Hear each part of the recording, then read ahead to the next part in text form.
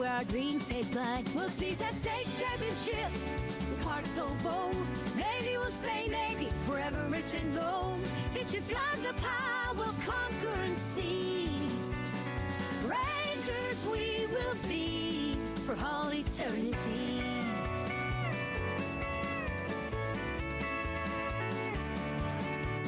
Spring Branch, our fortress, built on courage and grit. Every cheer echoes where our legends sit. In the stands, folks gather, no one's alone. Through every yard, our spirits fiercely show. We give it all on that field where victories unfold. In the heart of Smithson Valley, brave tales told. We'll seize that state championship with hearts so bold. Navy will stay Navy, forever rich in gold. Get your guns up high, we'll conquer and see. Rangers we will be for all eternity. Together we rise, no fear in our night. With pride in our hearts, we'll win this fight. In the Smithson Valley spirit, we're forever free. Standing strong as one, Rangers we will be. We'll seize that state championship with hearts so bold. Navy will stay Navy, forever rich in gold. Get your guns up high, we'll conquer and see. Rangers we will be for all eternity. Smithson Valley, we charge it to the dome. State championship, we make it at our home. Tradition in our veins, effort like a warriors. Discipline our creed, proud sons of the area. The Jerry world, where dreams come true. Revenge tour, yeah, we staying true. 5A1 champions, we flexing on the field. Together we rise, no pain concealed. Together we won't back down. Champions forever. In this proud time of the Friday night lights, we shine so bright. Spring Branch to the world, we hold this flag. Remember when champion untook Cade Spradling, though a hard hearts arrive. But on bells for the graveyard, sniffing the yachty, watering cool peas. Yes, the young surveyors for our scruffies. Lift your king to lose. Band the all province of the dudes. Hot bay chub up the birthway food.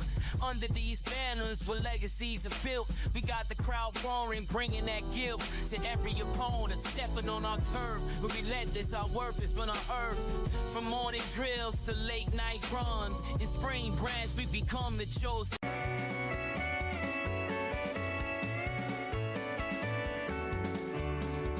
Out in Smithson Valley, where the Rangers play strong, maybe white running deep, our pride can't go wrong. Under Texas stars, we got the for the fight. At the corner of 46 and 3159, our home right. No frills of glitter, just pure heart and might. Straight out of the valley where our dreams take flight. We'll seize that state championship with hearts so bold. Navy will stay Navy, forever rich in gold. Get your guns up high, we'll conquer and see. Rangers we will be for all eternity.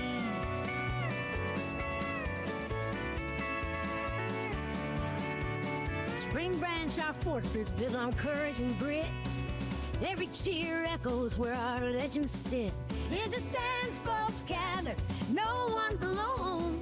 Through every yard, our spirits fiercely show. We give it all on that field where victories unfold. In the heart of Smithson Valley, brave tales told. We'll seize that state championship with hearts so bold.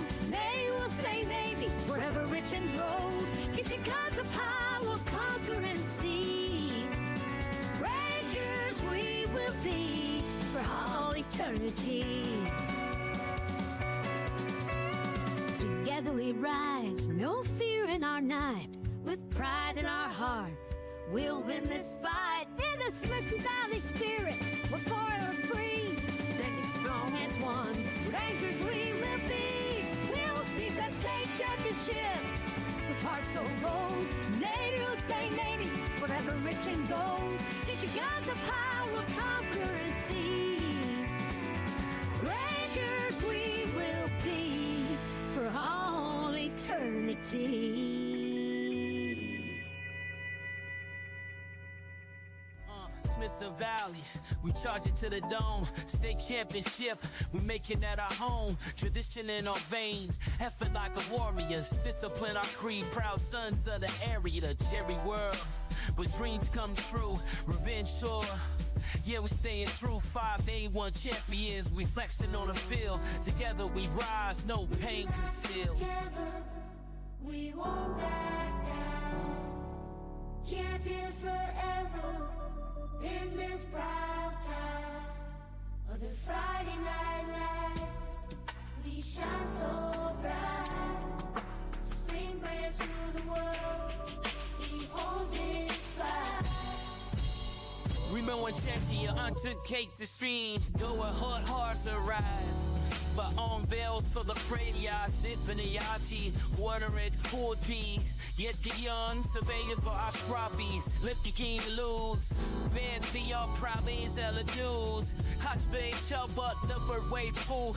Under these banners where legacies are built. We got the crowd roaring, bringing that guilt to every opponent. Stepping on our turf. When we let this, our worth is when on earth. From morning drills to late night runs. In spring branch, we become the chosen ones. Each play crafted like art on display. Smithson Valley will show them the way. We rise together, we won't back down. Champions forever, wearing that crown. Jerry world echo with our praise. Smithson pride, lighten up the haze. Maybe in white our colors flash. Through blood and sweat leave no room for crash. From 76 to the day, legacy stands. Smithson Valley pride across these lands. Rangers we will be, storming Jerry world. Tradition, discipline, our flag unfurled. Effort echoes loud, through spring and fall. On this revenge tour,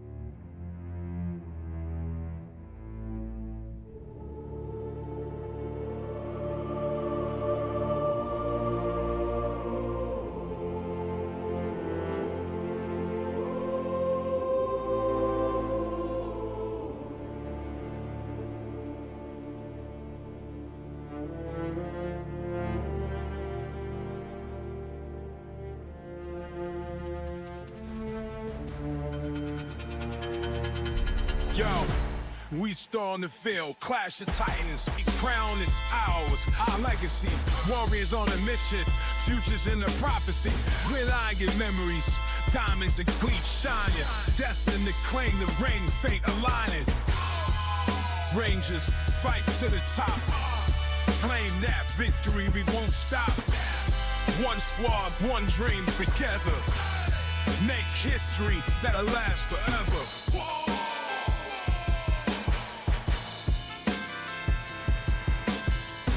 March to the beat, redemption time's here.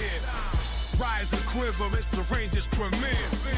Crack the gold, strategy clear. Destined for greatness, conquer with no fear. Fame etched in every tackle, every play. Ranger pride electrifies, loud as the freight. Rangers fight to the top. Claim that victory, we won't stop. One squad, one dream together. Make history that'll last forever.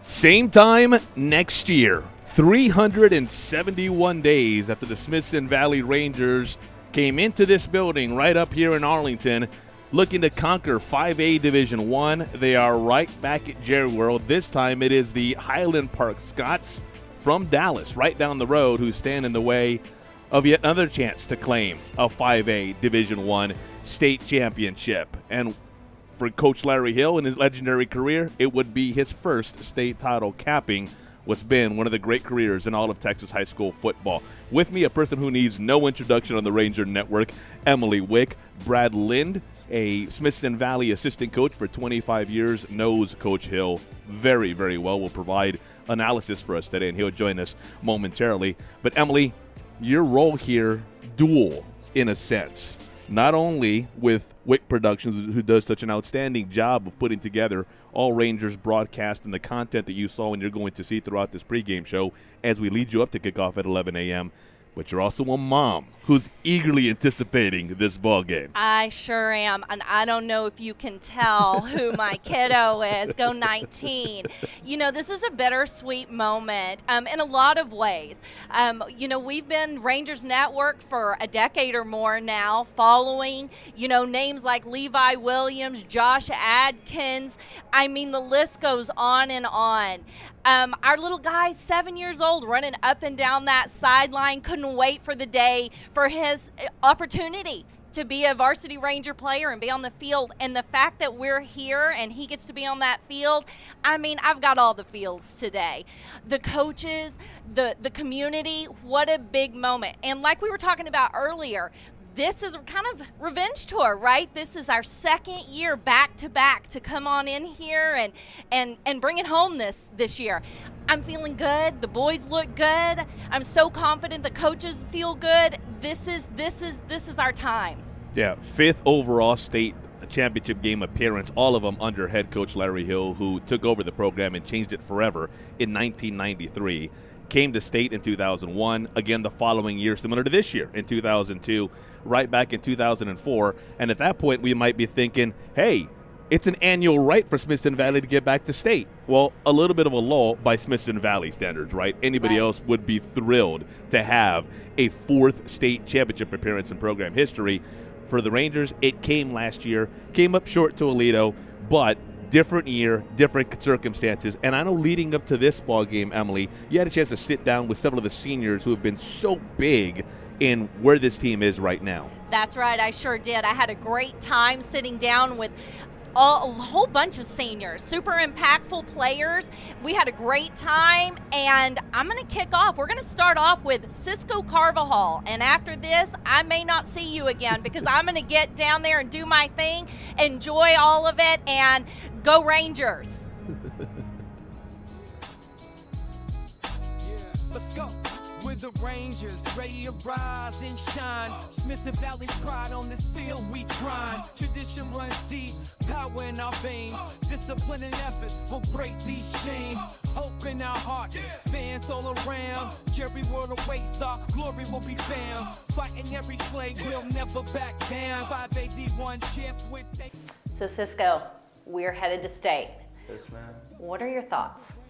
I'm very excited. I think we've been working, we were talking about it today. We've been doing this for 21 weeks straight, and we've put so much effort into it and so much time and commitment, and I'm so excited. I feel like we have a really good chance this year, and I'm excited to work with all my brothers.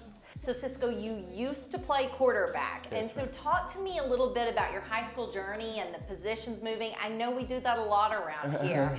So you're playing fullback now. Yes, Tell me ma'am. about that. Yeah, so they're always trying to find a position for you that fits you in a great way. So I started my JV year as quarterback, and I started that whole year and then played up on varsity as a quarterback. And then junior year comes around and they switched me completely. And so I was learning fullback, but also playing a little bit of quarterback.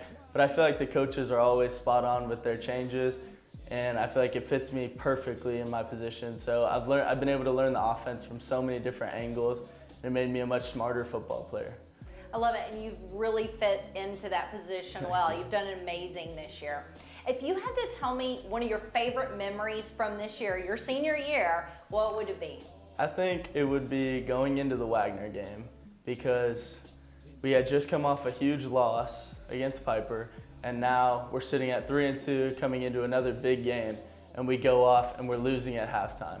And everyone's like scared and nervous about the next half, and we got to come out strong or our season's completely different than how it's turned out now. And we came out and we played an amazing second half and went up 30-8 and won the game. And I think that's shows how we play football. So, second year in a row, that's amazing. Heading to Jerry World, what's it like? I mean, back to back, you get to go twice. Tell me what that feels like. It's the coolest environment ever. I mean, it's everyone's dream is to go to Jerry World and compete for a state title. And you don't get that many opportunities throughout your life to play at a level like that and compete for a championship. And I mean, we went last year and we didn't get the result we wanted, but this year we're coming for it and we're gonna win it. I love it. I have full faith that you will. Okay, gotta ask some questions. Okay. Cats or dogs? Dogs, I'm a big dog guy. Hot dogs or hamburgers? Hamburgers. Popcorn or candy? Ooh, I'm a popcorn guy. Yeah? Yes, Okay. ma'am. Blocking or scoring?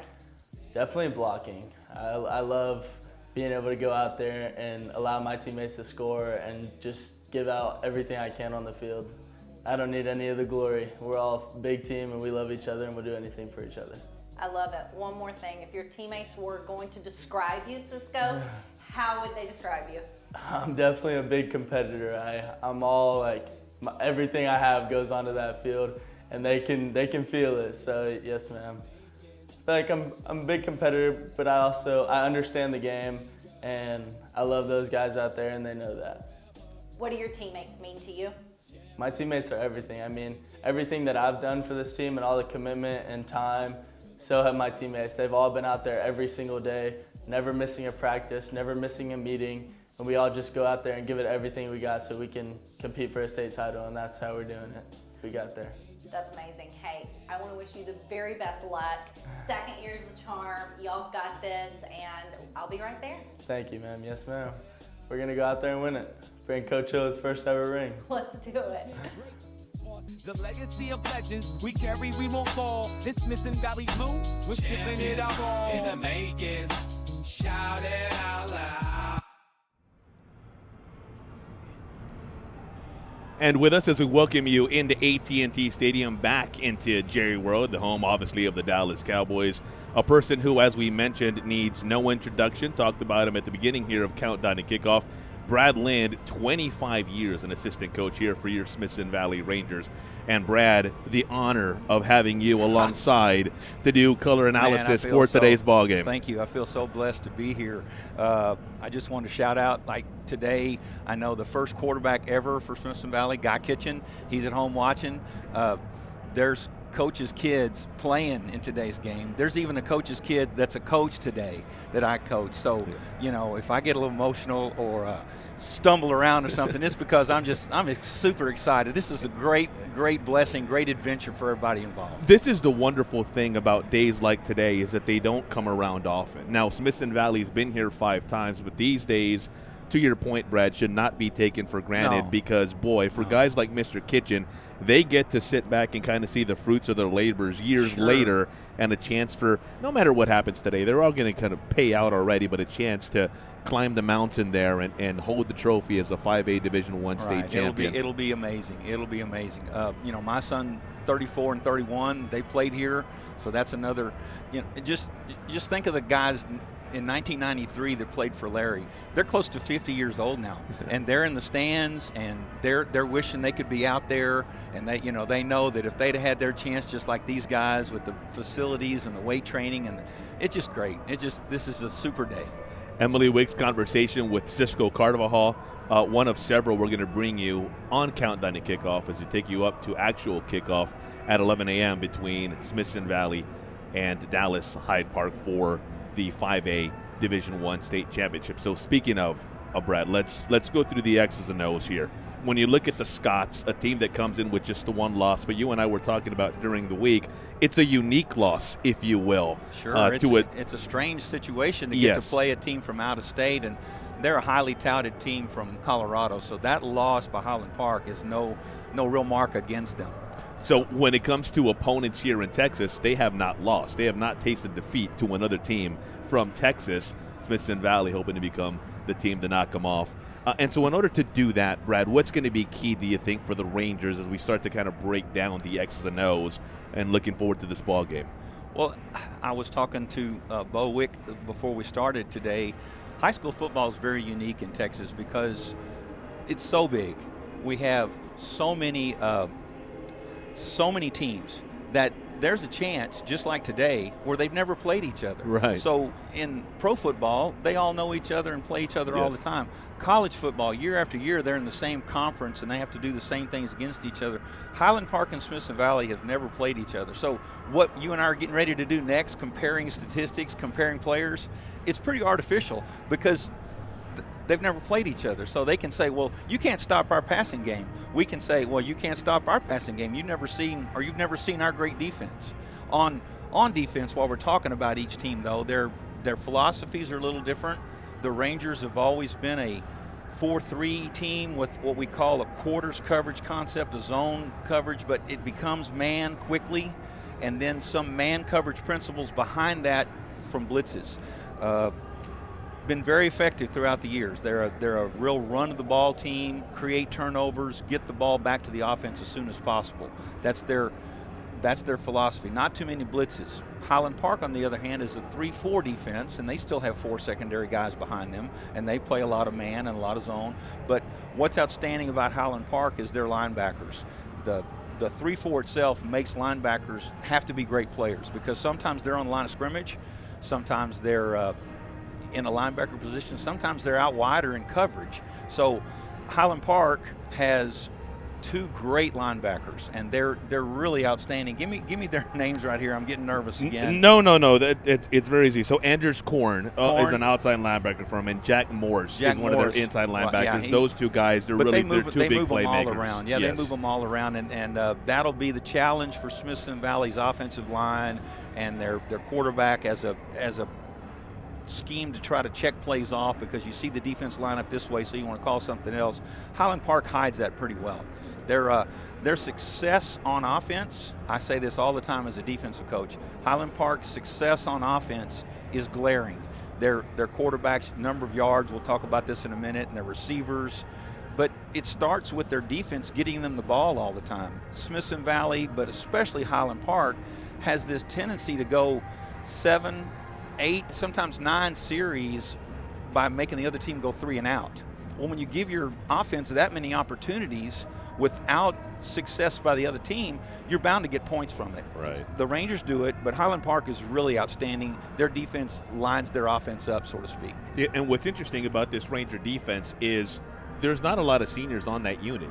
It's a young unit. When you look at them, obviously Cade Spradling, quarterback, you know about him already, quarterback and linebacker. He's one of the few seniors. Their safeties, Diego Davila and P.K. Miller, are both seniors.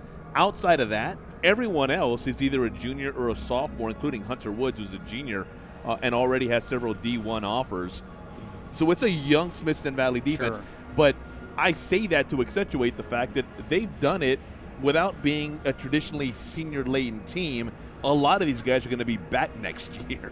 Well, the other thing about that, and I'd like to emphasize, if you get to the 16th game, you're really not a sophomore anymore. Outstanding You played point. some great football, and you've got good players and experienced coaches to help you throughout and see your jitters and your first mistakes in the early games. So let's talk about the quarterback for Highland Park as a sophomore. Let's talk about those Rangers on defense that are sophomores and juniors.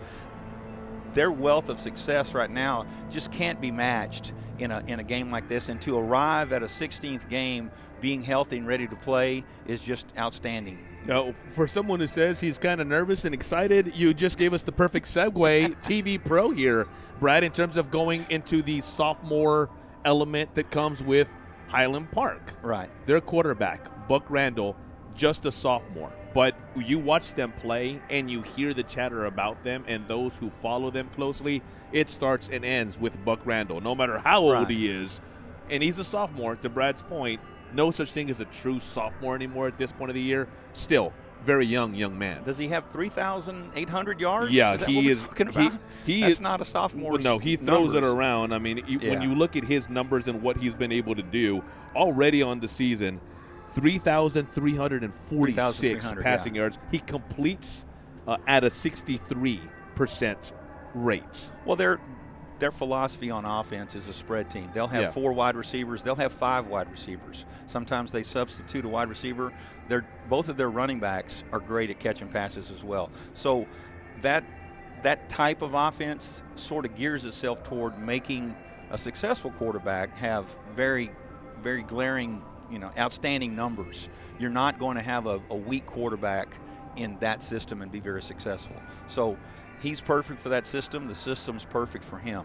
Now, when you start looking at their receivers, there's one or two that have more yards, but you have to cover them all. It's not like a pro-style offense where you say, there's their best receiver, let's go double team him. Right. You can't do that. You have to play true coverage against all 4 or all 5 of their wideouts. Yeah, they do it by committee. You'll hear the name Benton Owens, Brandon Lilly, Paxton Smith, Cannon Bozeman, and James Lancaster is their featured back, who, unlike the receivers, Lancaster is the guy they give it to more often than not, although Randall can also run it. Sure. He can do it with his legs as well. He just hasn't had to, but in the last game of the year, I bet you he puts on a show running the football too if he can. Throughout the playoffs, they seem to like a little skinny post inside slant, and other good teams see that on film and they try to prepare for it, but they've been able to do that to every team so far, and that Bozeman kid is the one that he's got track speed, as we say. When he catches the ball, good teams don't catch him. Yeah. So they're going to have to get to the quarterback. They're going to have to stop him with some pass rush. You can't just rely on your defensive backs to beat that kind of passing game for you. Bozeman, the kind of young man who makes other fast players look slow. Yes, sir. There's just another gear there when you watch him play, right, and you go, oh my goodness. We're going to get your thoughts on special teams, a key there throughout Countdown to Kickoff. Right now, how about we talk about one of Smithson Valley's big play guys? Sure. Emily Wick has that. She sat down with Brody Day, the young man who at that receiver position for the Rangers has been fantastic for not only this year but a couple of years, and a big reason the Rangers are for a second straight season playing for the whole enchilada right here at AT&T Stadium. It was Day. Hard grind on the line with the time to make a play. Ends tight, touchdowns in the light, gotta win the day. Good Iron Warriors, master class, effort like a storm. Crack the code, Ranger mode in its own, we transform. Football tradition, we rise above the fray. Ranger persistence, getting stronger every day. Huddle up, take the leap, strategy in the air. Running routes, no doubts, wiggle and flare. Wide receiver, you play a little corner, but wide receiver is your main position, and you are crazy out there. Talk to me a little bit about how the magic happens on the field. I mean, there's one-handed catches, you're hurdling people. Talk to me about why you love the position. I mean, I think it's just a lot of fun to go out there and have the ability to go catch the ball. I mean, it's you versus a DB out there, and whoever wins, wins. And I think that's probably my favorite thing, especially deep balls, you know what I mean? Going down there and getting to catch a 50-yard bomb, I mean, it's awesome. I love it. So, yes, ma'am. Going into a game, how do you prepare? Honestly, a lot of people have like a ritual and they like to be all, like, I'm not going to say I'm not locked in, but a lot of people like lock in and they don't talk to anyone and they have a specific playlist and all that stuff. And me, I like to have a big emphasis on the opposite of that. You know what I mean? I like to be loose. I like to talk to my teammates and all that stuff. I like to have fun, talk on the bus. Me and Cisco, we chatted up on the bus on the way to every game, and I mean, we love it. You know what I mean? And probably 10 minutes before we go out, then I put some music on and I really lock in. But I like being loose and talking and all that stuff, especially during warm-ups and on the bus and all that. So, what does it mean to be a Ranger? It's awesome. I mean, I'm proud. You know what I mean? I think Coach Hill has a great tradition and some great discipline going on here with the program, and obviously a phenomenal history of winning. So I think it means a lot. You know what I mean? It's special to have opportunities like this every single season. You know what I mean? So yeah, I love it. You know, year after year, I get these nice little rubber bracelets, and they have a motto on it in a year. This year is Crack the Code. Yes, ma'am. What does Crack the Code mean to you? Crack the Code means to me, it means do whatever it takes to win. You know what I mean? There's obviously different strategies to it at the end of the day, but at the end of the day, there's one specific thing you got to do. You know what I mean? You got to play better than other people and all that stuff. So I think cracking the code to me is figuring out what works for your team, because every team's different, and executing it and going out there and winning a state championship. You know what I mean? I think that's cracking the code. I think you all have a huge opportunity this year. Going into this week, it is your second time to get to appear. I was talking to Cisco about that a little while ago. What does that feel like? I mean, a second shot at this. Yeah, I mean, it's definitely exciting. If I'm being honest with you, I think last year it was more nerve-wracking. I mean, it was the first time in, I think it was 16 years or something like that, 18 years, and I think it's an advantage. You know what I mean? We come out, we know what it's like to go to state. We're not too worried about the lights or the big TVs or any of that stuff. I mean, we're just going to go out there and play Ranger football. And I think last year, I don't want to say it was an issue, but I think it was definitely maybe a distraction to play on such a big stage. But now I think this year it's business, you know what I mean? So, yes, ma'am.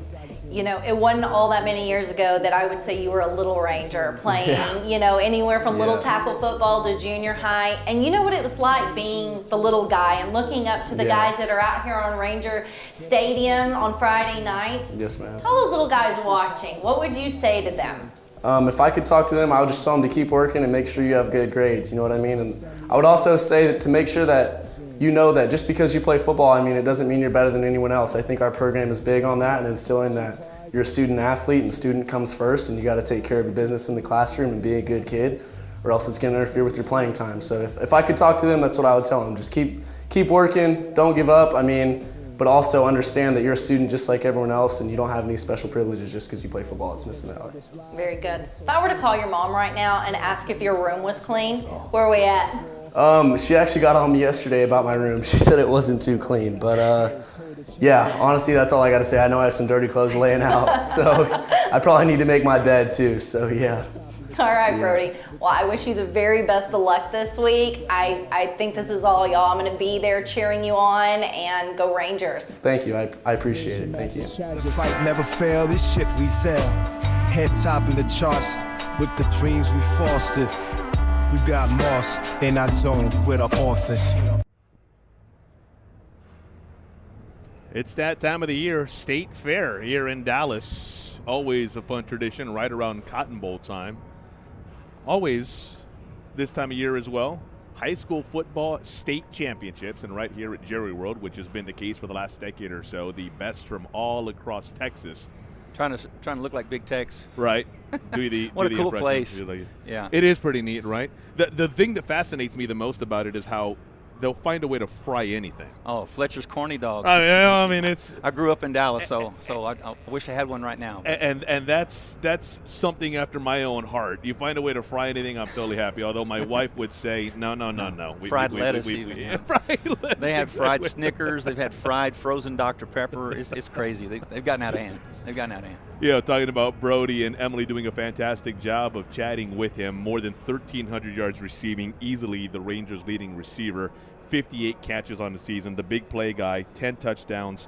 Also on the ground, near 100 yards, and scored another touchdown that way. And so Brody Day, a young man who the Rangers will count on plenty if they are to knock off the Highland Park Scots today right here at AT&T Stadium. So, Brad, you took us through offensive keys, defensive keys, who Smithson Valley is going to have to look for on both sides of the ball. Yeah. Special teams. I know that's one of the things that fans, and I think the new term is the casuals, right? Like someone who just kind of watches from afar to then put it away. But I've known many a coach who says we start practice with special teams. Sure. There's a feeling that you talked about the offense, you talked about the defense, and then you say, well, we got a little extra time. Let's talk about sometimes they have to kick or punt or something.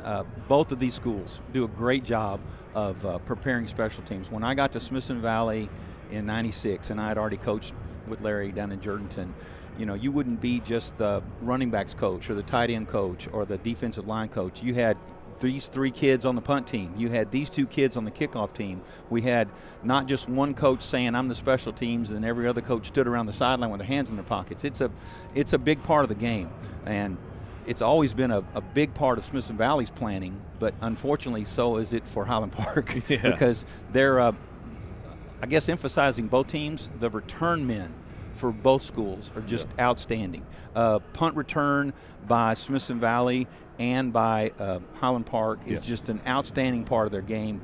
Both teams have also blocked kicks. So when it comes up to 3rd down and then they don't make it on 4th down, don't run and go get another cup of coffee or popcorn or something. Right. Stick around and watch the punt team for both teams, because punt block versus punt team or kickoff versus kickoff return is going to be a real key for the game. And also, both schools are really good with their kickoff players. Tell me the for Smithson Valley, Brody Day will return. Will return several kicking kicks. The ball. Trent Amaya will handle punting and kicking duties. Trent Amaya is a great punter, but I think his best value is how he can spot kick. he can put that kickoff, not just ramming it out of the end zone, which he's done times before, right, but the fact that he can spot kick it and keep it away from their good players. The Highland Park kicker's done that some in the playoffs, but it looks like a change-up that they don't rehearse quite as much as Smithson Valley. It's part of Smithson Valley's game plan. They have numbered the zones, and so Coach Hill can signal, tell him where to kick it based on who's standing where. And it's not like throwing a football. You have to practice kicking football like that. So Amaya is a really outstanding field goal kicker, but his contribution to the special teams as a placement kicker will be very valuable today. Well, officially with Trent Amaya, he's had 20 punts and 827 yards. He averages 41.35 yards per punt. So it kind of goes to show what kind of a weapon he is, and you're talking about the special teams, what he brings to that Smithson Valley special teams as well. The offenses versus each other's defense is evenly matched. And then let me say it the other way. The defenses versus the other team's offense is evenly matched. And then today, at this game at 11 o'clock, you're going to see two evenly matched kicking games. And I promise you, they've spent as much time watching film trying to beat each other on kicking plays as they have on offense and defense. And so, what's that? Irresistible force meets the immovable object thing. Yes. It more than any aspect of the game. Kicking game today is going to be a battle of wits and a battle of great players. Yeah, well, another big part of that special teams for Smithson Valley is Diego Davila. He's not only an outstanding safety, but he's also big on special teams as well. Emily Wick had a chance to hang out with Diego leading up to this championship game against Highland Park coming up at 11 a.m.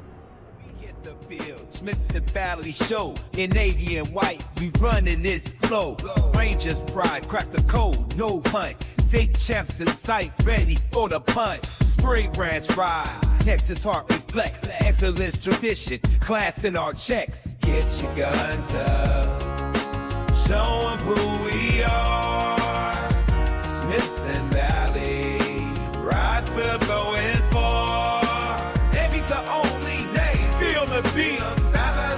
State champs can't be beat.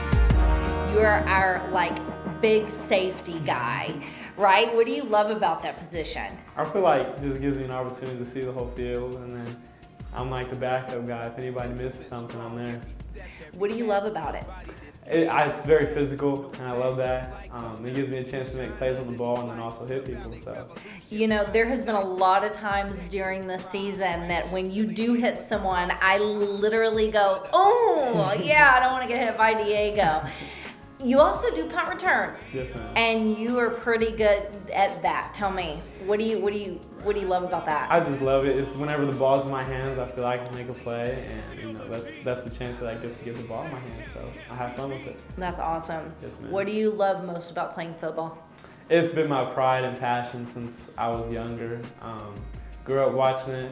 I'm a Texas fan, so grew up watching. I don't know if y'all know, he was running back Malcolm Brown, but I just love it. It's been my passion since I was younger, so just got to keep it going. After this weekend, high school, is going to be behind you. Yes, ma'am. But looking forward, you've committed to Stephen F. Austin, is that right? Yes, ma'am. Talk to me about that. I just fell in love with it. Started getting into contact with him last spring ball, and just went on a couple visits during the summer. So I really found my love there. It feels like another home to me there, and I really love the coaches and just the atmosphere that they have there. It's a super nice place. How does that feel to get to continue? It's a great thing. Just growing up playing football, it's like I get to pursue that at the college level. I love it. So I have a question for you. Who is the funniest coach? On our team? On our team, on the Rangers. Oh, funniest coach? I'd say Coach G Hill. Coach G Hill. Okay. He just brings that energy to him like nobody else. Yeah. Yes, ma'am. Would you imitate him for me? Oh, you're gonna put me on the spot. All right. Okay, I'm ready. I'm not ready yet. All right. Okay. I don't really know how to imitate him. I could just Yeah, just some of the stuff he says.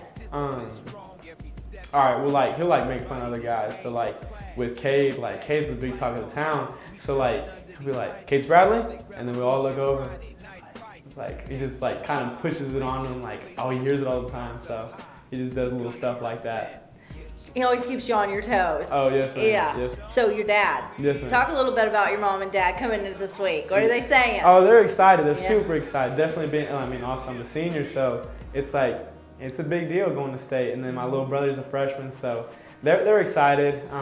For my last high school football game is going to be at Jerry's World, so they're pumped. Wait a minute. It is not your last high school game because you've been asked to play in the San Antonio All-Star game. Yes, ma'am. So tell me about that. It was super exciting. Coach Hill talked to us in his office, so that was a big deal.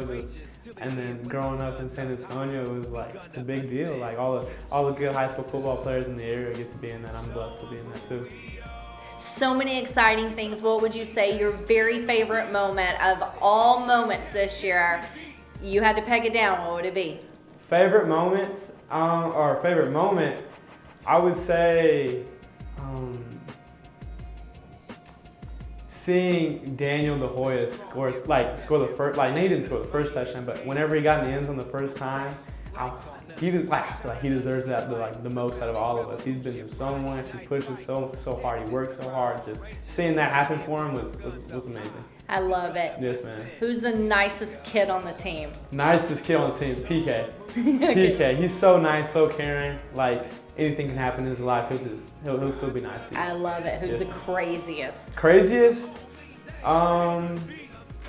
Because craziest can mean a lot of things. Okay, So. hyper. Who's the one that's always like, oh my gosh, what are they doing now? Oh, Brad Soursby. Brad Sour. He's hyper, but he's like calm whenever he needs to be. But whenever he's around the guys in the locker room, he's hyper. He gets all amped up, Yes, right? ma'am. All right. Or Blade Camacho. Oh, yeah, Blade okay. Camacho can be a little crazy sometimes, but other than that, it's them too. I love it. I love it. Well, what an amazing team and an amazing journey y'all have had this year. Coming into this week, I wish y'all well. It's going to be amazing. I'm going to be there cheering you on, and go Rangers. Go Rangers, yes, man.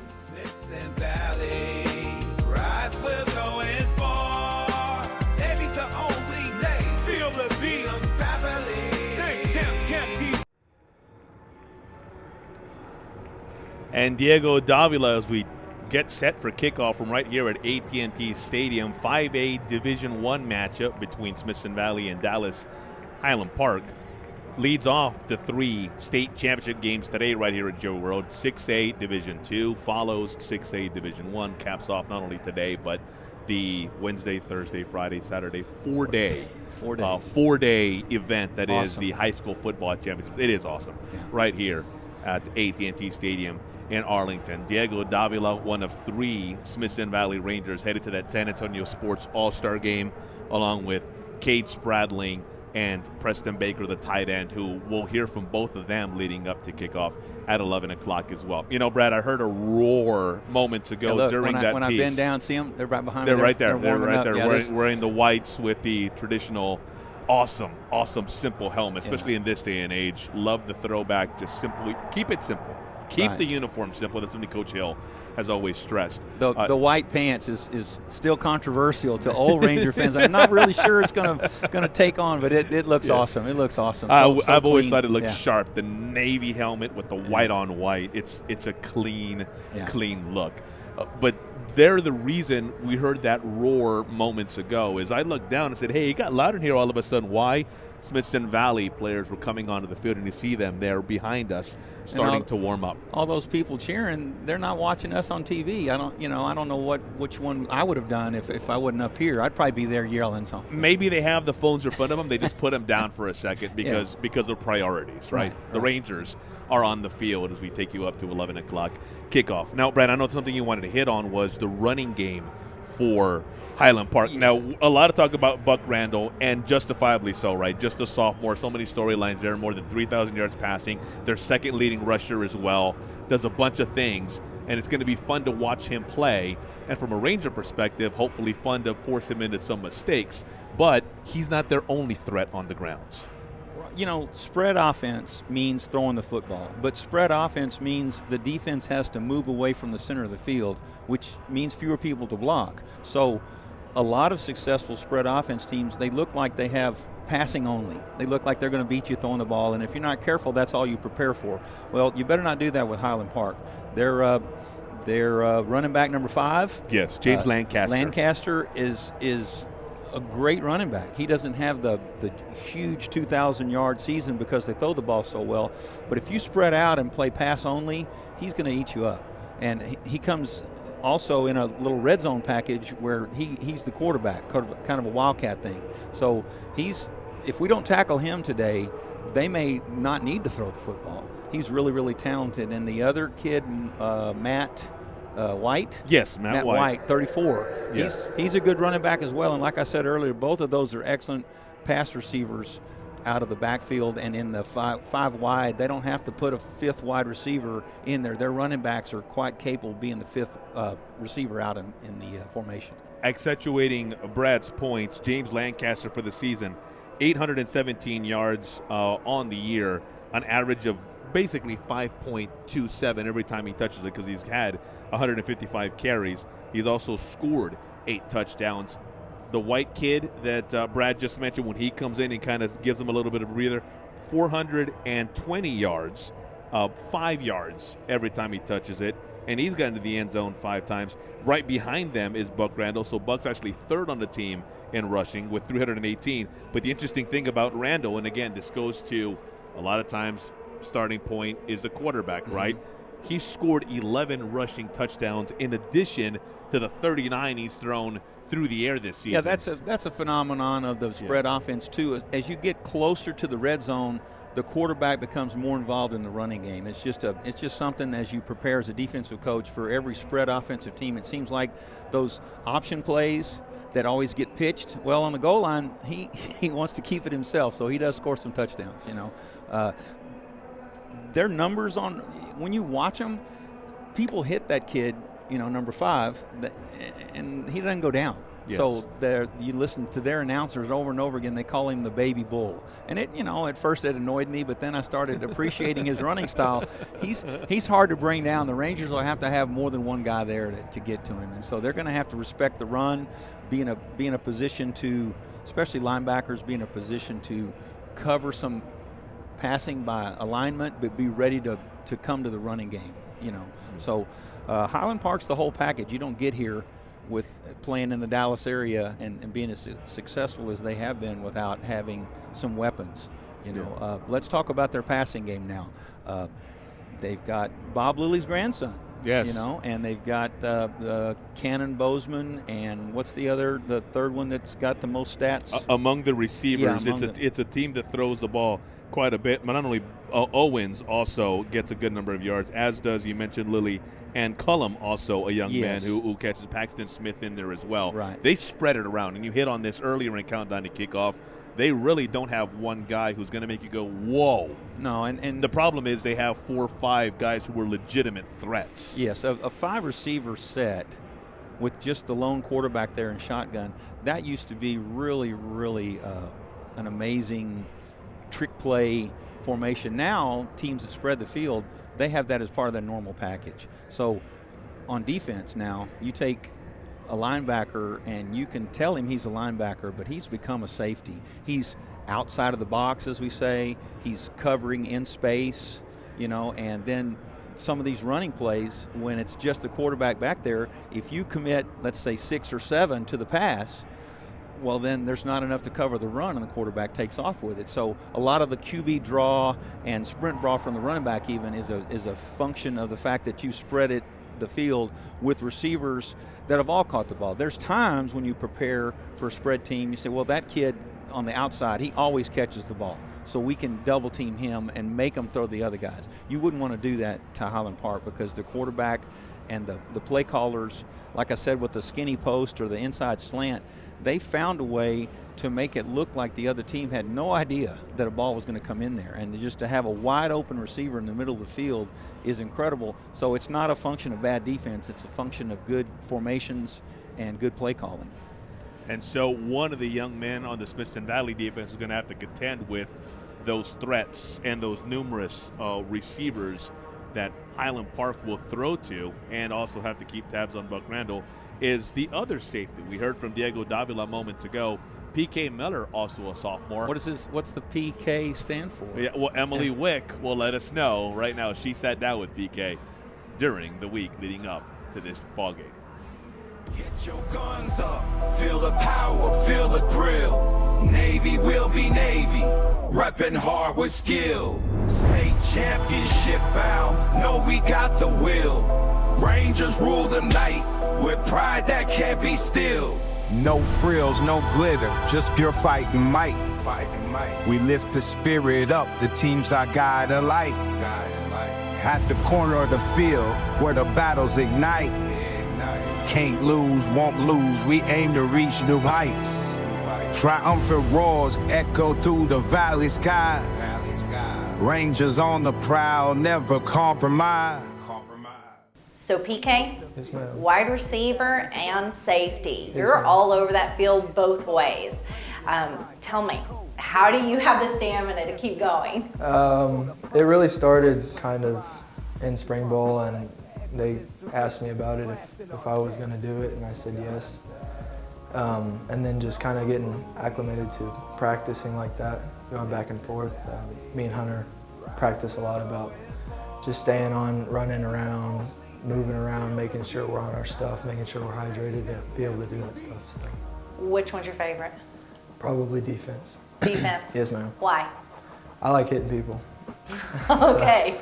You're good at it. I'd like to think so, but it's fun. I mean, I like the aspect of being out there with the defense, you know, flying around. It's a good time. So. What's your favorite thing about football? Favorite thing about football?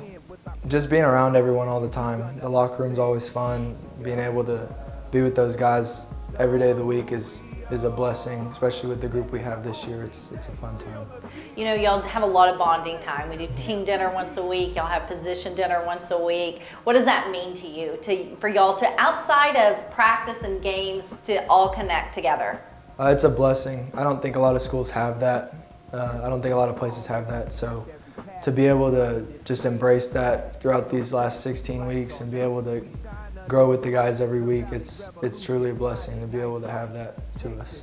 Moving into the game this week after week in playoffs, it's you never know if it's going to be your last game. And we know this is going to be the last game coming in, but what a game. Going into Jerry World 2 years in a row, I've talked to some of the other guys about it. How are you feeling? I'm excited. Last year it was, you hear the talk about, well, this is a once-in-a-lifetime thing. And ever since that last fourth quarter ended and we didn't get the result we wanted, I feel like that's all that's been on our minds since then, kind of keeping that in our vision and knowing that we don't want that to be a first-time deal and one and done. We wanted to go back, we wanted to prove ourselves, and I think that this weekend's a great opportunity to do that. So. If I were to call your mom right now and say, tell me, what is PK's favorite meal you make? What would she tell me? Oh gosh, probably mac and cheese. Okay. Maybe steak, but Dad does the steak, so she does a good mac and cheese. So if she were to make you one thing today, that would be it, her mac and cheese. Probably. Yeah. Yes, All right. What does it feel like to be a Smithson Valley Ranger football player? Walking in the halls, going to class, hitting the field. Tell me what that's like. It's awesome. I feel like sometimes you feel as if you're privileged when you're not. You kind of have to remind yourself that you're not entitled to anything in the school building. But it's a great opportunity every year to be able to call yourself a Ranger football player. I think Coach Hill reminds us often, though, that does come with a standard, and we have to live up to that standard. And I feel like we embrace that and we live like that every week. So you can play for one person this week and dedicate that game to them. Who would it be? I feel like every week I try to dedicate my game to God. That's kind of something this whole team lives by. We kind of got brought up that way, and so I like to remind myself that every game's for Him. But I do play for my mom and dad. I feel like they have sacrificed so much these last few years, and if I were to leave my mark on my senior season, I feel like this week's the opportunity to kind of end the journey with them in a good note. So. Well, I'm wishing you good luck, and I'm going to be there cheering and all the things. So you got this, PK. Perfect. Thank you. Get your guns up, feel the power, feel the thrill. Navy will be Navy, reppin' hard with skill. All right, right here back inside the press box, Radio Row, they call it here at Jerry World, AT&T Stadium. You can see we're at an angle. And on our side of the field, great placement. That's what you call product placement, right? On behalf of Wick Productions and Arranger Network. What a great place this is. Smith and Valley's. Awesome. Smith and Valley's right behind us, getting set for kickoff. A little less. You see it on your screen. Countdown to kickoff. A little less than 41 minutes from now as we take you up to start of a ball game for the 5A Division I state championship between your Smith and Valley Rangers and Dallas Highland Park. And so tackling, Brett, it's fundamental. It's something that coaches stress. Those who play it hear it time in and time again and time again, time in and time out, but it doesn't mean it's any less important. Well, playing in the 70s and then coaching well into 2018, the things that I've seen change is weight training, so the kids get a lot stronger, a lot faster. And along with that comes some safety factors. Now, we were always taught this philosophy of cross the bow, where you were running, guys running to the outside, you're going to get your head across his body to stop his momentum. And that sounded great until we realized that was what was causing some injuries. So the kids that were actually doing the tackling were getting injured. And then helmet technology got better, and the rules changed so that you can't use your helmet. So what's happened, and there's even a casual fan should go and look at tackle certification that all Texas high school coaches have to go through to train a kid safely to, do something that's more dangerous than riding a motorcycle sometimes is tackling a kid at full speed. And so now we train the near hip, and you're training a kid to keep his head completely out of it. And so the helmet doesn't come off, reduce concussions to a great extent. And also it's just better football. So one of the famous highlight tapes is Billy Sims, the great running back. Oh, yeah. Yeah, and then you watch it as a defensive coach. There's some terrible tackling going on in that highlight tape. Just wow, he's good, but God. So now you've got guys that we say inside leverage or outside leverage when you end up around the football, and you're always attacking your near hip. And the reason I bring that up is I think Smith and Valley is really good at this. It's something they train on every day in practice. It's a way to make your team better. It's a way to make the game safer. So it's something that we're doing all the time to take care of players, but also a better chance to win. And they'll have to do that. And when I brought up that running back, if you try to tackle him up high around the shoulders, you're gonna be embarrassed. The only way to get any great running back down or any great receiver is to tackle legs. So the hip to the knee area is where they're aiming, and the near shoulder pad to the near hip is sort of the bow and the arrow thing to get it aligned. Like I said, the Rangers have been doing this a long time to be a better football team and to protect their players. The young man we just heard from moments ago, PK Miller, 63 tackles on the season, an interception to go along with 11 passes defended. So PK, to Bad's point, in terms of tackling, one of the sound, although everyone in this Smith and Valley defense is very sound when it comes to fundamentals, one of the more sound guys, if you will, in terms of getting that job done. You see right there, number 18, Cade Spradling.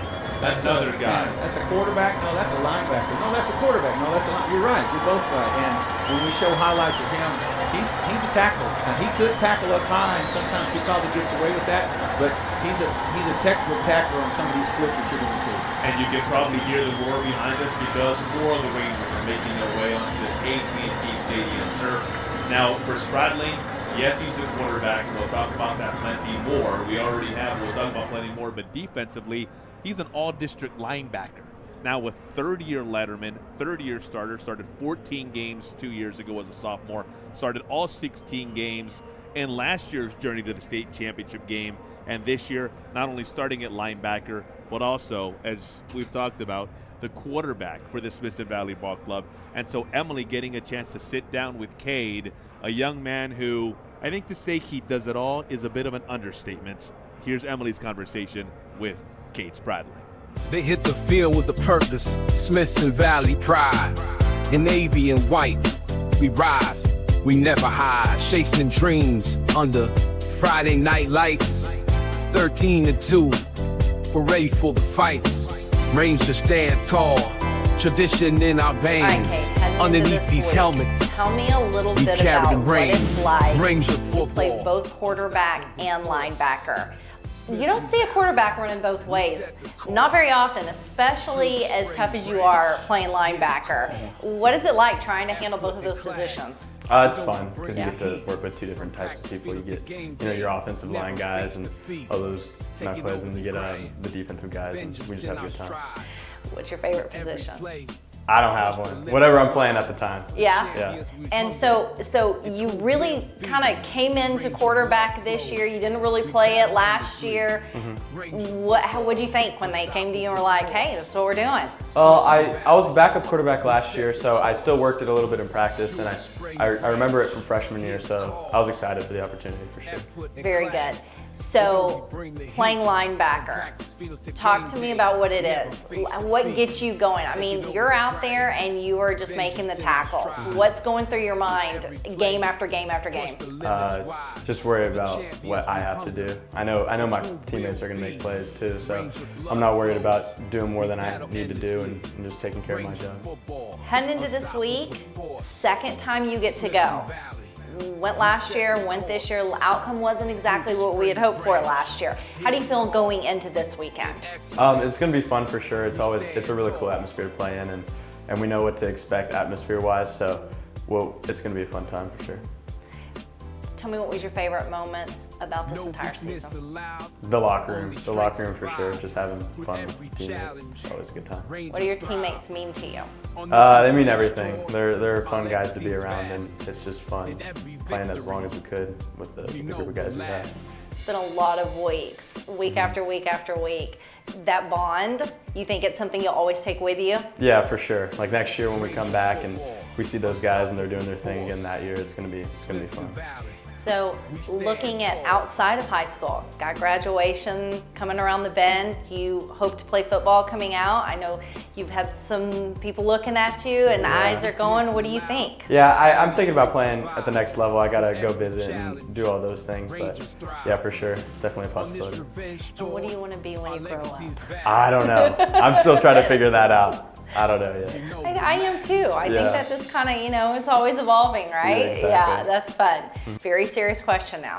Being a football player at Smithson Valley, do you find it easier to get a date? I don't know. Some guys maybe, some guys maybe not. I don't know. It just depends. Okay, well, what about you, Cade? Maybe. Okay. So from last year to this year, kind of, two different teams. A lot of y'all are the same, but the seniors are gone. You've got juniors behind you now. The team looks a little different. What is the difference, do you think, from last year to this year? I mean, it's a different group of guys, obviously, so we have different personalities and that sort of thing, but we all get along and we're all just ready to go. So you work a lot with Coach G. Hill, and if I had to get you to impersonate him a little bit, practice game, whichever, what would that look like? He's always spitting a movie quote or a song quote or something. He's a big quote guy. So yeah, he'll I don't know. He'll bring up some song quotes every now and then in practice. It's pretty fun. Yeah. What do you think his favorite songs are? Definitely old stuff, like not old stuff, but like when he was in high school, that kind of early 2000s stuff. Careful, Cade. I know, not that old, but yeah. So what are those? Like Let's Get It On. I don't even know the songs, they're old, but like if someone says let's go, let's get it on, he'll like quote that song or something. I forgot who sings it, but that's way older than him. Yeah, that's for sure. Funny. All right, well, very good, Cade. We wish you the best of luck going into this weekend, and I really am hopeful and think y'all got this. Yes, ma'am. We set the course through Spring Branch. Hear the call in excellence. We stand tall. There he is, the man of the hour, Coach Larry Hill, his 5th state championship game appearance, 2001, 2002, 2004, last year, and now for a second time back in a back-to-back capacity. We'll talk about Coach Larry plenty later in Countdown to Kickoff, and then throughout the broadcast as the Rangers get set to take on Dallas Highland Park here for the 5A Division I State Championship. And hearing from Cade Spradling, quick to give praise to his offensive line, and rightfully so. It's a unit that Coach Hill was telling me at the beginning of the year he had to start from scratch. Had to replace every single starter from a year ago. And Brad. they were very successful last year. Yeah. You know, you haven't ever seen a great quarterback without a great offensive line. It's just impossible. You can't get that rocket launched if it never gets off the ground, or as we say on defense, he can't throw it if he's laying on his back. You know, and young coaches will draw, you know, let's run 2 through here and send one this way, and we'll do this and do that. And a guy like my friend Robert Touton, the offensive line coach, he always just say, how are you going to protect that? You know, you have to start with how you're going to protect the quarterback before you can draw any of these fancy schemes. Well, taking you through the offensive line for the Rangers, their right tackle is number 76, Aiden Fulton. Number 56 is Anthony Acosta. Their center is Parker Miller, a senior. Left guard is Kyle Gugliani. He's just a sophomore, wears number 59. And the left tackle, Aiden Fulton, number 71. He's a senior. And in talking about having to replace that unit, Brad, Aiden Fulton's a young man who not only had to step into a role, he had to change sides of the line. He's a defensive lineman last year and now enjoying success at that left tackle position. But it just goes to show how in this program, the coaches will put players in spots where they're going to succeed, and then it speaks to the character of the kid. The player, the athlete himself, then finds a way to adjust as well. Yeah, it's a quality product we're going to see today by both teams. And, you know, pro football gets to draft. College football gets to recruit. High school football, you say, you know, hey, sign up for athletics in middle school and see if you like it, and continue on through us and do some hard things for a number of years. So by the time they get to the high school, those kids have made a commitment. But coaches can't just say, hey, we need 2 more offensive linemen. You know, we're replacing our whole line. Go out and find. No, you gotta tell those middle school coaches, teach the big kids how to block and teach them to have fun blocking, because that's going to be their role on this team. And Coach Touton, Coach Cook, I'm missing a name now. I'll get it in just a minute. You know how old people are. We get it 5 minutes later. But they do a great job of telling those offensive linemen how important they are, and it's not a lie. You can't throw the football. You can't run the football. I don't care how you draw the formation. I don't care how you get the defense to be here, when you want them to be there, all those good things. But when the ball is snapped, somebody has to go try to knock somebody down. And that's those offensive linemen. And that's true football. And I know that the moms and dads, the grandparents, the older brothers, younger sisters, whole family members, you know, it's fun to watch a football game. We had a kid named Steve Wisniewski that got to play for the LA Raiders. And I had never watched a football game just solely watching the offensive line. And it's amazing. It's a great game for the big guys that never touch the football. It's an amazing experience, and Smithson Valley's got a good offensive line this year. And here's Emily's conversation with the left tackle, Aiden Fulton. Get your guns up, Spring Branch, Texas, feel the might. There is no new Navy, just pride in every fight. Rangers stand tall and hard in class, never back down. Smithson Valley football's here to claim the crown. Friday lights are blowing bright, the whole town's drawn near. The field where dreams turn. All right, Aiden, what a season y'all have had. So you have been super powerful on the field, and you play left tackle. Tell me about your position and what you like about it.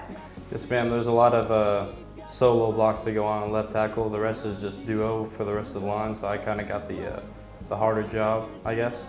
And it's been a grind. It's my first year at left tackle, so I've got to learn it throughout the year. So what did you play before that? I played defensive end last year.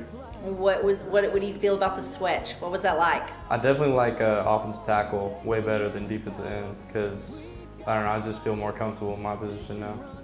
What's your favorite thing about football? The brotherhood. Definitely the family that graded, yes ma'am. So outside of on the field and doing your job there, what is your job with the team outside of that? Do you have one? Yes, ma'am. I like to call myself the DJ of the locker room. We have a sound bar system on top of the locker, and we just all have fun in the locker room and just sing along with like music or whatever. What genre y'all mostly listen to? Country, a lot. Oh, yeah? Yes, ma'am. But yeah. What's your favorite song?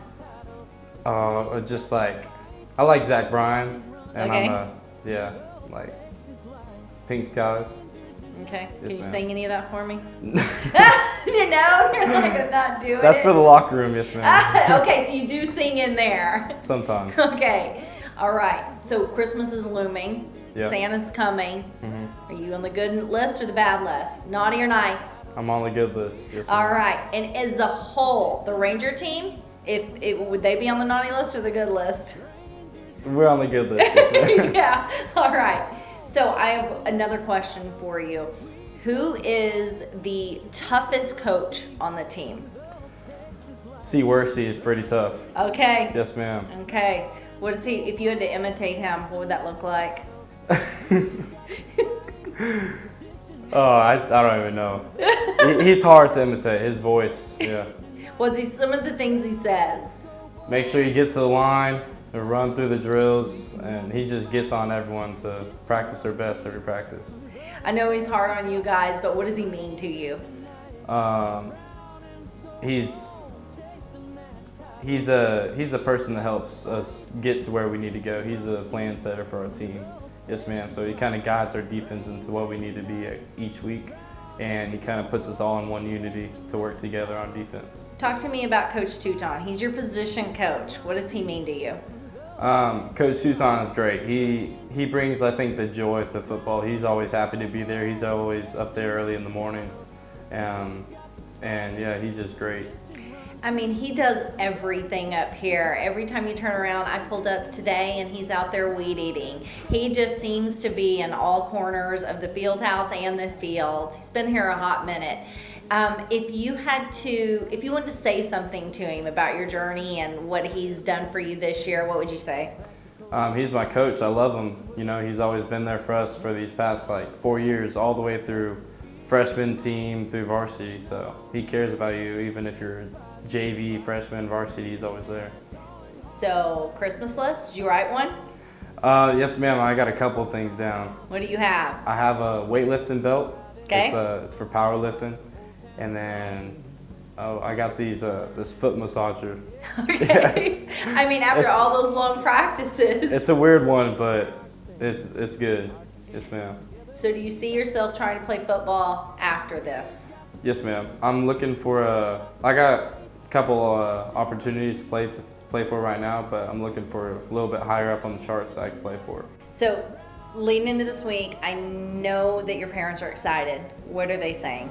Yes, ma'am. My whole family's going to be there. We have 10 cousins coming. My whole side of my family's going to be there. So they're all hyped up and ready to watch this game. Well, we all are, and I will be cheering, and so will the whole community. This is super exciting. 2 years in a row, and we're going to do it this time. Yes, ma'am. All right, Aiden. Well, good luck. Yes, ma'am. Blood, sweat, and bone, their hearts beat in rhythm, a disciplined parade. With every shout and every step, tradition never fades. Stephen Hopkins, the coach, whose name was eluding us before. Stephen Hopkins, what a great coach. Sorry, I just these bright lights. Well, Aiden is one of two seniors on that offensive line for these Rangers. The other one is the man who makes it go among those front five, Parker Miller. And here's Emily's conversation with Mr. Parker Miller.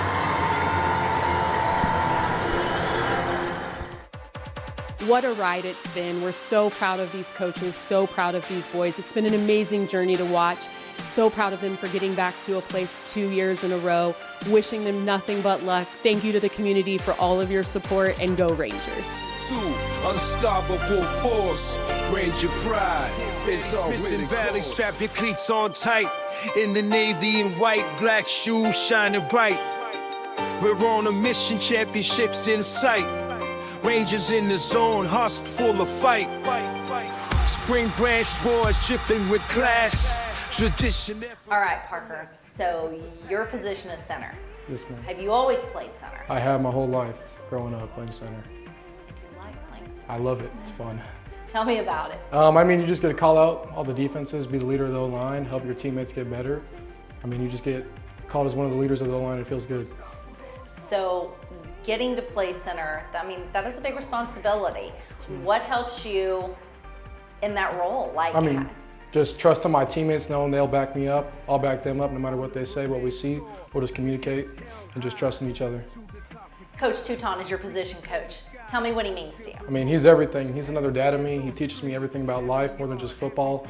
I mean, I couldn't ask for a better coach. I love him. I'll do anything for him, and he works really hard for us to make sure we're prepared. That's awesome. How do you prepare? I mean, we prepare the same thing every day. Monday's Monday, Tuesday, Tuesday, no matter what week, no matter what game. We do the same things every day. We just go out there and compete and go 100% every day. I mean, it's been a lot of weeks getting all the way here. What keeps you going? Just the thought of winning state and competing for my brothers and my coaches. I know they all work hard. They all trust in me. I trust in them. And we just want to all go out there and win for the fans and for everyone. What is your favorite thing about being a Ranger? Just the community. The community is great. Also the teammates, man, we all have a brotherhood building up over how many weeks we've been with each other. And it's just amazing playing for them, and I'm playing for them playing for us. What would the bus ride home be like on any given Friday night if I were to be sitting on the bus? What does that look like? It's amazing, especially after we win. We're all just talking, watching the videos, talking about how good we did, what we can do better at times, and just collaborating as a team. I bet y'all do get pretty silly, letting your hair down, especially after a big win. Ma'am. Speaking of big wins, last week was a big win. Little nail biter for a minute, and we pulled it out. So going into this coming week, what are you feeling? I mean, you're not going to play a bad team in state. They're a good team, but we're also in state too, so we're a good team. We're going to prepare hard. We think we can go out and win it.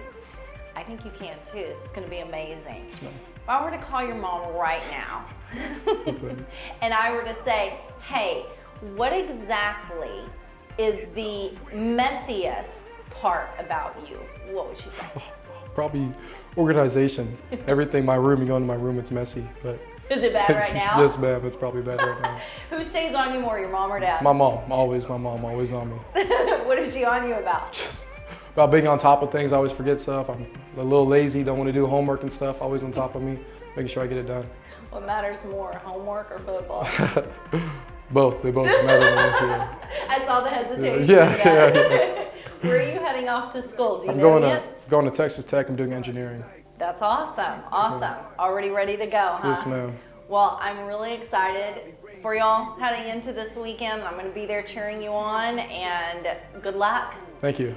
Thank you. No, nothing impossible. 13-2, unstoppable force. Ranger pride is our winning course.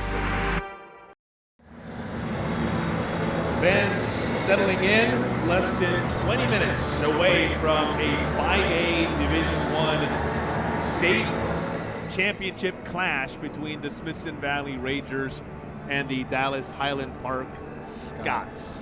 Brad Lind, in case you just joined us, Hector Ledesma taking you up to kickoff right here on the Ranger Network. And for the Rangers, Brad, it starts with the man who's been here since 1993, a man who you know well, a man whom you coached with not only for 25 years at Smithson Valley, but also with him in Jordanton.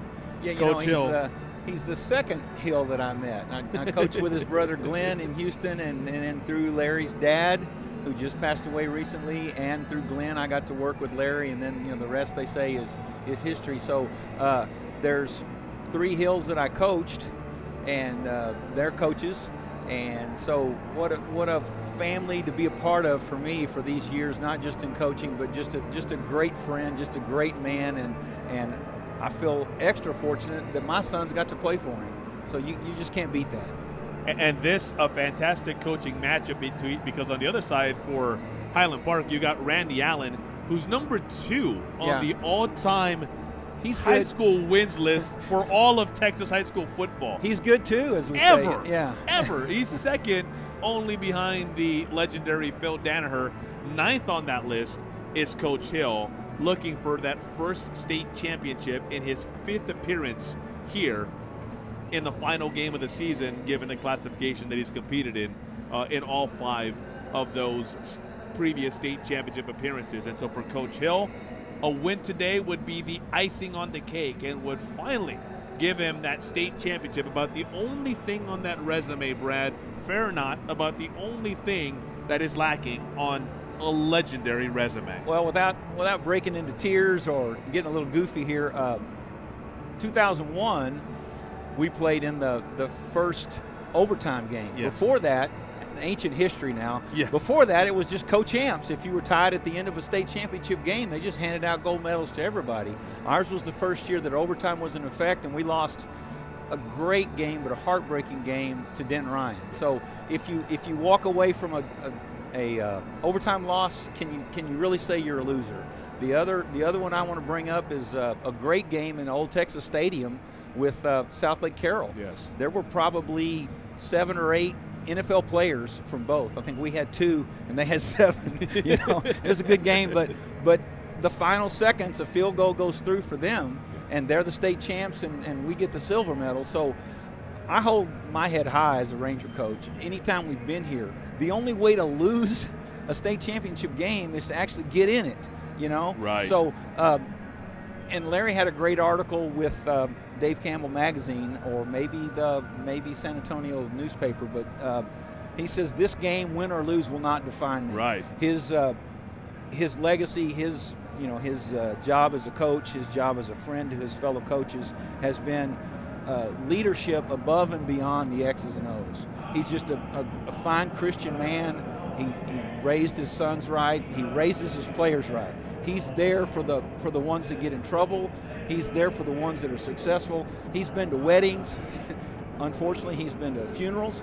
I mean, he's a part of their life. And some of those guys, like I said, from 1993, they're turning 50 years old. They still worry if their hair's long. They still worry if they got too much facial hair. And they still call him Coach Hill. I said, you can call me Larry. No, sir.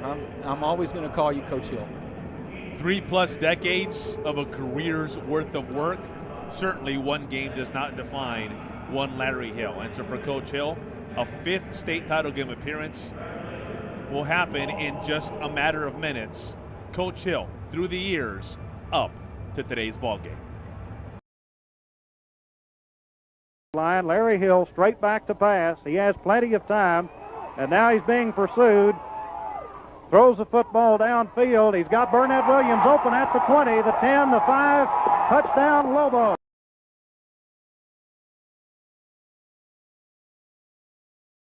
Quarterback at Sul Ross State, right? Well, that's what football looked like before it was all modernized and on plastic. Larry never played on plastic grass, as we say, Coming out of high school, he threw the ball pretty well, but he was with Joe George at Sul Ross, and that was the era of passing the football becoming normal. And Larry was a really good college quarterback, and you think he works hard now as a coach.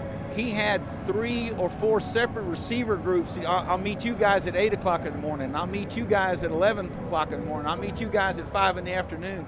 He was throwing the football all day and wearing his receivers out, and that's how he got good, is his hard work. He loves to work hard. I might be a weird example of this, but I honestly think he likes to prepare just as much as he likes to win a football game. And he's an artist at preparing kids to play well. What's the old Joe Paterno line? Failure, the will to win is important. The will to prepare is vital. Right. I saw a cartoon that showed two like a booth that you could go buy something. One said, all the people that really want to win, and the line is full. And then there's another booth that says the people willing to work hard enough to win. And there's not very many people in that line, and Larry's first in line for that. 300+ wins at Smithson Valley, a career that spans back to when Coach Lynn was with Coach Hill over at Jourdanton, and a legendary career. See if he can get one more here today in the final day of the high school football season in Texas in 2024. Now, if the Rangers are to get that W, running back Brad Sowersby will play a big role. The leading rusher, one of them when you take out Cade Spradling for the Rangers, he's been vital to their success. And Emily sat down with Brad leading up to today's clash. Welcome to the Valley, Smithson pride on my chest. Navy and white, black kicks, repping with finesse. Yeah, out on the field, we the best and nothing less. Yeah. 17 and 2. Rangers stand above the rest. Spring branch to the end. Tradition never fake.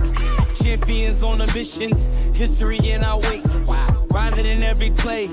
We the ones setting pace. Revenging every loss. Eliminate the space.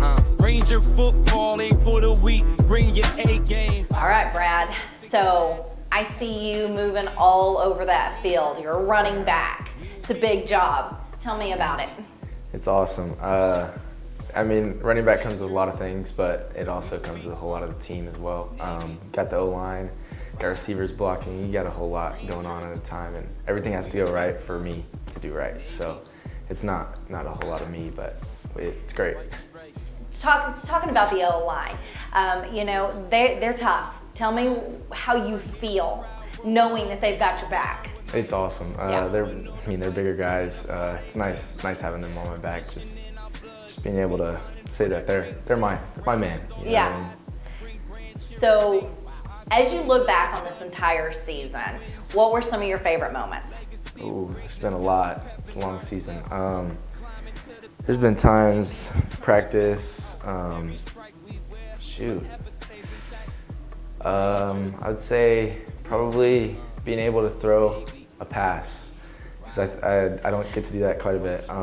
So I'll throw some passes here and there and throw a good one sometimes, but most of the time they're bad, but I'll have the team just cheer me up and stuff. It's fun. I've seen that play before. It kind of tricked me up. I was like, wait, who has that? He doesn't throw. So that's pretty fun. So tell me, what has been the biggest challenge for you this year? I've come back from a broken collarbone last year, so it's been a lot of stuff overcoming that I've had to do, but I feel like I've overcame everything that I've needed to, and I'm ready to go into this game next week. Speaking of the collarbone, last year you were on the sidelines at Jerry World. It kept you out of the game. Yes, and I know that just had to just be so frustrating. So going into this week, even though you were there last week, you were kind of cheering your team on. You're on the field this year. Yes. What are you feeling? I'm super hyped. Coming from last year, I didn't really have much of the experience. I mean, I had the experience, had to have fun with the guys' hotel. It's all that fun stuff. But being able to play, I feel like it's just going to be a way better and different experience than it was last year, and I'm looking forward to it for sure. If you could tell little Brad anything about his journey with football, looking back, what would you tell yourself? Just keep going. Don't slow down. Don't let challenges in life just overcome you and take over, because there's been times where I've been down on myself or something like that. So just keep a hard head and keep going. Mm-hmm. So I know your mom is loving every minute. I'm with her polishing helmets once a week, and she is all in. How does she feel? Your parents, your grandparents, going into this week, what's it like at home? They're hyped. Just like last year, not being able to play in the game, they're super hyped for me to be able to play this year and be able to just go into it with a full head of steam, just ready to go. They're on my back just like my teammates are, so it's nice to have that.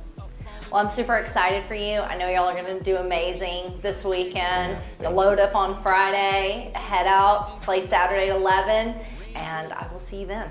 Awesome. Thank you so much. All right, Brad. We'll see you then. Ride. White straight. Glide. Hey. Hear us. Ride. How exciting is this? Coach Hill and our coaching staff, we are so proud of all the hard work and hours that you've put into making this a successful season and arriving at the state final game. And to our kids, football players, we are just so proud of you and all your hard work and the effort that you put in every day, every week to make this a successful season, not only for you, but for your coaching staff and for Smithson Valley. Go Rangers. Unstoppable force, Ranger pride is our written course.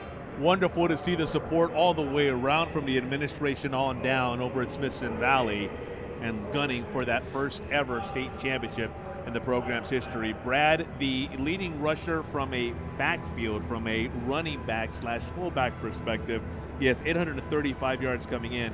The leading rusher overall, Cade Spradling, near 1,000 yards for a second straight season. The difference is, Brad, last year he did it when he played part-time running back. He nearly got 1,000 yards. This year he nearly gets 1,000 yards rushing as a quarterback. Just goes to how special he is. But Brad and Cade, two of the more special, if you will, on a team full of special young men on this offensive unit. But another one is a tight end, Preston Baker. He's a young man who's headed to the San Antonio Sports All-Star game as well. And Preston, not a big pass catcher. That's not what this offense is from that tight end spot, but he blends in beautifully with what the Rangers want to do up front. We talked about it earlier, the blocking up front. He's a big part of that, but also able to catch a pass here and there as well. He's always asked to block a very talented player. It doesn't matter what defense you line up against. If you have a three-man surface, guard, tackle, and then that tight end like we're talking about, they're going to put a great player over there to stop your running game or to rush the passer, and he's done it great all year. And so here is Emily sitting down with Preston Baker. Rangers we will be, champions we'll see. Spring rest and tall, can't take us down nowhere. Ranger pride victory, can't let it slip away. Rangers football, never trusted to the weak. Monday in every play, no room for the weak. Fighting till the end, the crowd's mighty. Tight end, such an important role. Tell me about what you love about playing that position. Just the different things you can do. You can block, you can receive, and it's a very vital part of the offense, and to be able to do both of those things is a really good, cool thing for me. So have you always played tight end? So I started tackle football really late. I started in 7th grade. So that is when I started at tight end, but I originally wanted to be a wide receiver. So during flag football, and I would go to camps or different stuff as a wide receiver. But when I got here and I kind of saw like where I would fit in with the Smithson Valley role, I saw tight end as a perfect fit. Well, it's kind of cool. Tight end, like you said, you can get catches. You kind of get a little of both in that. And you've had some catches this year, Yes, haven't you? So much fun. It's a lot of fun watching you play. So talking back to, you're talking about flag football. What would you tell those kids right now, if you could talk to them, playing little tackle football, flag football? What would you tell them about developing themselves into being a Ranger one day up here at varsity level? I would just say never give up. You know, it's a very fun, it's a grind, it's a process, but to be around your family, your brothers, it's a great process to go through. And it's not even about the football aspect, it's the life lessons you learn through football that I love. Tell me about the program. Coach Hill has, he's been here a while. He's been here a minute, right? Tell me about what it's like being in his program.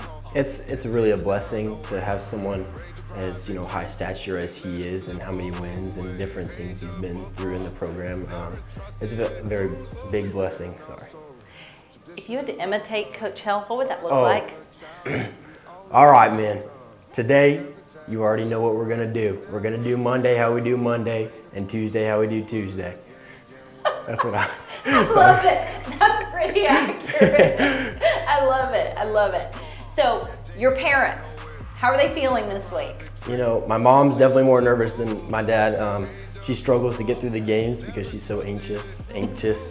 But she has to look away every time the play starts or something. But they're very excited for this moment, and I'm so lucky to be supported by them and everything they've done for me. What are some of the key things your dad's telling you this week? Block your behind off. And if you get a pass, make sure to catch it and truck someone over.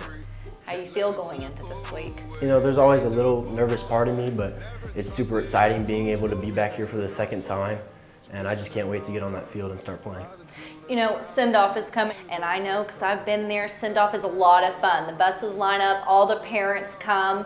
We're ringing those cowbells, holding up posters, and all the fun things. When you're walking out, knowing you're headed to those buses, going through those parents, and what is the lock-in? What are you feeling in those moments? Just all that support I feel at the same time, and it really helps me get locked in eternally. And then also going out and seeing all the parents be connected and in this big community that's behind us, it helps a lot. Well, we sure love watching y'all play, and I have full faith that y'all are going to come out with a win this weekend. Yes, ma'am. Thank you. You're welcome. Wishing you the best. Thank you. Ranger pride victory, can't let it slip away. Rangers football, never trusted through the week. Well, Rangers, here we are again. I want you to know how very proud I am of each and every one of you, from our players to our coaching staff, to our training staff. It's been a great year, and I had no doubt that we're going to go to Arlington on Saturday and we're going to crack this code. Unstoppable force, Ranger pride is our written course. National anthem just played here moments before the 5A Division I state championship game between Smithson Valley and Dallas Highland Park. What you're hearing behind me, Ranger fans, you know it full well. It is the Smithson Valley school song. Brad, a couple of seconds here before we get set to start this moment we've been waiting for all season long, but officially for about a week now. Well, I'll tell you one thing. If they let Donna Moore play today, it wouldn't even be close. Let me tell you something. She does everything for every sport, and she loves the Rangers, and I just couldn't have a better friend. If they let her on the field, Highland Park better watch out. On the other side, a chance for this group of Rangers to enter Smithson Valley immortality. A state championship on the line right here at AT&T Stadium. Dallas Highland Park stands in the way. Larry Hill, a chance for that first state championship. The Rangers and the Scots coming up next. Go.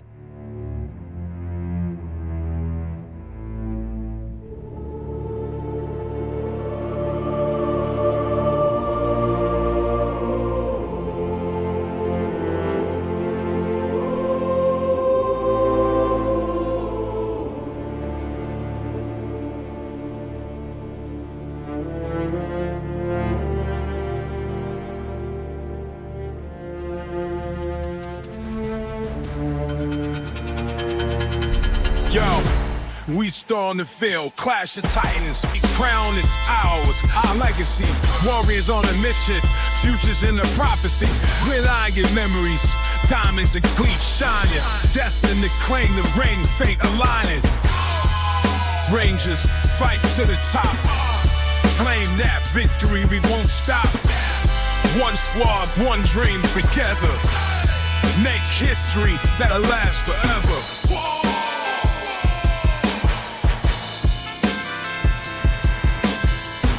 March to the beat, redemption time's here. Rise the quiver, it's the Rangers premiere. Crack the gold, strategy clear. Destined for greatness, conquer with no fear. Fame etched in every tackle, every play. Ranger pride electrifies loud as the freight. Rangers fight to the top. Claim that victory, we won't stop. One squad, one dream together. Make history that'll last forever.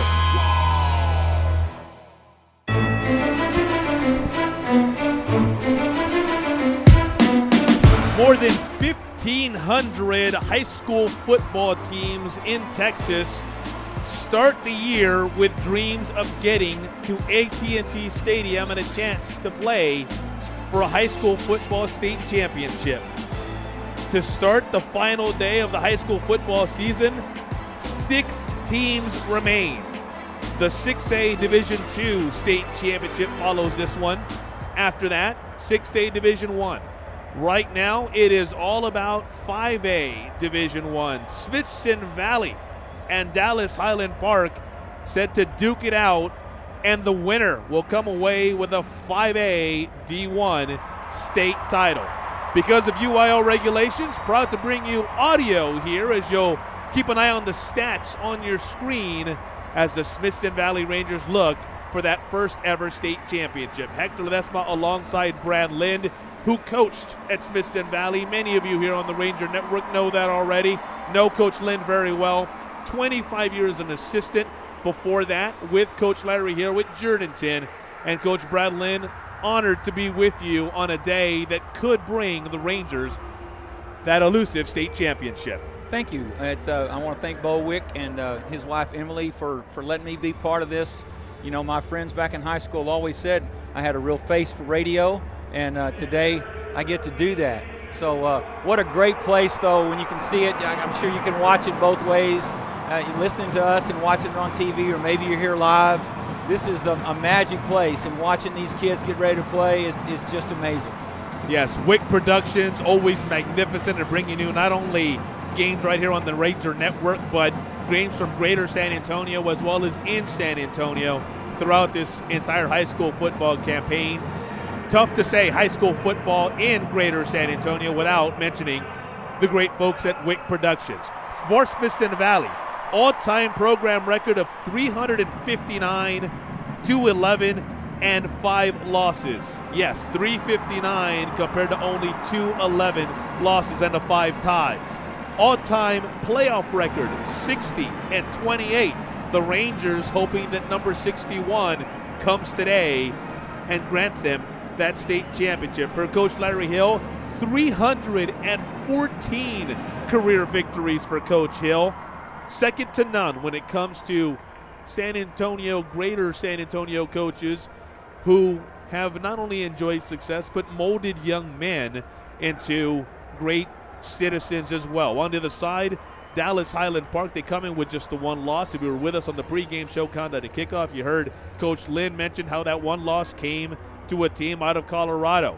The Scots, 14-1 coming in, beat Denton Ryan in the state semifinals, and that is how they are here opposed to the Rangers. Well, you know, you look at both of these teams. One of them's got a storied career back to, 1920 or something. If you can Google far enough back, you can look at Doak Walker and Bobby Lane. They were teammates here. One of them's Heisman Trophy winner for SMU. The other one, great career at University of Texas, and they got back together and won the Detroit Lions. Okay, so Cade. Maybe look for the last State is time heads, Detroit won. UIL is tails. What are you going to call? You hear the officials there. It's calling tails, that's UIL. The Smithson Valley captains. Brad, I'm sorry. You interrupted my story. You interrupted your story. We got to get back to your story. That's Don't heads, you've won the toss. Okay, you hear Highland Park wins the toss. They want the ball. Highland Park has won the toss and will receive. Which way you want to kick? Smithson Valley will kick in this direction. This direction hands ready to go.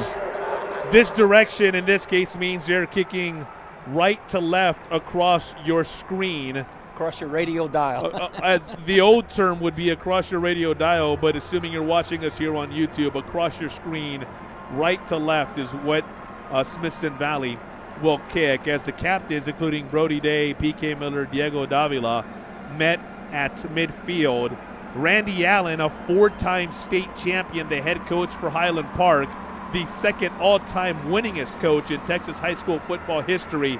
The Scots three-peated 2016 to 2018, another state title along the way for Randy Allen. For Coach Larry Hill, the 9th winningest coach in Texas high school football history. Never before, Brad, has a state championship game here in Texas featured 2 coaches that have won at that rate. It's incredible. It's just a lot of fun, but you know, these kids, they get this one chance. They don't have Coach Allen's record. They don't have Coach Hill's record. They get today to see what greatness they can create. Trent Amayo will kick off from the 40-yard line. Back to receive for Highland Park is Owens Benton, one of their receivers. They have several who can hurt you, one of their big play guys. Not any one receiver who you would categorize as a stud, one of those guys that every college is after, but they have 4 very, very good high school football players who man that receiver position.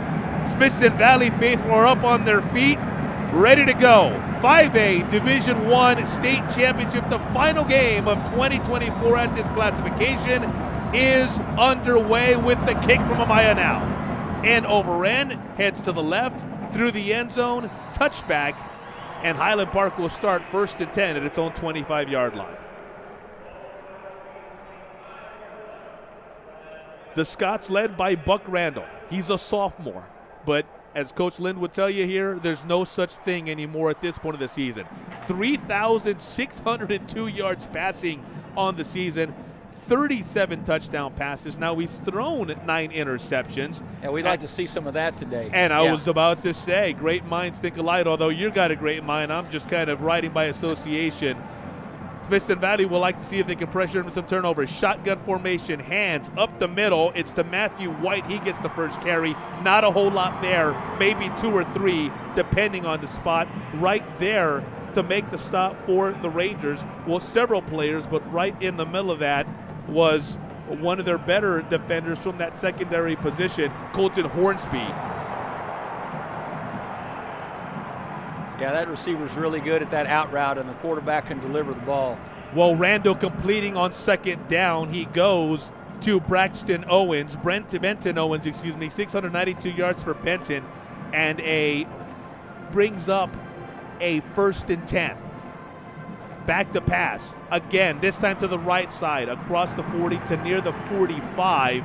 This one complete to Cannon Bozeman. You talked about him during the pregame show, Coach. Yeah, that's more of a running play right there. That little slip screen, or what they used to call a jailbreak screen. He gets blockers out in front. That's a very successful play for the Scots. In case you haven't noticed, Highland Park is hurrying up. They've got second down at right around the 44-yard line. Shotgun. Now to the right on the out routes goes Randall. That one complete. 3rd catch of the game. 3rd different receiver. The Scots during the playoffs have made a kind of a creed or a habit of trying to score on their first drive. That's not usually something the Rangers, as successful they are on defense, haven't been great at stopping teams on their first drive. So if the Rangers can come across and stop this drive, they'll be in great shape. That's Brandon Lilly, the grandson of Bob Lilly, Cowboy great. 3rd and 1. Handoff. They give it to Lancaster. That's his first carry of the ball game, and James able to push through and picks up the first down for the Scots. You know, he's their leading rusher, but he's a good run blocker too when Matt White carries the ball. Another first down for the Scots. They're into Smithson Valley territory at the 49 with a new set of downs. Randall shotgun. He's got Lancaster to his right, fakes. Randall looking, plenty of time, goes deep. Intercepted. Nearly intercepted, but broken up. A fantastic play. Hunter Howd. And if not for Hunter, that is 6 for Highland Park. See how close he gets his hands on the ball here. Oh, he should have had that when they watched the film. Intended for Benton Owens. Howe coming up. He had both hands on it, but great play. Benton Owens catching the first pass from Buck Randall. Cameron Bozeman then caught the second, and then Brandon Lilly catching the third. So of Randall's 3 receptions, as mentioned, they spread it around. Talked about it plenty during the pregame show. And that is his first incompletion, now 3 of 4. 2nd and 10 from the Smithson Valley 49. Randall, shotgun, rolling left, lets it go. Center of the field complete. 35, still on his feet, across the 30. Near the 15, cuts it back inside, and Highland Park has the first points of the game, courtesy of Cannon Bozeman. We talked about him in the pregame. He just got an extra gear when he gets the ball in his hands. He makes fast people not catch him. Yeah. You know, I don't know how fast he is, but he's fast enough. That was a great play. Well, Randall extending the play by rolling to his left. He then caught Bozeman, who's got 854 yards coming into this ball game on 55 catches. He then saw him there in the middle. Bozeman made a move to the sideline, then cut it back, and by the time he was done, he had his 11th touchdown of the year. Extra point for Stock Sutton is good. 10-16 remaining. Highland Park strikes first on the first possession of the game, on a possession that goes 7 plays, 75 yards, takes 1:44 off the clock, and ends on a 49-yard touchdown catch by Bozeman off the arm of Buck Randall.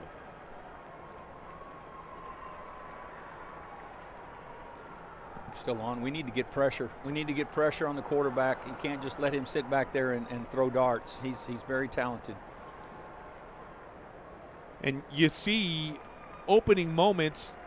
Now, Brad, when you watch that, early takeaway there, Smithson Valley coaching staff, you've kind of absorbed that first punch? Well, we don't want to do it, but in years past we've always had struggles stopping good teams on the first series and then coming back and figuring things out, just the pace of the game, the speed of the game. We get better as we go. I hope that's true today. Highland Park has done this to every playoff opponent, I believe. They seem to win the toss, and they seem to take the football every time, and they seem to take the first drive and go score. And so now Smithson Valley's opportunity to answer when they take the field. Cade Spradling, their quarterback, who also plays linebacker, the rarest of combinations, not only in high school football, but really in all of football. You just don't see it often. And Cade, a young man who has completed 81 of his 116 passes through the year, more than 1,300 yards, 1,326 through the air to be exact. He's thrown 19 touchdowns as compared to just 2 interceptions. But Cade can also run it. 7.4 yards every time he touches the ball, and he keeps it. 128 rushes, near 1,000 yards at 957. He scored another 19 times that way. So 19 touchdowns through the air, 19 touchdowns rushing, along of 79 in terms of pass plays. And so Cade, a young man who was on this team for Smithson Valley when they came to the state championship game last year, fell to Aledo. Then he was a linebacker, would play some at running back, but this year getting the opportunity to play at quarterback, and boy, is he taking the reins and never looks back. Right, now we're going to watch this kickoff close. First of all, we hope Highland Park doesn't get to run this play very often, because that means they scored a touchdown before. But they've been really good during this playoff run at spot kicking. Now, I don't know who they would call Smithson Valley's weaker return man, but let's see what they do here. Back to receive for the Rangers, Brody Day.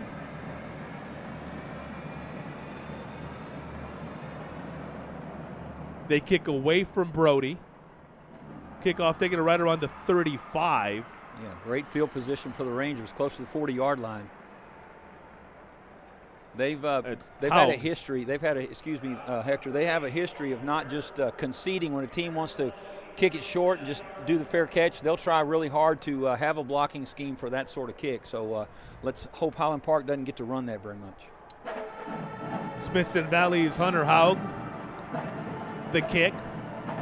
And now Cade Spradling and this offense take over 1st and 10 at their own 39. 4 receivers, 2 split to each side. Spradling lets it go, screen to Brody Day on the near sideline. Brody pushed out of bounds after a gain of 2 or 3 depending on the spot.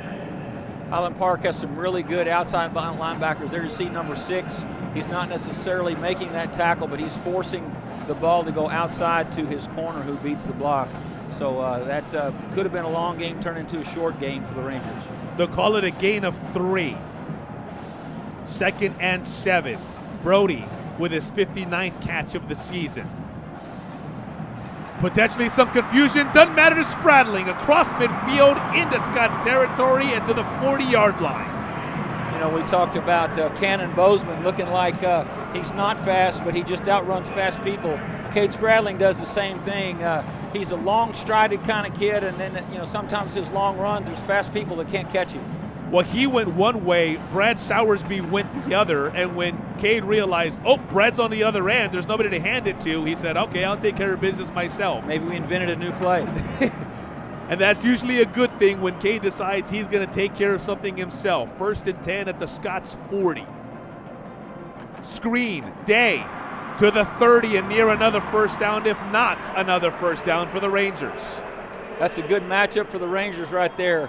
We need to find out where that receiver has the advantage and get the ball to him. A little inside run, a little inside cut, and he beat the corner, and the ball was delivered before the safety could get there. Bo Jones in on the stop, coming up from a safety position, moving over from linebacker. 2nd and 1 following the gain of 9 at the Scots 31-yard line. Spradling shotgun, single receiver to each side. Brad Sowersby his first touch across the 20, near the 15, brought down at the 16-yard line. Some great blocking right there by the offensive line and also our fullback, number 16. And as the clock goes under 9 minutes, as Smithson Valley looks to counter Highland Park's touchdown on its first possession, the Rangers giving it to Sowersby, a young man who comes in with 835 yards on the ground, second leading rusher behind Spradling's 957, and Brad giving the Rangers their second first down of this opening series. They're at the Highland Park 17. Sowersby, second straight handoff. Good job by Highland Park's defense right there, not falling for the misdirection of the offensive line. Well played. A yard, maybe two. Hank Lee, the senior defensive lineman for the Scots, in on that stop. They'll mark it at the 18, so officially a gain of 1 for Brad.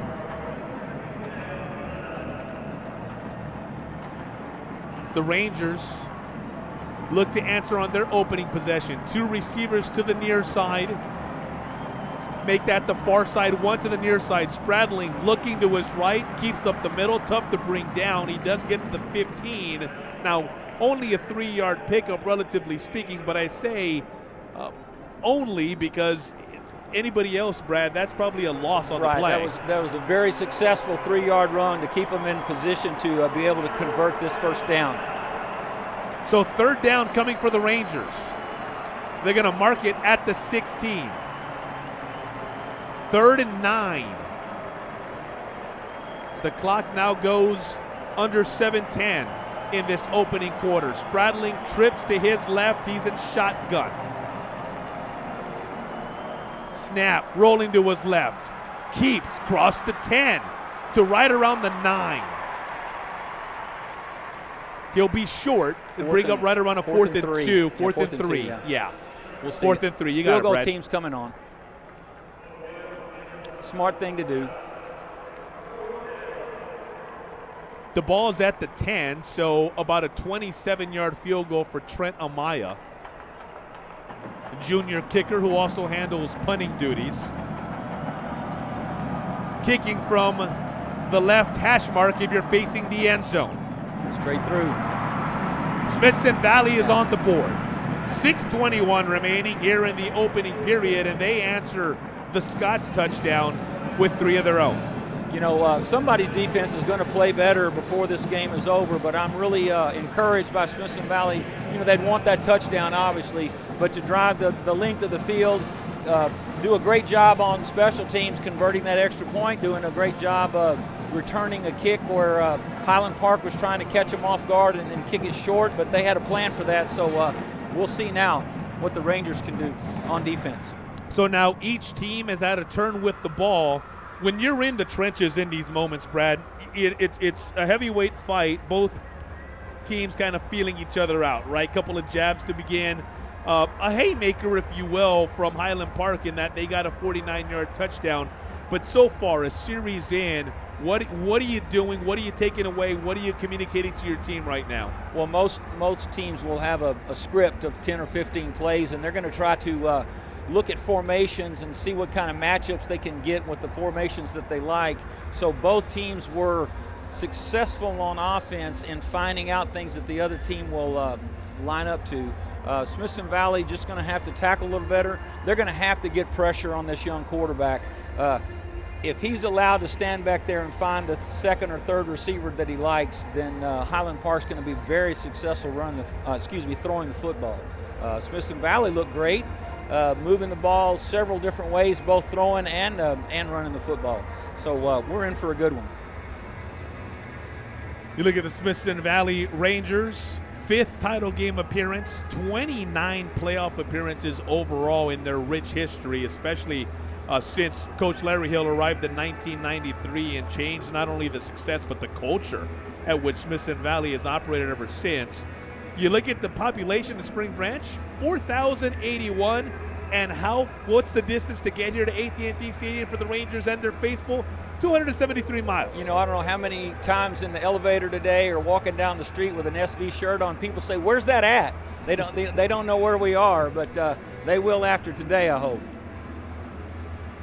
Well, I've been blessed and privileged to cover high school sports professionally for going on 2 decades in San Antonio, and for those who don't know, I'm I will say this without hesitation nowadays, that when you look at sustained success, there is not a program in San Antonio, greater San Antonio, and very few throughout the entire state of Texas that can match what Smithson Valley has done over the last 25-plus years.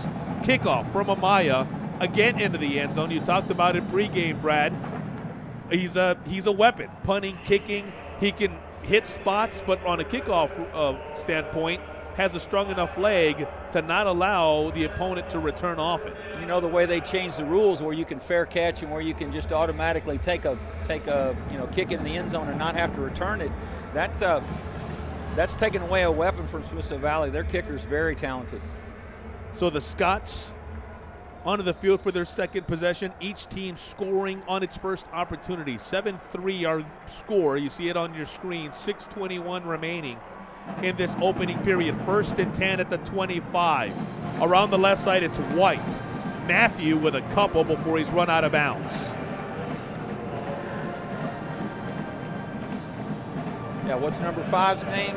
James Lancaster. James Lancaster is also an excellent blocker. Now he's out there as a receiver in this 5-wide formation.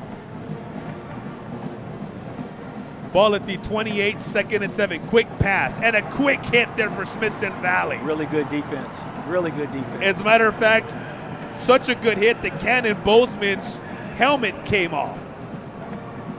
Big hit delivered there on the Smithson Valley end of things by Julian Kalunga, cornerback for these Rangers. Another 5-wide formation. Big play here for the Rangers. It is 3rd down. Randall in trouble. Chased by Hudson Woods, gets away across the 30 near the 35. He is short of the first down. They needed to get to the 35. He got to the 33, maybe the 34. Our pass rush will even improve as the game goes on. They should have had him for a bigger loss than that, but he's an elusive player and good runner. 4th and 1, that's Scott's offense making its way to the sideline. Make them punt. And here comes the punt unit. All right, let's go with the return game.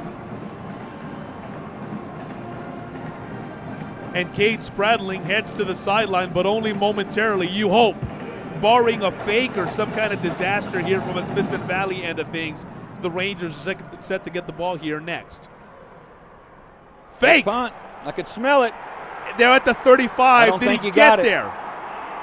Depends on the spot. Were the officials looking shy of the 35? They just seemed like they came out too excited about getting to punt the football. Great job by the Rangers. There's the official signal. Smithson Valley football. Very gutsy move by Highland Park there. You know, they have a scheme where their quarterback can punt. So when their punt team ran out quick like that, I just said something's up. I just smelled a rat. Great job by the Rangers. Well, a fantastic effort because they gave it to their up back and tried to come across through, but Smithson Valley saying, That's a big special teams play right there. That is not going to happen today. And so with that, the Rangers now take over at Highland Park's 34-yard line. Spradling shotgun, fakes the pitch, comes right. About 4 yards. He got to the 30, it looks like. Those two linebackers for Highland Park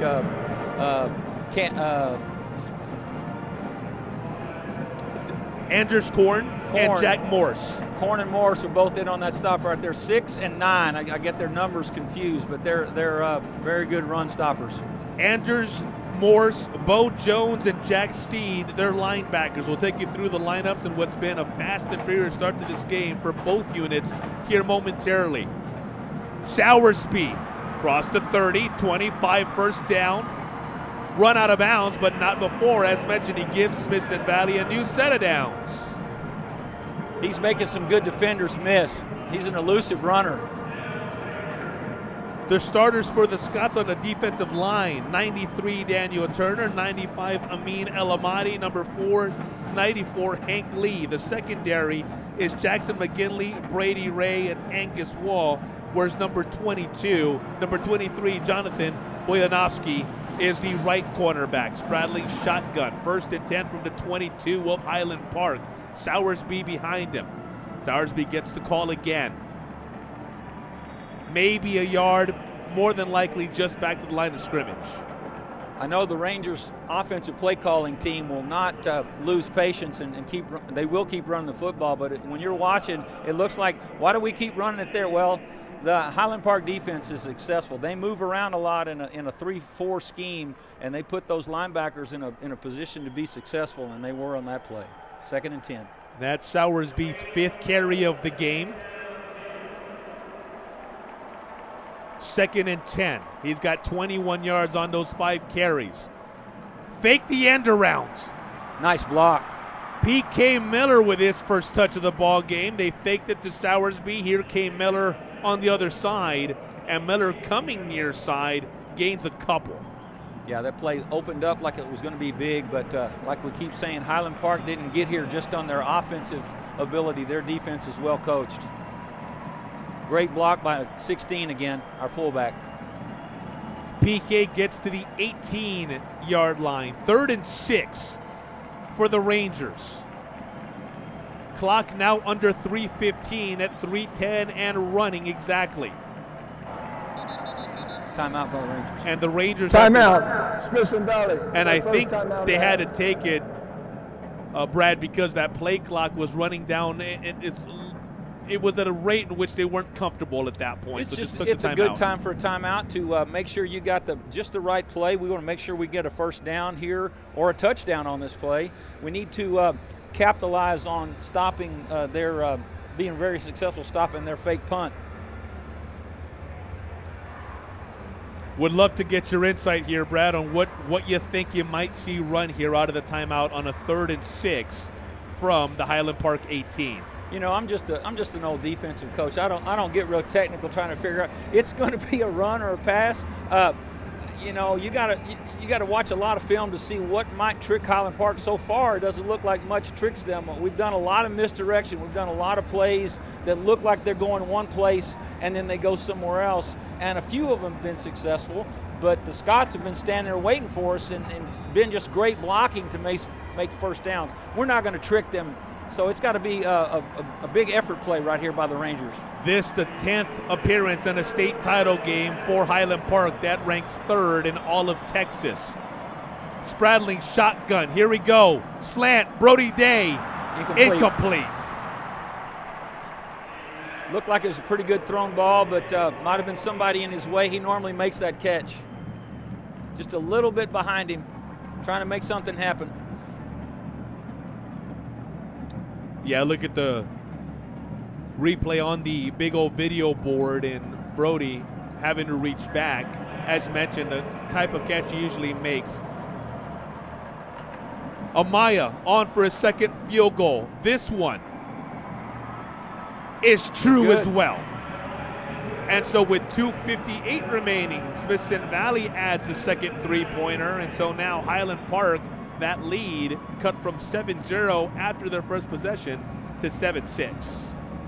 We get a turnover basically because we make them unsuccessful on the fake punt, and so the Rangers would love to convert this kind of defensive good fortune into touchdowns instead of field goals, but right now we can kick off to them and get another 3 and out and be right back in business. So for Trent Amaya, he follows up a 27-yard field goal on the Rangers' first possession with a 35-yarder here. Just under 3 minutes to go in the opening period. And with Amaya's 2nd field goal, Smithson Valley now at 7-6. Amaya kicking off. End over end again, deep again into the end zone. 3 kickoffs for Amaya. Every single one of them has resulted in a touchback. You know, they have a great return game. Highland Park has got some really successful kickoff return and punt return men. It's a little shocking that they would just let that ball go into the end zone and not give it a try. Maybe they're just out of respect for the Rangers kickoff team. A lot of respect shown there. So now the 3rd offensive series for Highland Park. Their quarterback back Randall. Sophomore, 5 of 6, 75 yards to start. He's in shotgun with twins to each side. and White to his left. Make it Lancaster who gets the carry. That's Lancaster's just first carry of the game. That's interesting. I know they're a pass-first team, but he's a really talented running back. The Rangers do a good job right there. Yeah, Lancaster hasn't had the ball much, only his second carry, 3 yards when you include this touch right here. Gets 2, so now the 27-yard line. Similar formation, but now Lancaster to Buck Randall's right on 2nd and 7. Deep, caught at right around the 20, and off to the races. It's a touchdown for Highland Park. Like we said in our pregame show, there's not just one receiver that you can kind of spearhead your defensive philosophy to stop. They've got talented receivers all the way around. We've got to get pressure on the quarterback, and Highland Park's offensive line and their running back provided great protection for him to throw a long ball like that. Owens Benton over the middle on the deep pass from Buck Randall. Looked like a post route. Yes. Post by the number 1 receiver off to the left side, running from left to right. Owens, a young man who came in with 692 yards receiving, and it would stand to reason that he'd go to him. He's their big play guy, averages 19.7 yards per reception. This, his 8th touchdown. And just like that, Highland Park, the lead grows now to 14-6 on a 2-play, 75-yard drive that takes just 39 seconds off the clock. I'll sound like a broken record, but as a coach that's coached the corners and a coach that's coached the defensive line, you've got to get pressure on a talented quarterback. If we let him sit back there and look for his 2nd and 3rd receivers, we're going to be in trouble. Well, let's take you through. We've talked about it plenty, including on the pregame show, Countdown to Kickoff, but this is how balanced Highland Park is offensively when it comes to those receivers. Bozeman, Cannon leads them with yards at 854.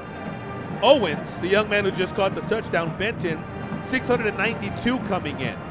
Brandon Lilly, 535 coming in.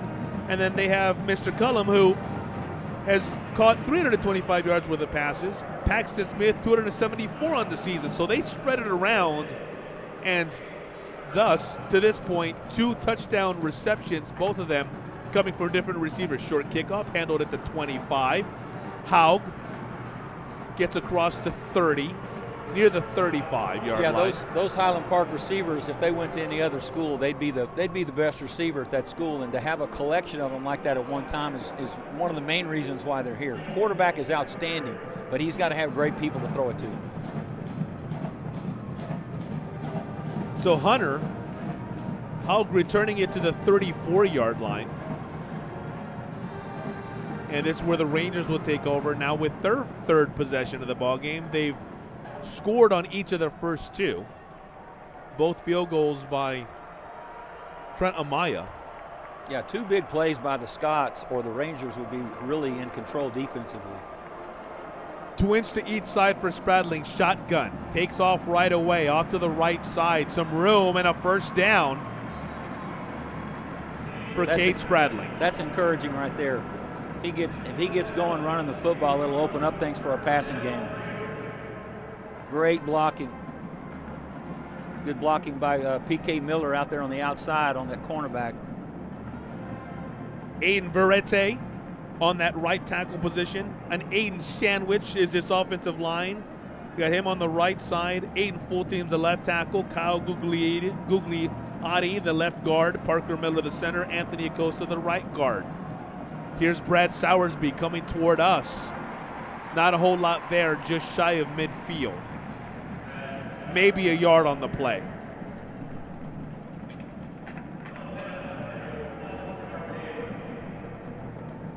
Corn Anders, yeah, linebacker. 6.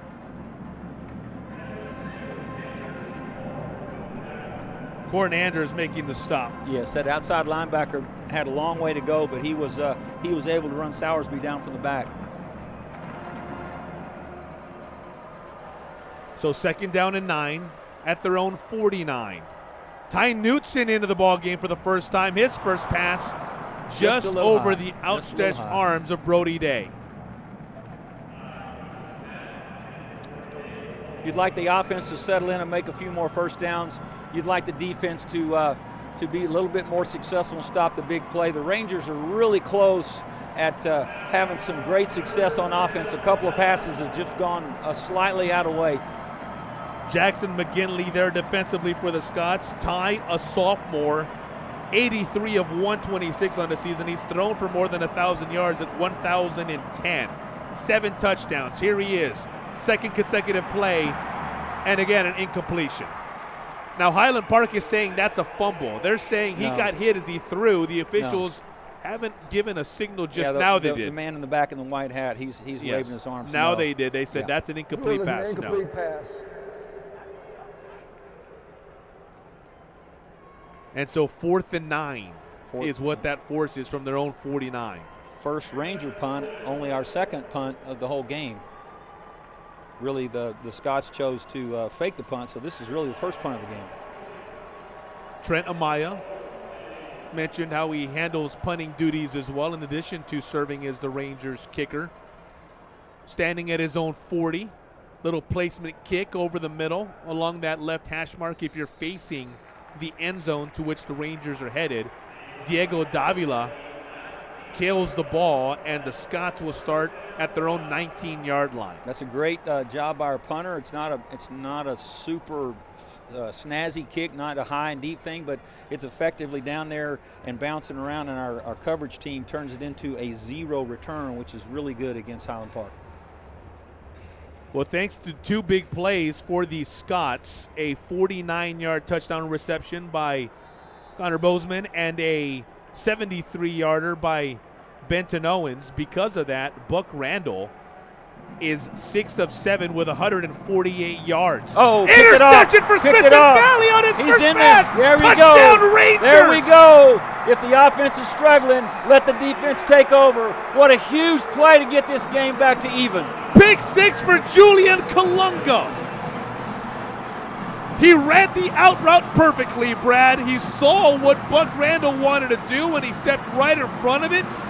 Couple yards later, he's got Smithson Valley's first touchdown of the ball game. You got to give some credit to the Smithson Valley defensive coaches to know when to pull that kind of coverage, to just kind of feel a chance that they're going to throw it short and let the corner have a free rein of jumping down on that route. Great job by our secondary coaches and Coach Worcester, the defensive coordinator. The senior cornerback coming up with a huge play. And just like that, it goes from 14 to 6, and Buck Randall and that Highland Park offense back on the field looking to extend to 14-13. And Brad, we talked about Smithson Valley, and could they capitalize on mistakes by this Highland Park offense? Well, Buck Randall leaving an out route short, and here comes Kalunga to make him pay. I'd like to give full credit to the defensive coaches out there, my friend and kid I used to coach, Jake Ulbrich. You know, sure, that's a mistake by the quarterback, but that's good coaching, and that's great execution by the corner right there. It's not an easy thing to jump down that route and get your hands on the football and then take it in and score. Great job by the Rangers. Apologies, Brad. Randall was looking for Cannon Bozeman, who we found for the first score of the ball game, that 49-yarder. And that's what Kalunga had other ideas, stepping in front and returning it to make this just a 1-point ball game on a 23-yard pick 6. Another kick for Amaya, another touchback, broken record. You know, it's a huge play, but also it sets up some things in the quarterback's mind. Now he might hold the ball just a second longer. He might turn and look the other way and let our pass rush get to him now. So the great cornerback play, the great play in the secondary to cover those good receivers, let your D-line get there. And then if your D-line starts getting there, then the coverage is a little better.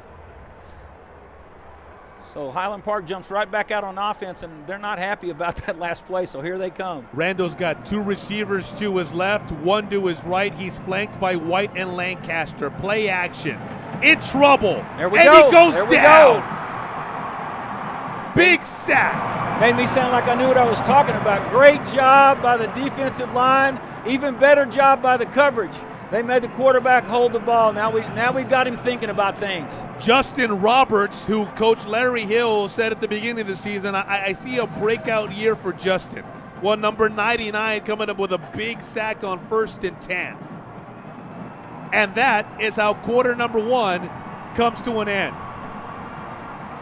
It's been a fun first quarter, and if it's any indication, Brad, we're in for a fantastic ball game. Let's keep it right here as both teams now switch sides and get set for quarter number 2.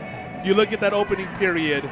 Your thoughts? Well, you'd like to come to the state championship game and say, man, I hope the other team kind of makes mistakes and hands it to us, because it's hard enough to win one of these things. But to me right now at the end of the first quarter, looks like both teams, 2 really good teams, 2 well-coached teams, have come to play all day. If you think Highland Park is going to fold because they've had a fake punt go bad and a pick 6 go against them, if you think that they're going to be afraid to attack on offense, then you don't know much about football. This is going to be a good game. Justin Roberts there with that on that last play of the first quarter, registering his 4th sack of the season, 72 tackles on the year to go with a fumble recovery for big number 99. So, Brad, got a question for you, and I'm sure this question was crossing the minds of several Ranger fans. When Kalunga gets the pick 6 to make it 14-12, why not go for 2 in that spot? Just because it's so early in the game. Just because it's so early. Some teams have the philosophy of trying to catch it. Maybe a team's not expecting it, and so they run out there with a planned 2-point play. But I think sometimes that signals panic, like this is our only chance to get that score, so we better take advantage of it. The Rangers just go out and kick the extra point like business as usual. So you're right, 1 point could decide this. I understand what you're thinking on that. And believe me, when I ask that, by no means does that come with the connotation or the insinuation that they should have gone for 2. By no means. Right. Well, the big word these days is analytics, and analytics is always referenced by your own success or your own coaching philosophy. Perhaps Smithson Valley doesn't feel like a 2-point play is automatic, and then you might not get it. So their field goal kicker, their extra point kicker is excellent, and he's kind of a sure thing, so let's go get that one instead. Set to start the second quarter, Buck Randall and that Scott's offense in formation. They're going to line up with twins to each side. James Lancaster is behind Randall as we get set to start the second 12 minutes of action from right here at AT&T Stadium in the 5A Division I state championship matchup. Randall, shotgun, over to his left, and he's going to say that he caught that. It looks complete on the sideline. Brad, go ahead. I've coached a long time, and I'm not sure of the rule. It looks like the first thing to hit the ground is him with the ball out of bounds. I don't know. Great catch, but I'm not sure he wasn't out of bounds. Great catch. It probably wasn't legal, though. Benton Owens stretching out, and as Brad mentioned, it did look very much like his right knee. And maybe they are going to review it. We do get to review plays in the state. The previous play is under further review. Well, to kind of give you a visual of what it is, so Randall goes to his left, the sideline route. Benton Owens stretches out. There's no question it was a catch in the literal sense of a catch. But to Brad's point, it looked like when he came down, and because he's falling forward, his elbow hits the ground before any feet do. Or does the knee touch first? We're going to see right here. There's the elbow. Oh, his hand is out of bounds. Hand's out of bounds. What great camera work. Oh, my goodness. That is just super graphics up on this giant Jumbotron. Exactly. Was just going to say up on the video board, you can see as they slow it up that his hand is out of bounds. Owens' hand touches the out-of-bounds white portion of the field before either of his knees are down or a tippy toe happens to touch the green turf. Should be enough to overturn, like we say, when you watch a college and pro game, it should be enough to overturn the official's initial on-the-field call. Yeah, that's pretty conclusive. If this makes any sense, while it's close, it is conclusive at the same time. Well, in the official's defense, they don't get that stop-action camera. They have to make their calls. After further review, the first part of the receiver's body to hit the ground was his left hand out of bounds. It's an incomplete pass. It's third down. Still a great job by the official because that's impossible to make correct in real time. Well, fantastic that it works the way it's supposed to, right? This is the very reason we have instant replay once you get to this level. You have to have several cameras lined up correctly. It's not like you could do that at every high school game. So that's why it only happens at the state championship level. So 3rd and 15 for the Scots when you go back to the last play of the first quarter and the sack by Justin Roberts. They're at their own 20.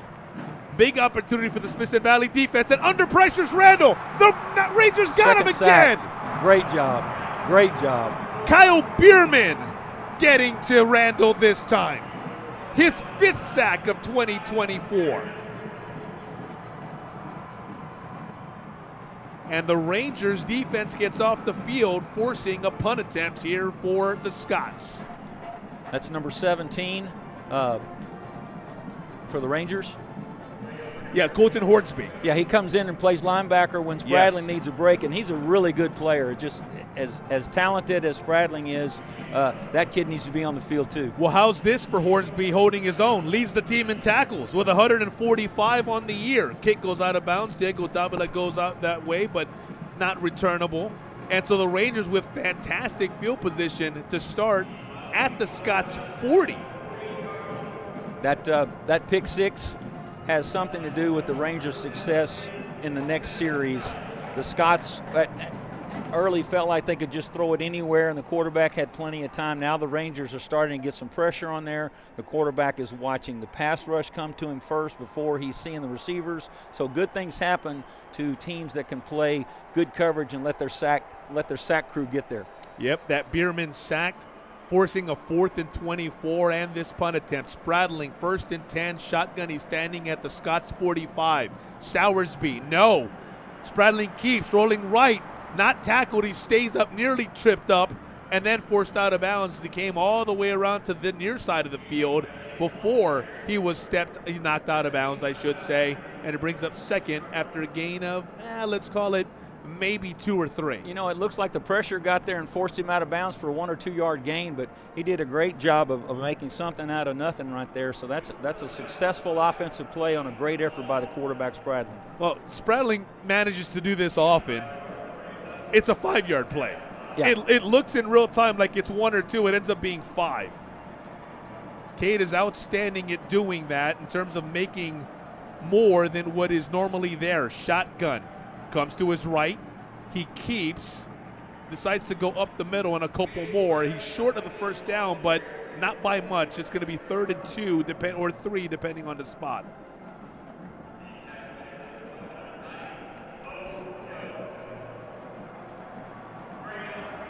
Linebacker Bo Jones among several Scots there for the stop. Huge play in this game early in the second quarter.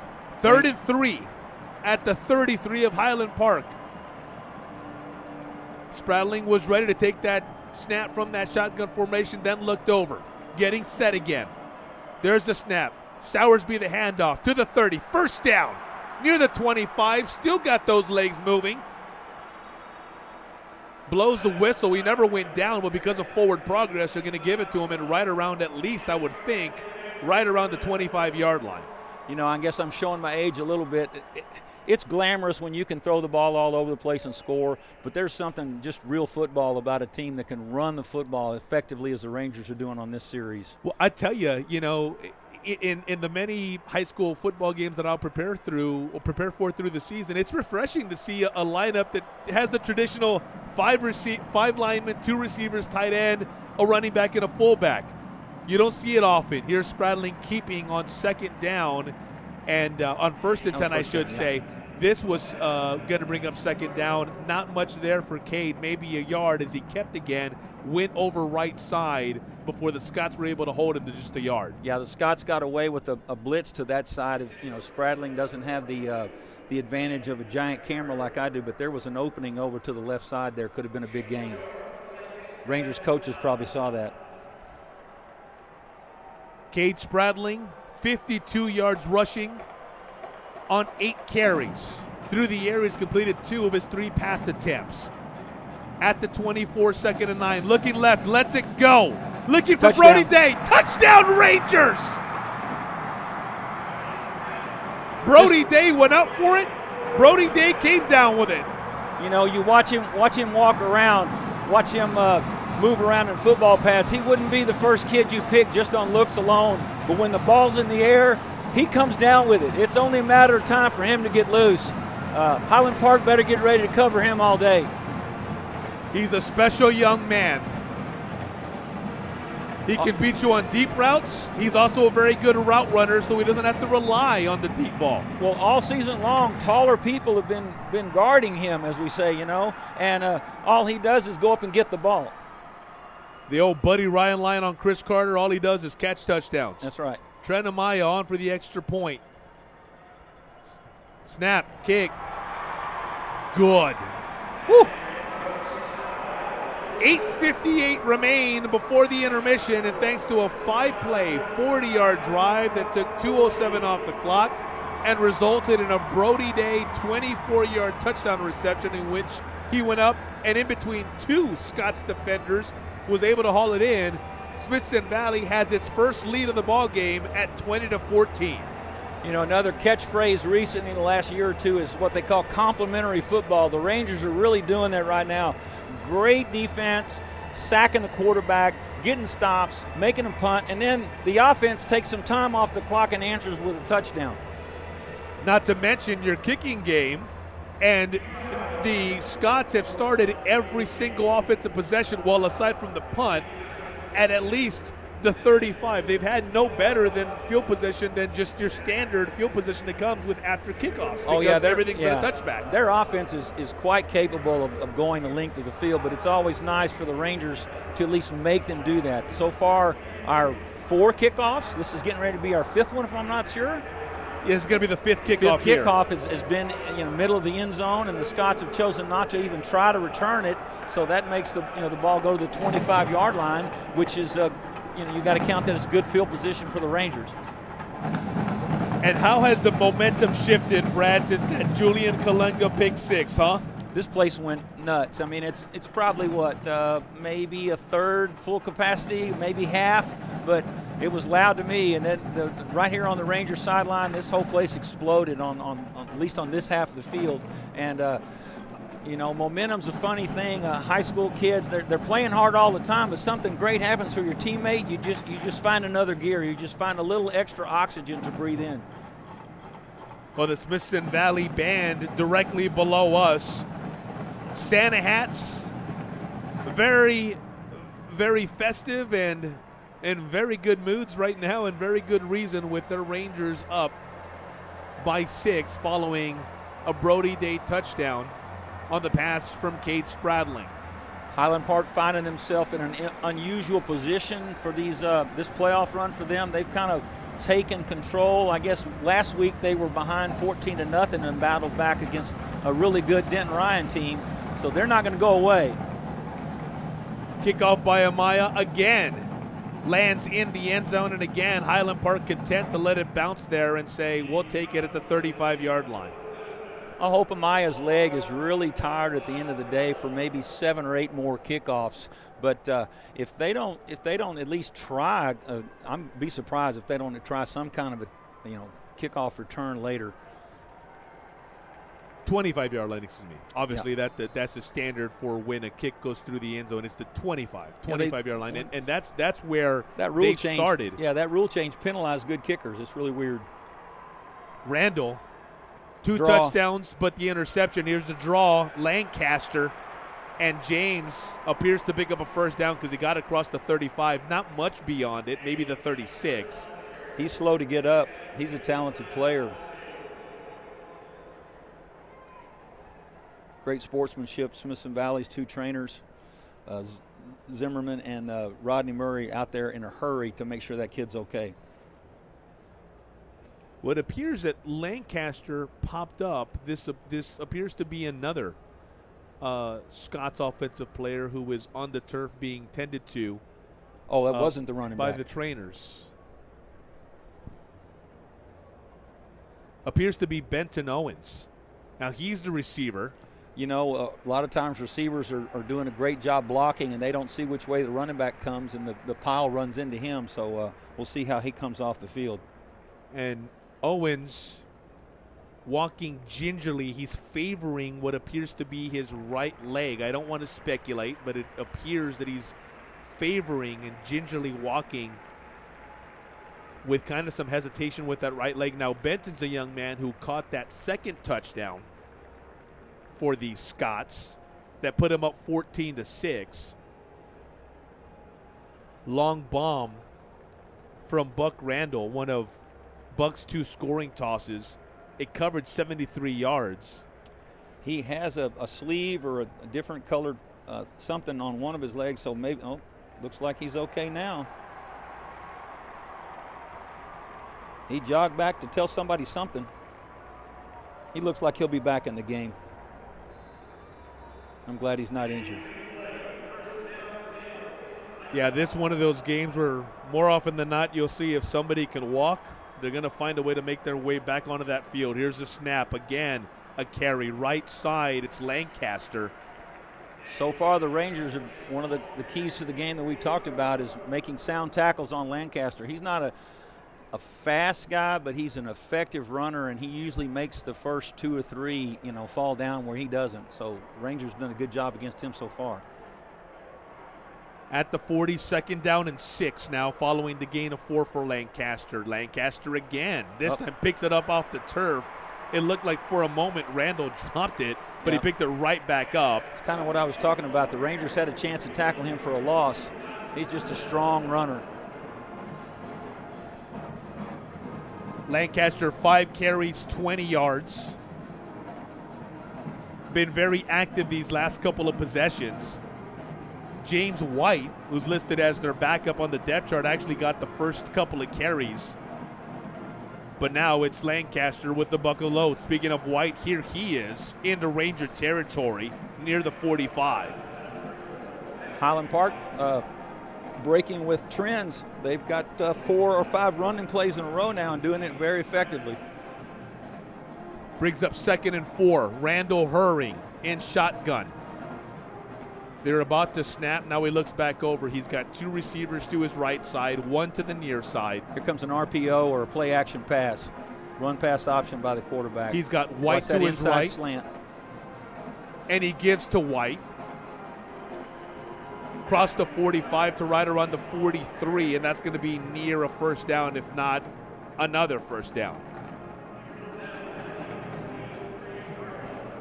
Highland Park's offensive line is doing a great job right now. He's short, 3rd and 1. Ball's at the Smithson Valley 44. Watch that draw play. Watch an RPO and a inside slant by that number 2 receiver at the top of the screen. Again, White to Randall's right, Lancaster to his left. 2 receivers to the far side, 1 here to the near side. Cannon Bozeman, the one on the near side. He's a single one on this side. That's where Brando goes. Incomplete. Incomplete.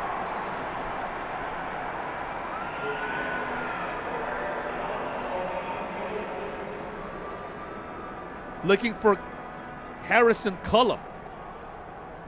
Saw a 39. It looked briefly like a 37. Nice tackle by Haug. Hunter Haug on a good play. Hunter Haug there with the coverage. He's a sophomore. They're going to challenge him all day. He's met the challenge. I know he got beat on that post play, but my money's on him. He's a great player.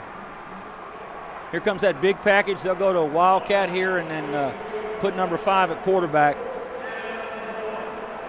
On 4th and 1, they're going at the Smithson Valley 44. Here's that Wildcat that Brad mentioned. I don't know if he got it. This is going to be awfully close.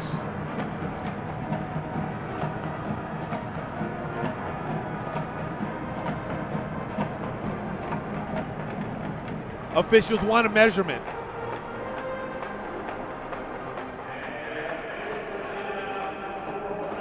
I just don't know where the ball was set. We can't tell from here.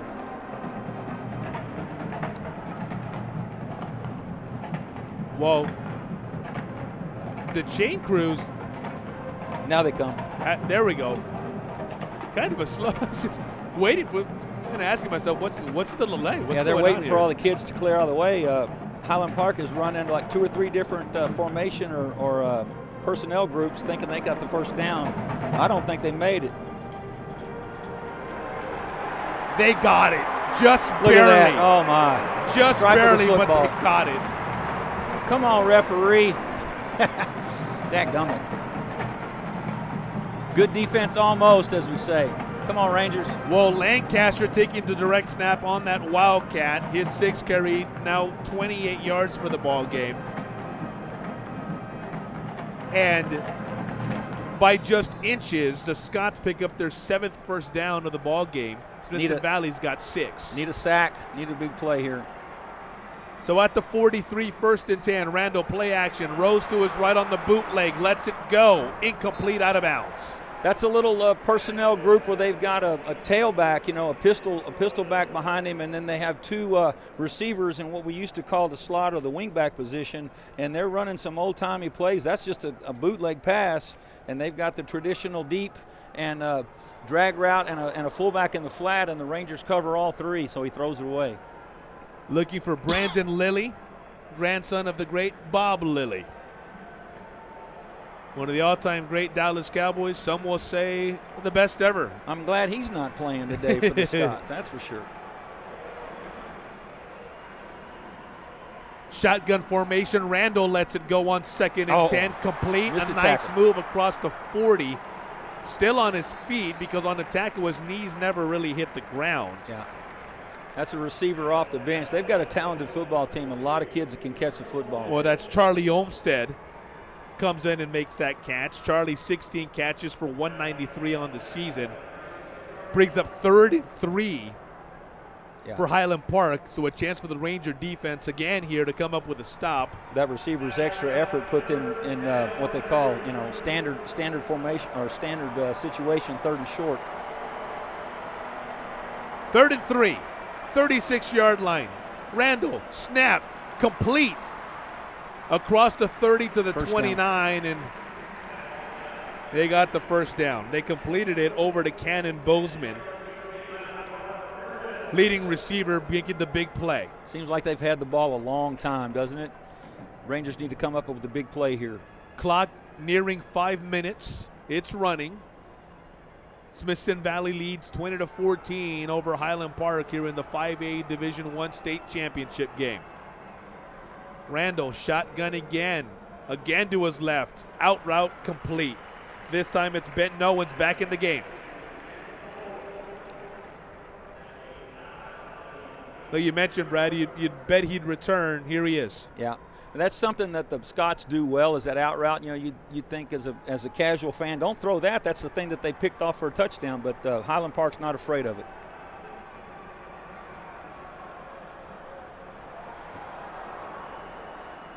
Pass from Randall, intended for Owens again, incomplete. Good job by the corner and the safety, knowing that just because they complete an out route, you can't go to sleep on the out and up. Good job. So 3rd and 4 is what that brings up now, and again the Rangers forcing the Scots into a 3rd down. This 3rd and 4 is at the Smithson Valley 23. Diego Davila there over the top with that help on that previous incompletion in the end zone. Randall, shotgun, takes the snap, rolling to his right, in trouble, cuts it back inside, still on his feet, in trouble again, has to let it go, incomplete. Smithson Valley forcing now a 4th and 4 at their own 23. Great coverage and relentless attacking the quarterback. He's a good player. He gets away from one, gets away from another one, has to throw it away. For Smithson Valley, Caleb Piegler, sophomore linebacker, applying the pressure there toward the end that forced Buck Randall to have to throw it away. Caleb very active for the Smithson Valley defense, 127 tackles. Good job by the Rangers holding them to a field goal attempt. Let's see if we can't block a kick. 11 of those tackles for Piegler have come for loss.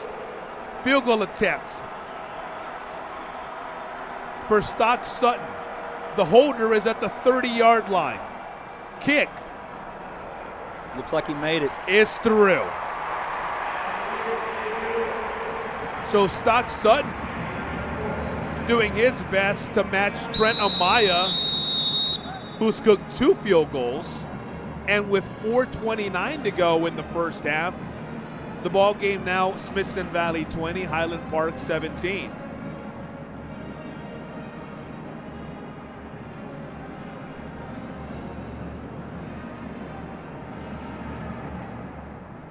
Scott's getting that 40-yard field goal from Stock. First points to, at least for the momentum, halt the Smithson Valley momentum. The Rangers had run off 14 straight points since going down 14-6, thanks to a pick 6 by Julian Kalunga.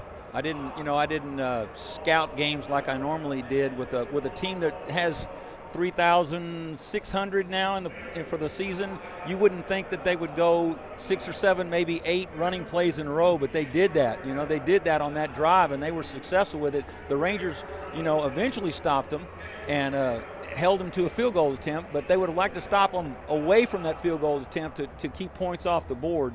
Like we said at the change of the first quarter, neither one of these teams is backing down, and I just don't believe either one of them is going to run out of gas.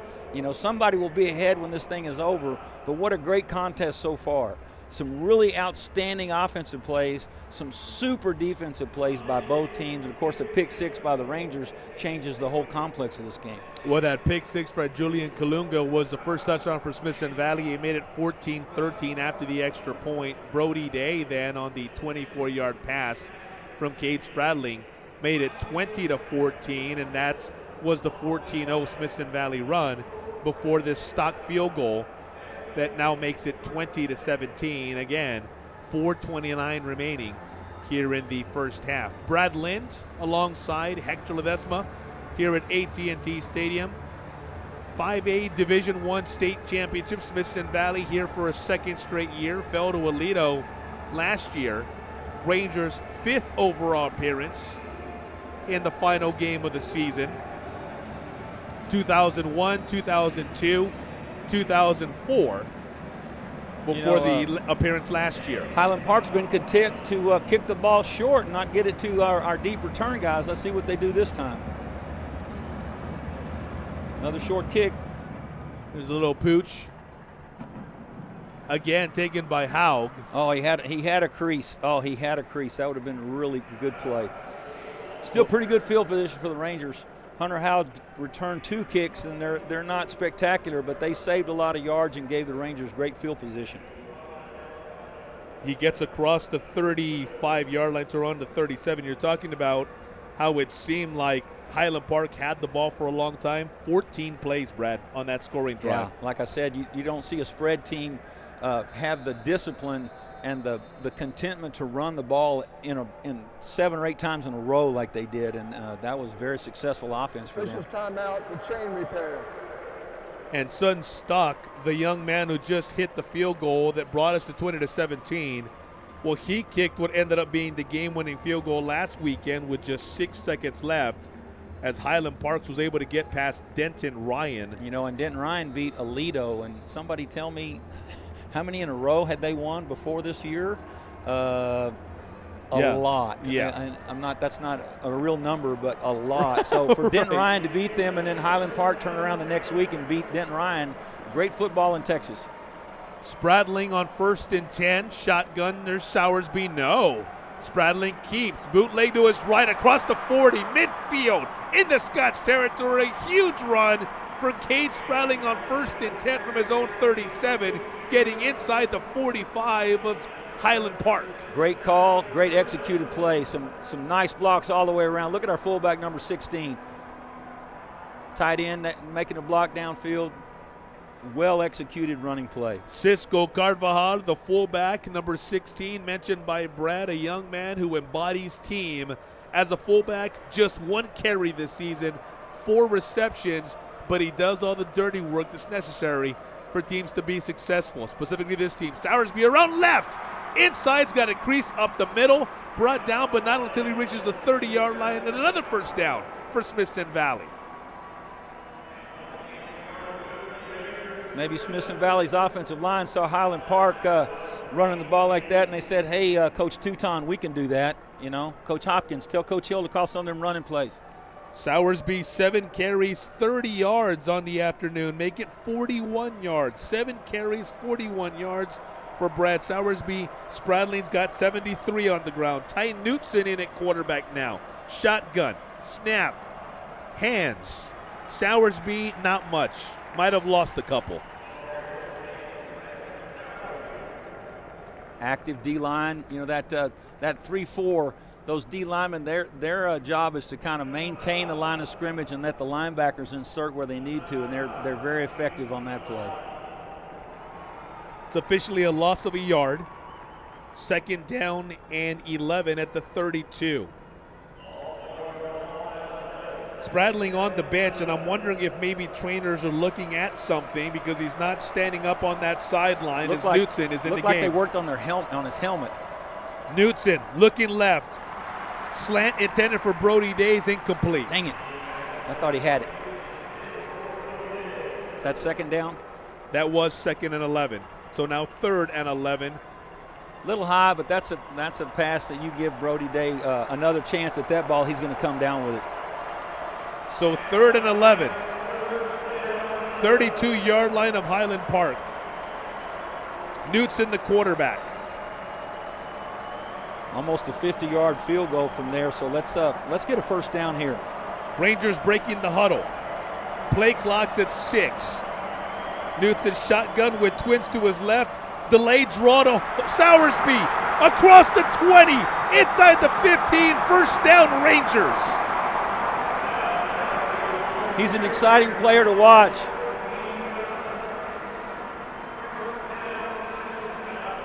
Made a couple moves. He had a great run against Angleton last week for a touchdown. He nearly took this to the house. Little spin move in there among the several moves that he was able to pull off, and because of that, the Rangers have it at the Highland Park 13 with a brand new set of downs. Knutson still in there. Shotgun. Sowersby coming left. Inside the 10, brought down to right around the 9. The ball is loose, but the officials immediately saying no, he was down. Sowersby agrees. I was down. If Sowersby has any, what they call an Achilles heel, he's been a little reckless with football earlier in his career. But he's down on the ground. That's not even close. That's not even reviewable. He picks up 3, so they're at the 10 now. 62 yards rushing for Brad Sowersby on 10 carries. Bring in a linebacker to be the other running back now. Give Sowersby a break. This guy's they don't lose much when he comes in the game at running back. Sowersby an average of 5.9 yards per carry for these Rangers, and a timeout taken for Smithson Valley. It's your 2nd timeout and a half. Well, Daniel De Hoyos is a young man who also spells Sowersby. So does Caleb Piegler. Yes. Sophomore we mentioned on number 3, who's fantastic. Kind of like we talked about Highland Park's receivers. Piegler and De Hoyos could be running backs at a lot of schools and be very successful. Piegler's just a sophomore. For him to be able to do double duty like that is excellent. Another kid that plays both ways as a sophomore is Hunter Haug. We might see him some at receiver later. He's a kid that's got some real speed. Well, Caleb Piegler is the Rangers' 4th leading rusher. 327 yards on the year, 42 carries. Every time he touches it, though, gets darn near 8 yards a carry, 7.79. Yeah. You think sometimes Spradling, the running back is just making sure he gains yards to keep his job, Piegler, we don't miss much when we put Piegler in there. Maybe he can take this to the house right here. Sowersby's had a great year, and those other running backs just come in and compliment him. He's back now. He got a rest. Sowersby needed the break he needed with that timeout. 2nd and 7 at the 10. Knutson still in there. P.K. Miller on the end around. Miller across the 10, still on his feet, nearing the 5. I think he's going to be brought down either the 6 or the 7. Looks like the 6 maybe.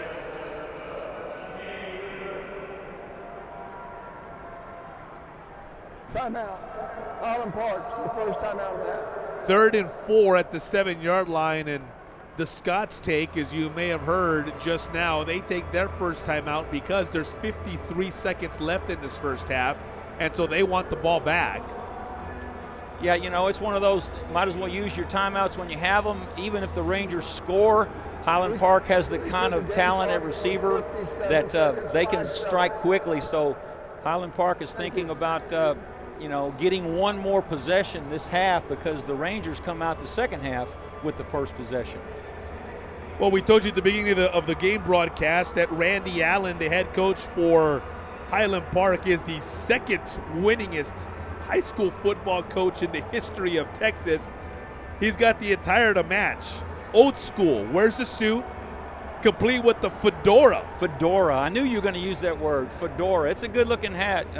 Coach Allen wears it well. Some people, you know, look at it as arrogant or something. I tell you what, he's got his kids ready to play, and they work hard year in and year out and get some very talented Dallas teams. And, you know, they're even more so than the Rangers.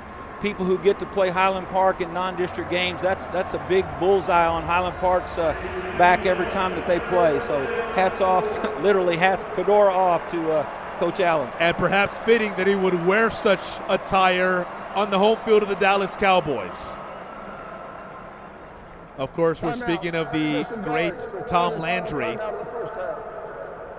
The great Coach Landry, as now Smithson Valley takes its final timeout. I believe it's its final timeout. Yeah, Rangers saw something they didn't like, or one kid wasn't in the position group that they wanted to. Just like, you know, when you substitute in and out with running back and receiver, you got to make sure you have the exact ones you want for the play you're going to call. This is going to be a huge touchdown when the Rangers get it. To take a possible 10-point lead into halftime would be outstanding for a great half of football by both schools. Well, it would be the first time that Smithson Valley would go up by more than a score. Biggest lead to this point, 20-14. Like I said earlier about Denton Ryan, Highland Park came back from 14-0, so they're not going to be afraid with a 10-point deficit at halftime. But it would just be something that the Rangers can build on if they can take the ball in here.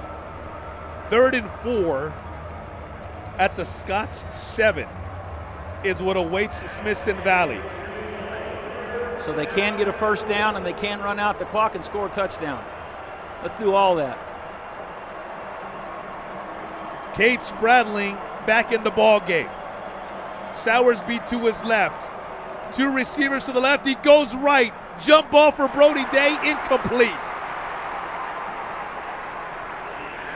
You see that on the replay. Jonathan Boyanowski with the stop. Rangers kick the field goal. Let's see that on the replay. Oh, not going to show us. Here it is on the video board, the replay. Some holding. I don't know. Well, they didn't call it. Tough to be a referee these days, but that looked like he had his hands on him, sort of keeping the receiver from catching the ball. 24-yard field goal for Trent Amaya. Straight down the middle. 3 for 3 today. Makes it a touchdown score ahead. I know they wanted to get 7 and not 3, but that's a good drive for the Rangers. After Highland Park keeps the ball for so long, kicks the field goal, the Rangers answer. Keep it a 7-point game. 47 seconds remaining before the intermission. Smithson Valley 23, Highland Park 17. And with 47 ticks left, Brad, that's still plenty of time for an offense that is not only high-powered, but in this very game has scored on plays of 49 and 73 yards. I've said it over the headphones, oh, you guys scored too quick, Now we have to play some more defense when we shouldn't have to. But you can't manage the clock as well as everybody thinks you can. It's not just a arithmetic problem. It's getting first downs and keeping the clock running. Not as easy as it sounds by commentators.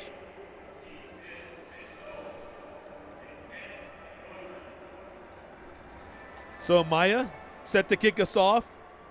That one even longer than his previous ones. Hits the back of the end zone. Is that 6 kickoffs? Yes, and every single one of them has been a touchback. 6 kickoffs in this first half. That's outstanding. And every single one of them's landed in the end zone. Right. He's consistently doing his job at a high level, as we say. So the Scots will start at their own 25 now with 47 seconds remaining. Talked about the propensity to score here from long distances and the big play. Go ahead, Brett. Excuse me. You got to take away the inside slant by Bozeman. You got to put pressure on the quarterback. Buck Randall, 9 of 16. He's cooled off a bit since he started 5 of 6. Deep over the middle. Complete at the 40. Brought down to at the 30, making the 25. Hunter Haug with a touchdown-saving tackle. Cannon Bozeman, another big play. Caught the 49-yard touchdown on the game's first possession. He has the Scott to the Smithson Valley 27. Randall 5 wide, 3 to his left, looking over the middle. Incomplete. He was looking for Benton Owens. So 26 seconds remain now. I wish I wasn't so smart calling that inside slant by Bozeman, but that's their go-to man.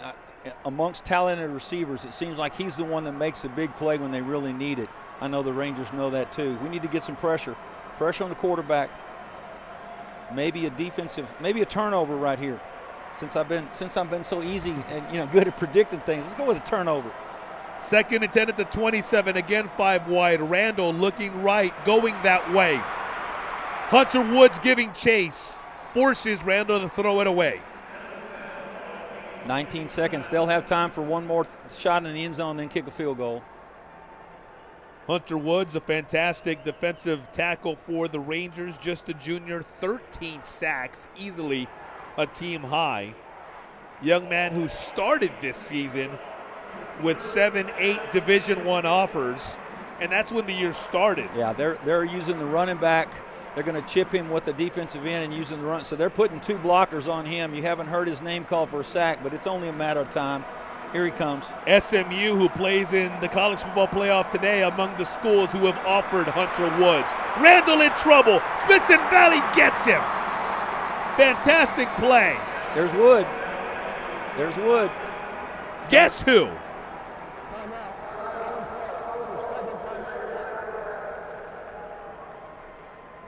And the Scots calling a timeout. Yeah, they'll probably kick a field goal here, or try a field goal, I should say. Maybe the Rangers will block this and pick it up and score a touchdown. Yeah, talking about SMU being one of the teams who's offered Hunter Woods, the Mustangs, playing Penn State in round 1 of the college football playoff this afternoon. A couple of other schools who've offered Hunter: OU, Baylor. So, and he's a junior now? And he's just a junior. Wow. There's no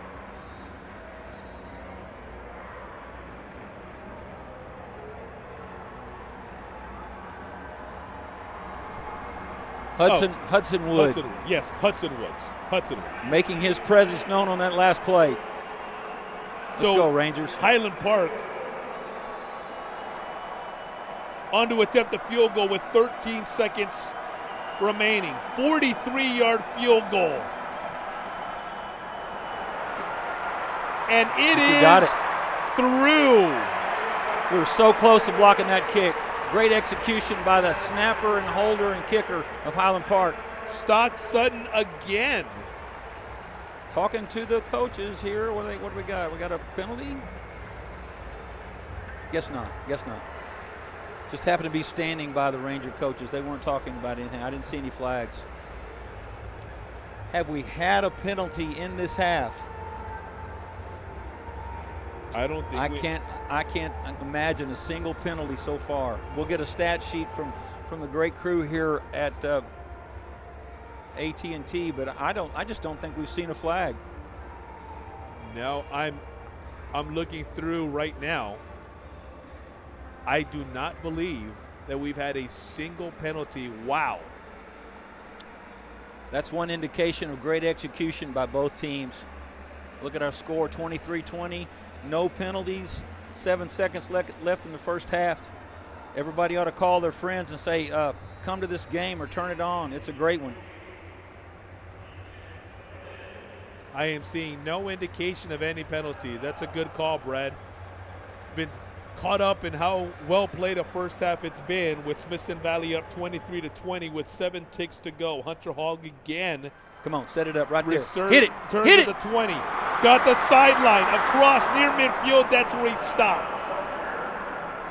1 second still remains on the clock. You know, he was so close to breaking that. That's not by accident. That's great execution by that kickoff return team and good coaching by the Rangers. Well, Smithson Valley able to hold Hyde Park to that field goal thanks to those great plays by Hudson Woods on back-to-back plays. Hudson able to force Buck Randall to throw it away, and then forcing him into, if maybe not a sack, a play in which the Scots fell well short of first down yardage. And so here they are following the Hunter Hogg kick return. 1 second to go. They're at their own 49. Ty Knutson shotgun. Trying to buy himself some time. Now lets it go. Sideline out of bounds. Yeah. He was under pressure, had to get rid of it. What a game. What a first half. Through 24 minutes. Smithson Valley 23. Highland Park 20. The Rangers 24 minutes away from a 5A Division I state championship right here at AT&T Stadium. We're going to take a break during halftime. Second half action still to come right here on the Ranger Network. Rangers up by 3 in the final game of the 2024 high school football season.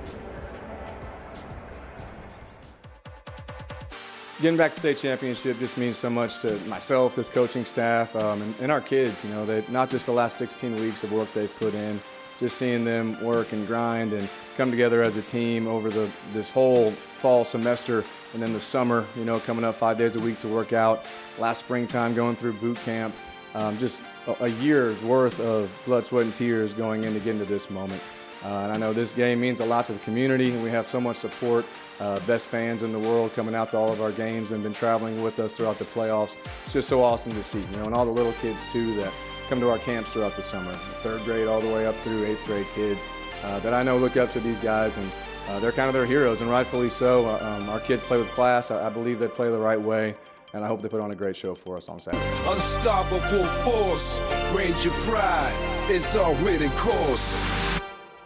Smithson Valley, we charging to the dome. State championship, we making that our home. Tradition in our veins, effort like a warriors. Discipline our creed, proud sons of the area. The Jerry world, where dreams come true. Revenge tour, yeah, we staying true. 5A1 champions, we flexing on the field. Together we rise. All right, Julius, you are a cornerback.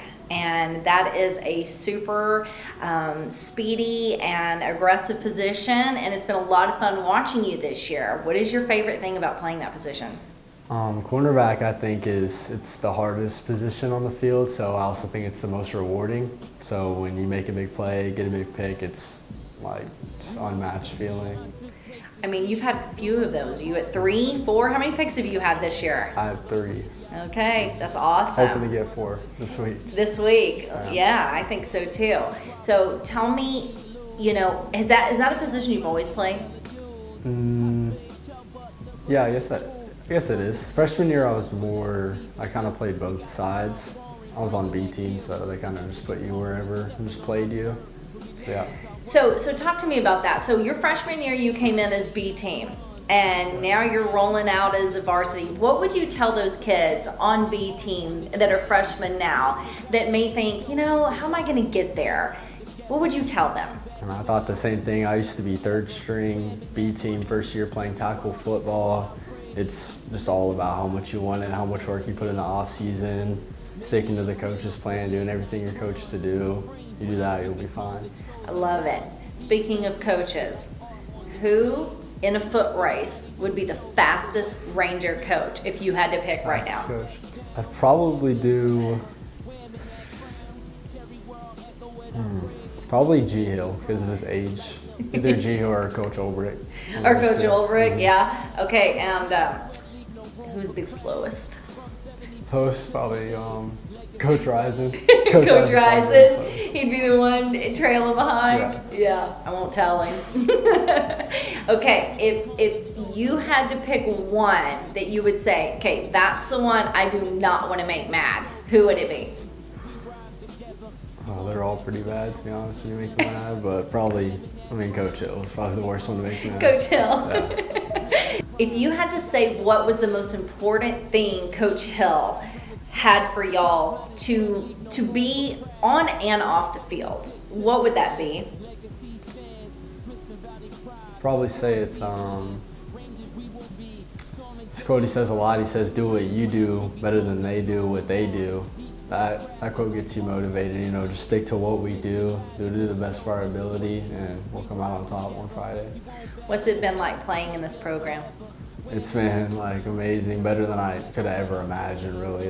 The friends that I've made, the relationships I have with coaches, the community is just it's unreal, it's amazing. What do your teammates mean to you?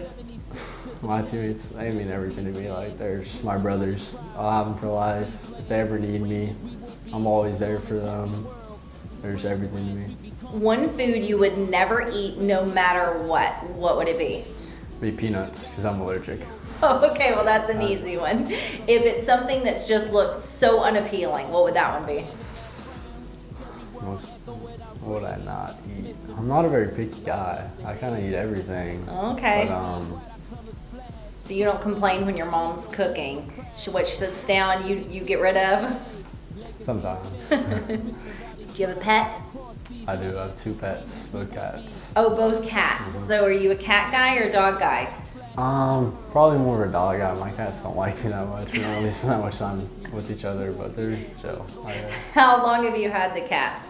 For about a year now. Okay. They're still pretty young. But y'all don't get along all that great? It's not that we don't get along, we just don't really spend any time with each other. Well, you're here a lot. Yeah. Yeah. This takes a lot of my time. Yeah. So moving into college, where do you see yourself going? Any idea yet? I do have a couple ideas, actually. I might go to a small college and play with Caleb Sosa and Anthony Costa, Shriner University. I'm interested in going there, or maybe another small school, or I'll just go typical college route and go to Texas A&M. I love it. Well, we wish you the very best, especially this weekend. Thank you. And I can't wait to see you play, and I can't wait to see this victory happen. Thank you. All right. Good luck, Julian. Thank you.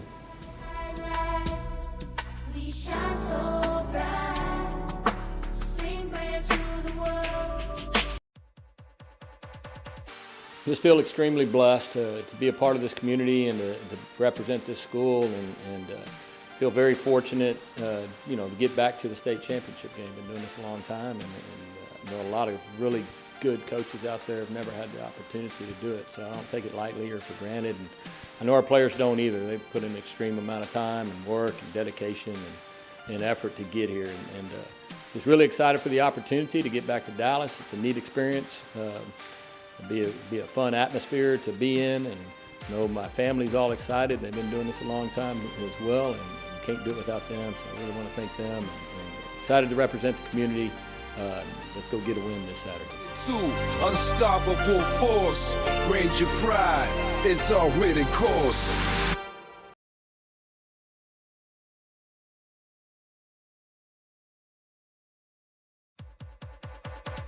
What a ride it's been. We're so proud of these coaches, so proud of these boys. It's been an amazing journey to watch. So proud of them for getting back to a place 2 years in a row. Wishing them nothing but luck. Thank you to the community for all of your support, and go Rangers. Unstoppable force, Ranger pride, it's our written course. Back here at AT&T Stadium, it is halftime with a 5A Division I state championship game between Highland Park and Smithson Valley. The Rangers with a 23-20 lead.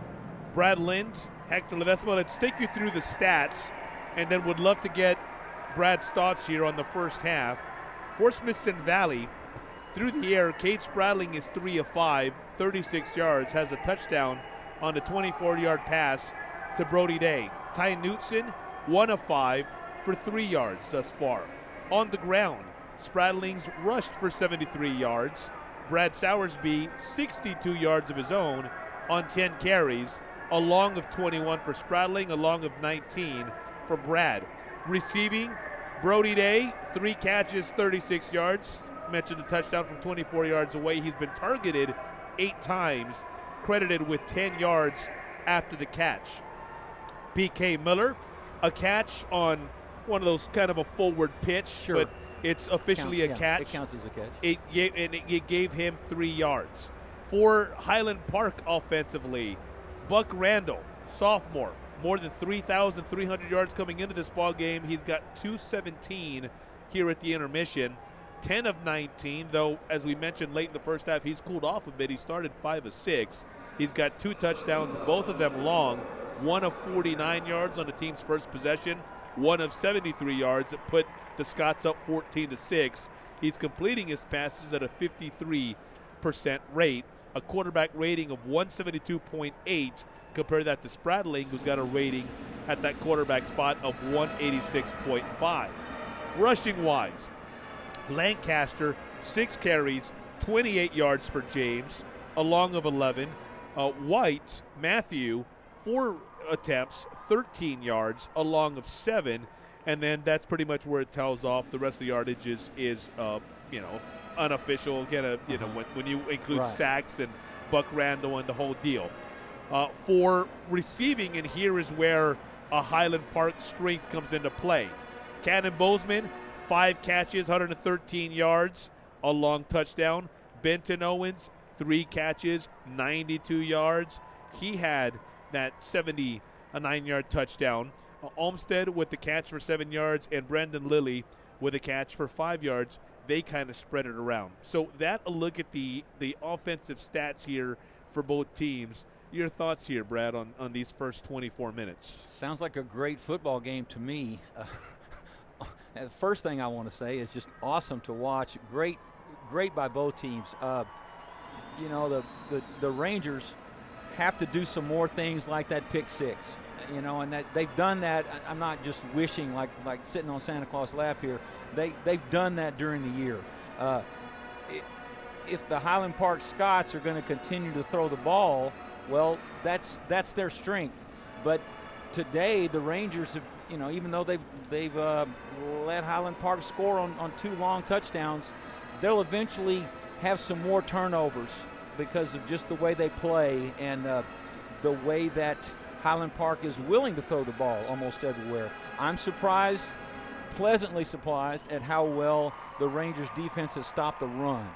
Okay, so if you just times 2, because first half and second half equals the whole game, just go times 2. We'll take 46-40 and go out of here as a state champs. Man, Highland Park is good, and the Rangers are beating them. So what can you say? Except let's just keep on doing what we're doing. They've got to continue to get pressure on the quarterback. I believe we've had 3 sacks. I don't know if you did any you didn't do all the defensive stats. Are you coming to that? Yes. Coming to that. Okay. What do they say about great transitions, Brad? You're fantastic at it. So those numbers. Colton Hornsby, who's led Smithson Valley in tackles throughout the entire season, he's got 5, the team leader in this first half. Spradling with 4, Hunter Haug with 4, Hudson Woods with 3 tackles, PK Miller, Diego Davila, and Bierman, along with Justin Roberts, each have 2 tackles, and then with 1 tackle apiece, you've got Piegler, Julian Kalunga, McGee, and Barrow. Of course, Kalunga also with the pick 6 that completely turned this game around when it was 14-3 early. And so those the defensive stats for Smithson Valley. Well, it's modern football. The first time I heard a coach, he was defensive coach of the year, and he's only allowing 21 points a game, So I thought that's not very good. What does Highland Park have total? More than 300 yards in the first half? Yes, when you look at the entirety Yeah, of, when you look at of their what they rushing have, yards and their Randall's thrown for 217. They've actually only rushed for 30. Okay. So relatively speaking, they're at 250. 247 yards. That still seems like Yes. a huge amount of offense for me as a defensive coach, but the Rangers are ahead. So, you know, with the turnover, you got to say that the Rangers were successful in the first half defensively, but I know what their coaches are talking about right now. They're talking about perfection. They're talking about having, like we said in the pregame, maybe 5 or 6, 7 series where they take Highland Park 3 and out. That's a huge task, but when you've got a great defense, you got to throw some challenges out there to them. If the Rangers were able to hold Highland Park to some 3 and outs, then the Rangers can start taking over. You know, both schools highly talented and well coached, and now you got to kind of challenge them a little bit. Said, what did we lift all those weights for all summer, all fall? What have we been working so hard for? Are you just a better conditioned team? Are you a stronger team? Can you inflict your will on them? You know, and I'm talking about both offensive lines are sitting in the locker room right now telling their offensive line coaches, we can do this. We can run the football. You know, and that just, you know, for the quick strike stuff that Highland Park has done so well, the Rangers are also ball control by running the football. And that could be their ace in the hole. You know, maybe a turnover, maybe 2 turnovers would be awesome, but if the Rangers can get another score or 2 and you know, run this clock like they have been, it's going to be a great day to be a Ranger. Love the anytime we can reference that great Bill Parcells liner. He's yelling at those old Giants teams on the bench of a fourth quarter. This is why you lift all them weights. That's exactly for this what I moment meant. Yes, right sir. here. Yes, sir. You know, you saw his guys gassed and struggling for that second wind, and he brought up this is why you put in all that offseason work. So we'll look at the team-wide stats comparison.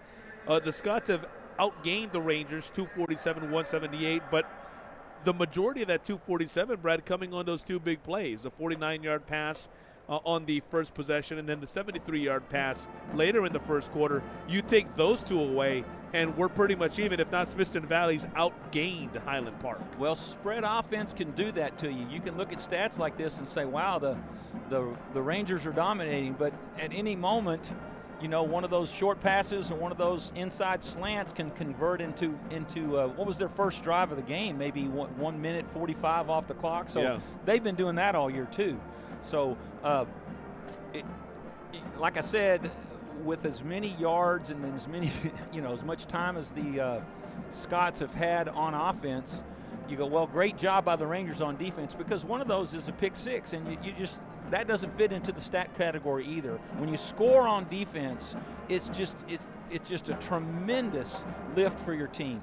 You know, it just makes everybody on offense and everybody on defense play better. You notice after the pick 6, the Rangers got their first 2 sacks on the quarterback. So, you know, maybe they'll keep doing that. Maybe they'll keep putting pressure on. Like I said, a fumble or another interception is right down Smithson Valley's kind of mode of operation for the whole year. Because of those 2 big play touchdowns, the Scots have a significant edge through the air, 217 to Smithson Valley's 39 passing yards, but it's flipped on the other end. Rushing-wise, the Rangers 139, thanks to 73 from Spradling, 62 from Sowersby, another 4 from P.K. Miller, and they've outgained Highland Park 139-30 on the ground, Brad. Right. The other, I just feel like both quarterbacks for the Rangers are going to start throwing the ball better. There were a couple of times very early where the Rangers had to kick their first field goal that could have been a ball caught. The ball's just a little high, a little too far inside. Maybe they'll both settle down and complete some more passes, because Highland Park's got to do something a little different. They got to change some things to convert more to commit more players to stop the run. And those play action things, or the bootleg that looks like a bootleg pass that's just a running play, now it turns into a bootleg pass, and they'll find other receivers besides just number 7. You know, he's had a great game with a touchdown pass caught, but that's an area that's easily improvable by the Rangers. It's just a little bit better accuracy from their quarterbacks. And so you mentioned penalties or lack of them. Officially, first half penalties. Smithson Valley, no penalties. Highland Park, no penalties. I just felt like that, and sometimes it feels like the officials, because of safety, because of some poor play, that they kind of control the game. And so I've been to games where both sides of the stadium were booing the officials, because just keep that rag in your pocket kind of thing, But I think both teams are just playing at such a high level that there are no penalties. So I'm going to go out on a limb here. And I'll just make it simple and just speak from my perspective. I don't remember the last time I saw a game, period, let alone a championship game, that had not a single penalty in the first half. And that's just a credit to the coaching of both these squads. Well, let's just stop talking about it, because I've been jinxing us all day. I've been saying, let's watch out for that slant, and then they catch one, So I don't want to talk about penalties anymore, because next thing you know, they'll be all over the place. But well-played game so far. Both teams just going at it. Just great football, tackling, blocking, no giant missed tackles. Maybe the Rangers did a few early, but they've really settled in and started playing good defense against a really good Highland Park Scott offense. Both teams have secured 9 first downs. Smithson Valley 2 of 6 on third down attempts. Highland Park 2 of 7. Fourth downs, Smithson Valley has yet to go for 1. Highland Park has gone for 2. They converted the 1. Here's a stat, Brad, that I think also is pretty telling.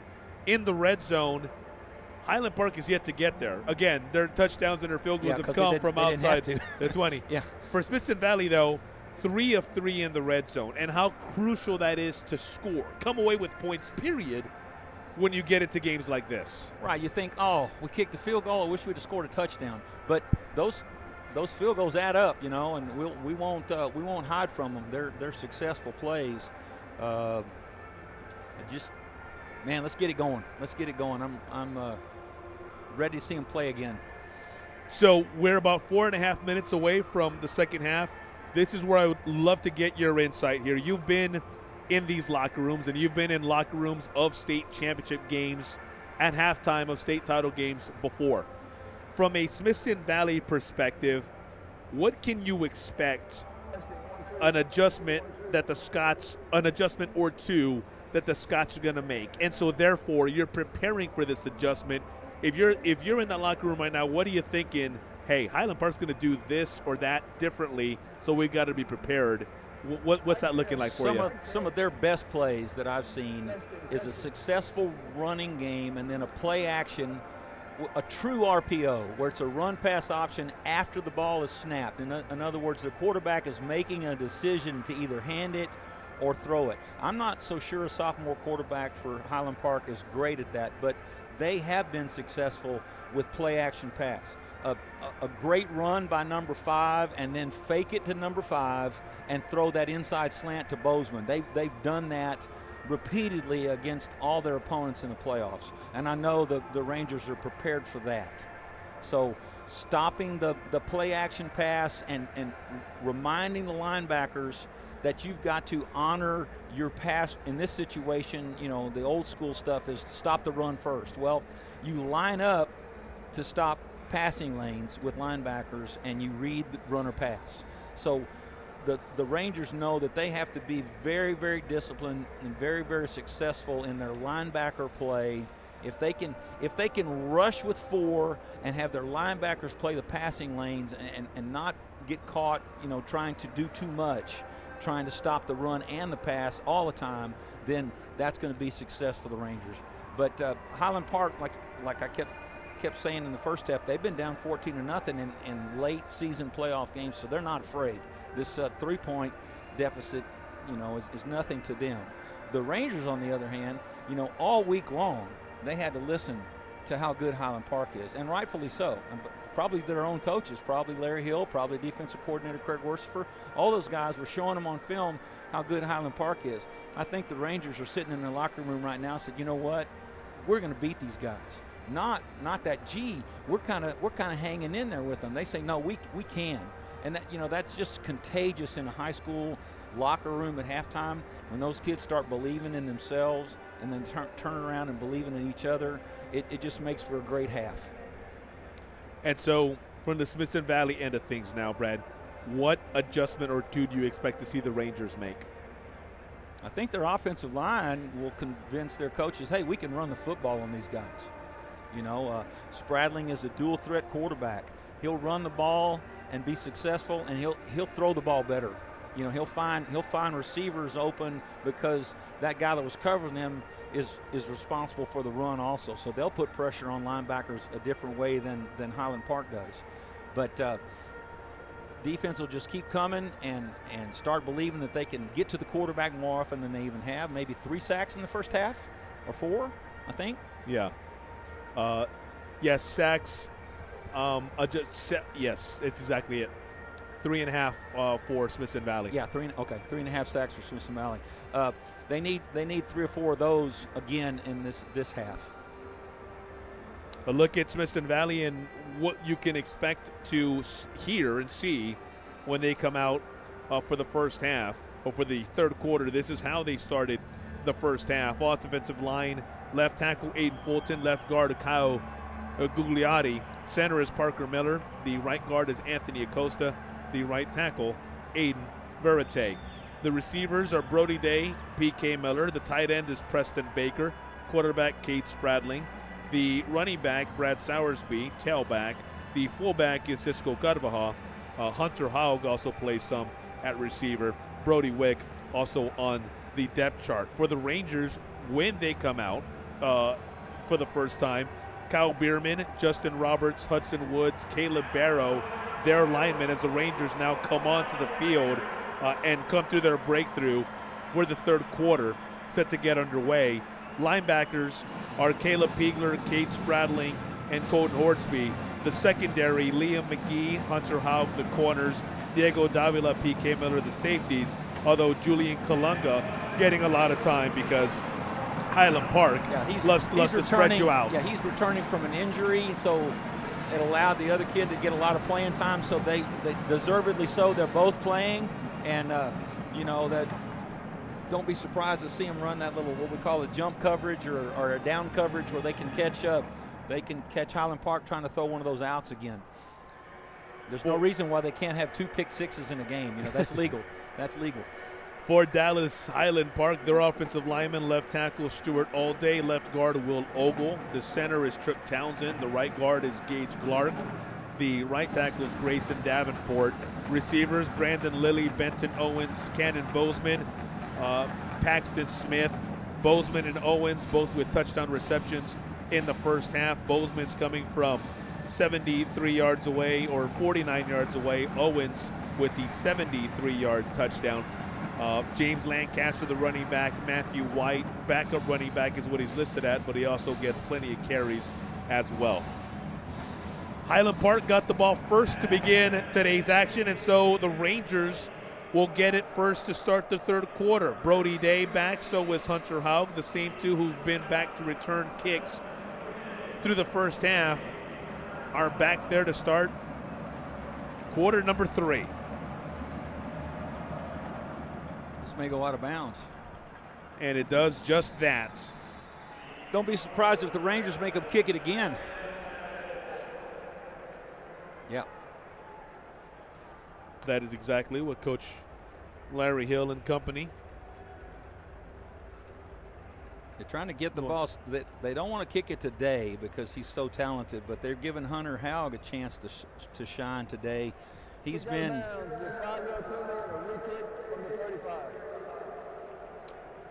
he's been 1 or 2 blocks away from taking it all the way. So don't be surprised if we don't get a great return here. Well, he had that one right before the half. It could have been amazing. Yeah, he was tripped up right as he approached midfield. And if not for someone just grabbing his ankle just enough, Well, he's another kid we're talking about. He's a sophomore in his 16th game. He doesn't feel like a sophomore. I bet he doesn't even have his driver's license yet, but here he is playing in the state championship game. Set to kick off again, this time from their own 35. Again, they kick toward Hogg.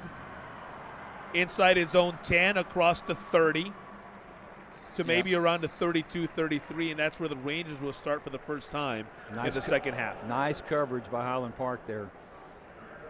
Kicked it a little deeper than they have been, and they beat 2 or 3 blocks.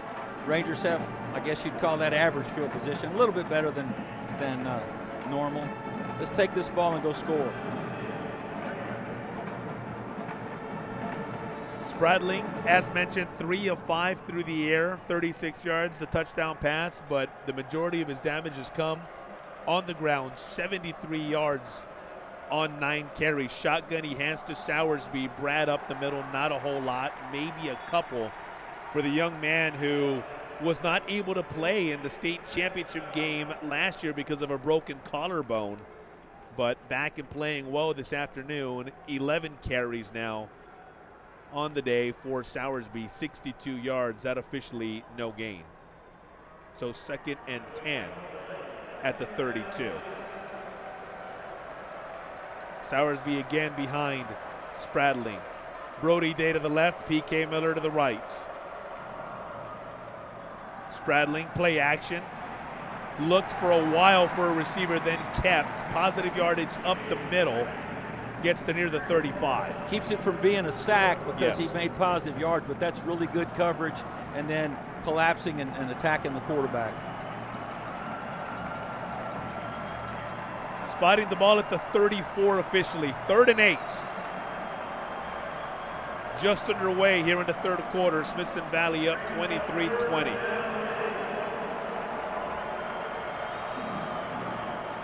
Cisco Carvajal. Fullback, Spradling in trouble, sacked. They got that done. They got that done with a 4-man rush. Great job.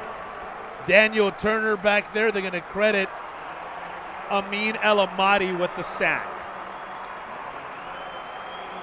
And it forces a Ranger 3 and out on their first possession of the third quarter. Second punt of the afternoon by the Rangers. Not exactly what you wanted to do with your first possession, but it's a long game. Trent Amaya plenty busy as the kicker, not so much as the punter. This kick angles it, lands at the 42, and then takes the Smithson Valley bounce before it goes out of bounds. The 42 of Highland Park is where it initially bounced. Good field position for the Scots, their first possession in the second half.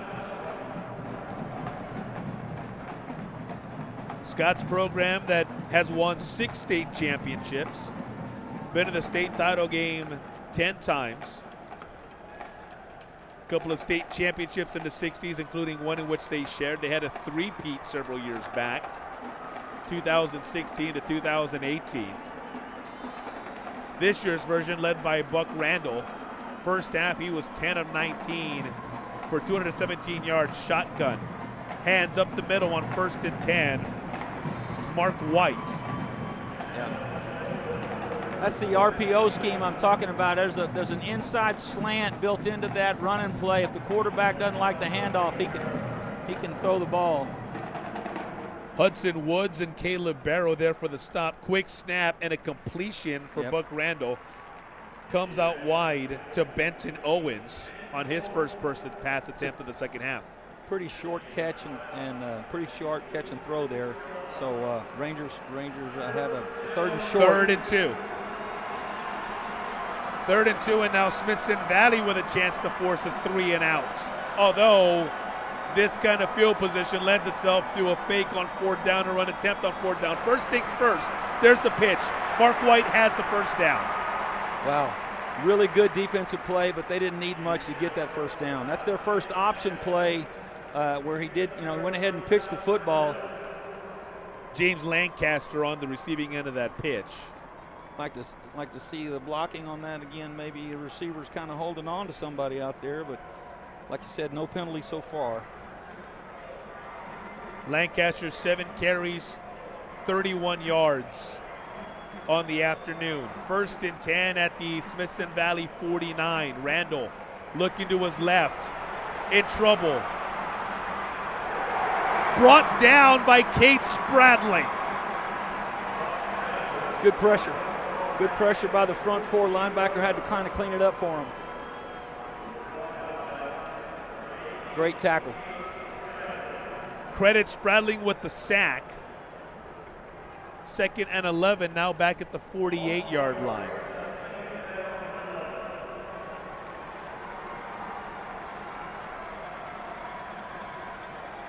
Randall off a shotgun, rolling to his right, looking, throws it away out of bounds. Throw it away. Great coverage and good pressure. That's about his 4th time that he had to just throw the ball away. Those don't get charted, but anything but an incomplete. But that's good defense. So 3rd and 11 is what the Smithson Valley defense is forced here from the Highland Park 48-yard line. Scott's first possession of the 3rd quarter. 8:17 remaining in a game that Smithson Valley leads 23-20. Randall, shotgun.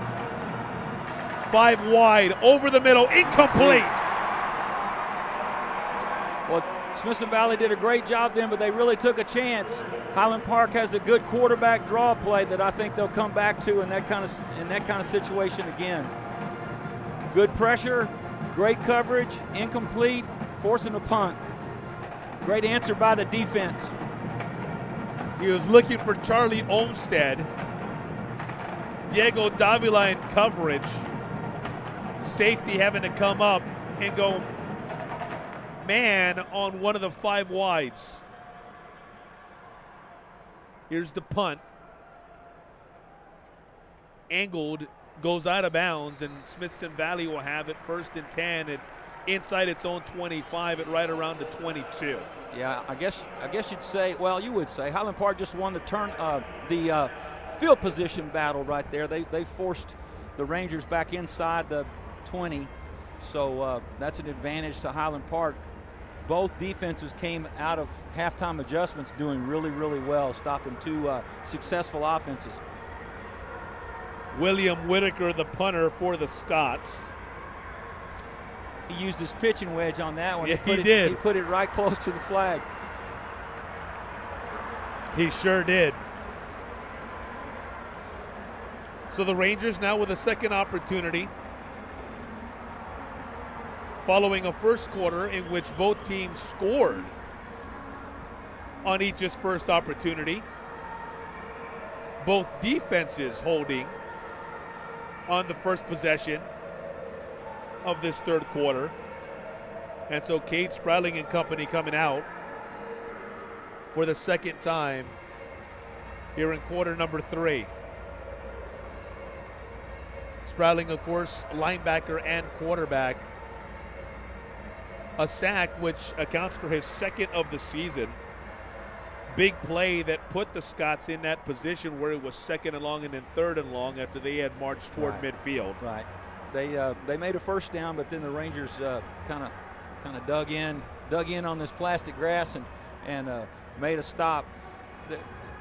It's going to show up as incompletes when quarterback is rolling out to his right, and he ends up throwing the ball away. That's a safe, smart play by their quarterback, but it means good defense by the Rangers. They got good coverage and they got pressure enough where he couldn't just keep running the ball. And like you said at our pregame show, he's a capable runner. He just hadn't had to in this season. I'd watch for him on the 5 wide formation, quarterback draw, and anytime they get in the red zone, he's going to be part of that option game to keep the football. Ball officially spotted at the 17. 1st and 10 for the Rangers. 8:06 remaining. A 3-point lead here in the 3rd quarter. Waiting for the TV timeout, guy. Here we go. Spradling shotgun, Cisco Carvajal in front of him. Brant Sowersby behind him. Fakes the pitch. Spradling on his feet across the 30. Breaks the tackle to the 40. That's where he's dragged out of bounds. Smithson Valley 40-yard line, maybe even beyond it. You got to give Highland Park running back credit for breaking tackles all year.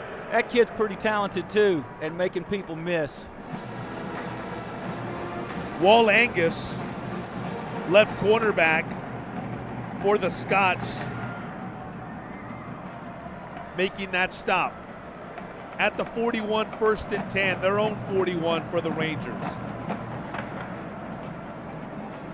Brody Day here near side, PK Miller on the far side. Carvajal in front. There's the snap out to PK Miller. Come on, throw a flag.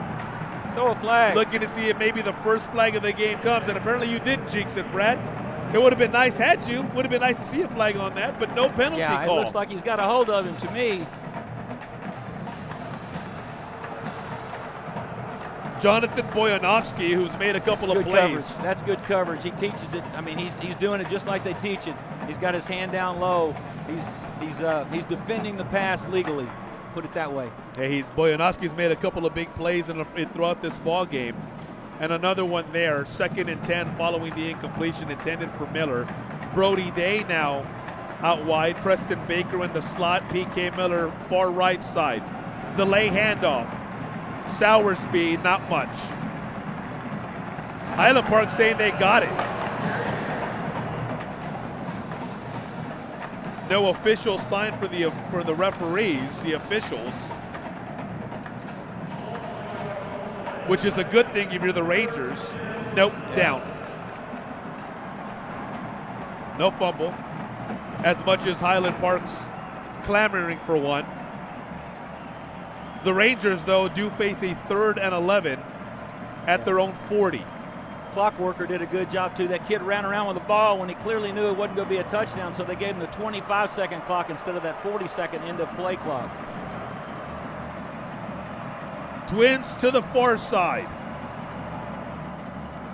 Spradling over the middle, intended for Brody Day, and Day comes down with it. 1st down, Rangers. Told you. Better cover that kid. What a catch. He extended, high-pointed it, and despite outstanding coverage, Brody Day gives Smithson Valley a 1st down on 3rd and 11. He's an outstanding receiver, without a doubt. They get to the Scots 44. So that's where the new set of downs is.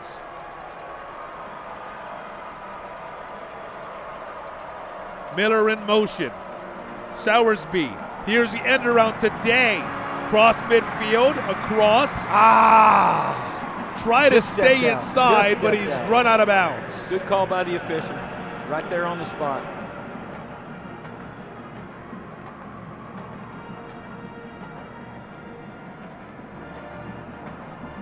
So they'll say he's just shy.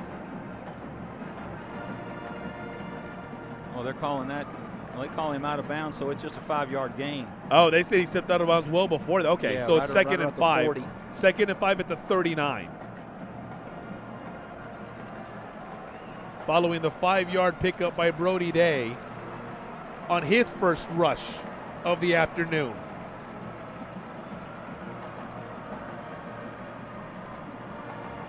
Sowersby crossed the 35, near the 30, brought down to right around the 31, and a 1st down for the Rangers.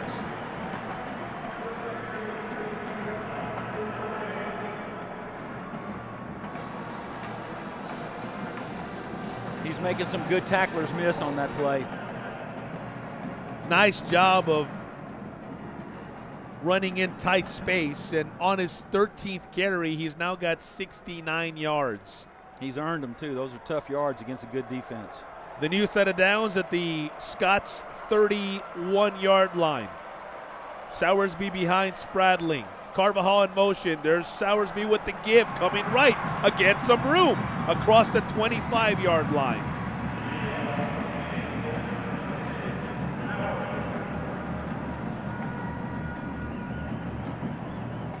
Murray Langdon there for the stop for the Scots. Looks like Smithson Valley's found a little formation wrinkle, or maybe a matchup they like with their offensive lineman against a defensive lineman, running the ball well off this right side. Clock runs under 5:15. Smithson Valley with the ball. 2nd and 3 at the 24 and a 3-point lead at 23-20. Spradling up the middle, not much. Looked like he was maybe looking for. Defenses are ready for that. They got a yes. linebacker on what we call a spy technique. He doesn't have to be in coverage because they feel good about their other coverage guys, and he's just waiting for the quarterback on that. It's smart defense. At the 25 now of Highland Park, it's 3rd and 4. Need to convert this one and go get a touchdown. We talked about how Highland Park had the huge advantage in terms of yards gained in the first half. So far, the Rangers have outgained the Scots 53-10. 3rd and 4, Sowersby, 25-20, knocked out of bounds, just shy of the marker. I think he's trying to hold the ball out and maybe fumbled at the end. But let me just see this on the replay. Yeah, he was trying to switch the ball to hold it out. Be careful with that thing. And on 4th and 3 from the Scots 24, Trent Amaya is on to attempt. 41-yard field goal, huh? 40-yard? 41 yards away. Timeout. Smithson Valley. This is the first timeout of the half. Rangers want to talk it over here on 4th and 3. And Amaya set to attempt the 41-yarder. I think they're going to stay with the kick try. I just believe they didn't have enough time to get it executed. That's why they called the timeout. Offensive linemen are coming back over there, listen to Coach Hill talk. Let's see. If indeed Amaya does attempt the field goal, it would be his 4th. He's 3 for 3. Knocked them in from distances of 27, 35, and 24 yards. Well, I see some body language for some offensive coaches that I've known a while. They're all shaking their head up and down. I think we might see somebody go for it on 4th down here.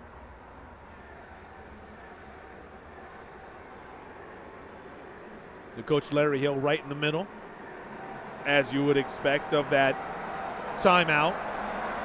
And the Smithson Valley offense back onto the field. 4th and 3 at the Highland Park 24. Spradling shotgun. Bootleg, lets it go. Preston Baker's first catch could not have come at a better time. First down, Smithson Valley. To use a golf analogy, we didn't come to this nice course to lay up. Great job by the Rangers. Gutsy call. Found a tight end that they don't use very much in their passing game. Makes a super play. Awesome. Preston Baker headed to the San Antonio Sports All-Star Game, mostly as a young man who is very, very talented in a number of ways. He's a great additional blocker there on the line, but he comes out and he catches passes every once in a while. A touchdown, 14 catches, 161 yards coming in. 1st and 10 at the 15. Spradling shotgun, keeps. Up the middle, not a whole lot there. Corn Anders, standout linebacker for the Scots. We called his names a few times today. Yeah. That's the side we've had success on, and I'm have to look at film to figure out why. Man, he just does a great job of just defeating a blocker, pushes the blocker in, and uses the blocker to help make the tackle. Nice play. Clock goes under 3:15 as Spradling looks to the sideline for the play call. Rangers now in the huddle. 2nd and 8 at the Highland Park 13. Carvajal in front of Spradling. Slant today, too tall, falls incomplete.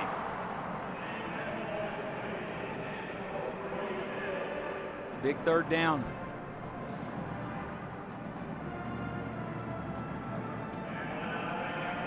So 3rd and 8 is the down and distance. Yeah, that would have been a 1st down. Just a little tall on that pass.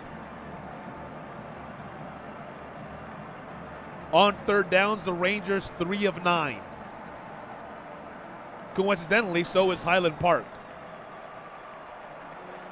2:53 to go. Rangers trying to add to a 3-point lead by adding 6 more. Spradling looking. Corner of the end zone. P.K. Miller. Touchdown. Touchdown, Smithson Valley. Whoa! What a play. What a play. P.K. able to hang on to it. It looked for a second like maybe there was a bobble. Then he was able to secure, and by the time he hit the turf, full possession, touchdown Rangers. 13 yards on the pass from Spradling.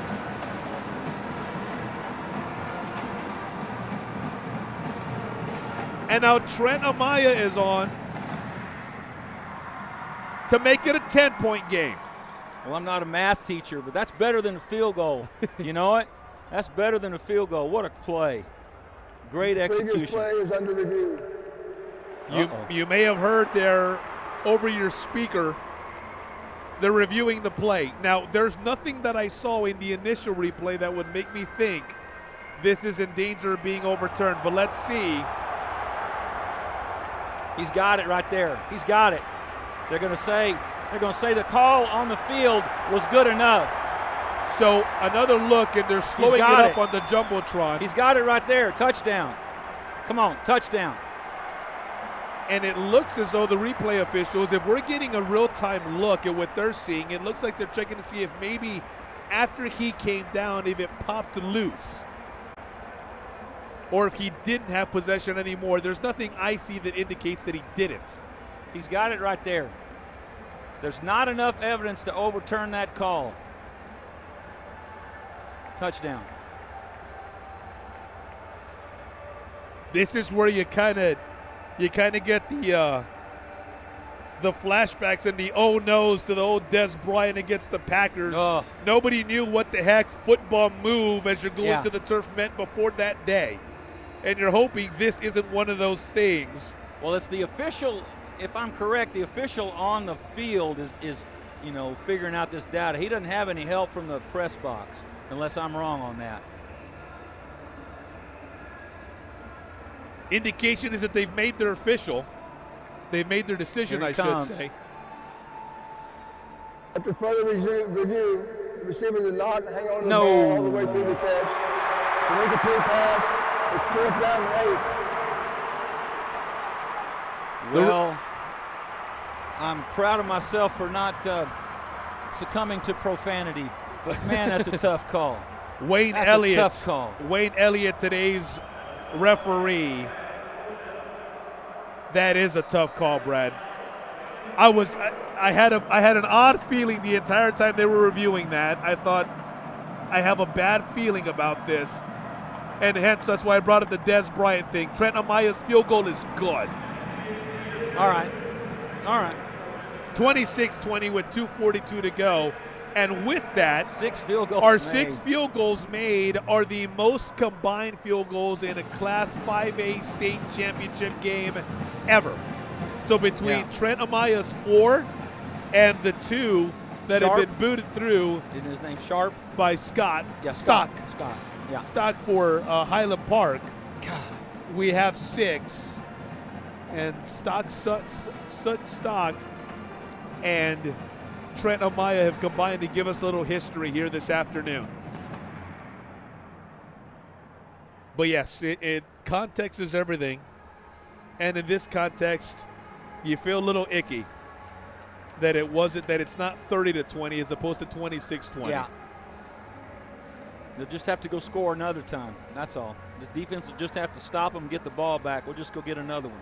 That 30-yard field goal coming after a 14-play or capping a 14-play, 70-yard drive that took 5 minutes and 24 seconds off the clock. You know, Highland Park had pinned them down for Smithson Valley's basically worst starting position of the game, and then from the first play on, Spradling made a first down and got them going. So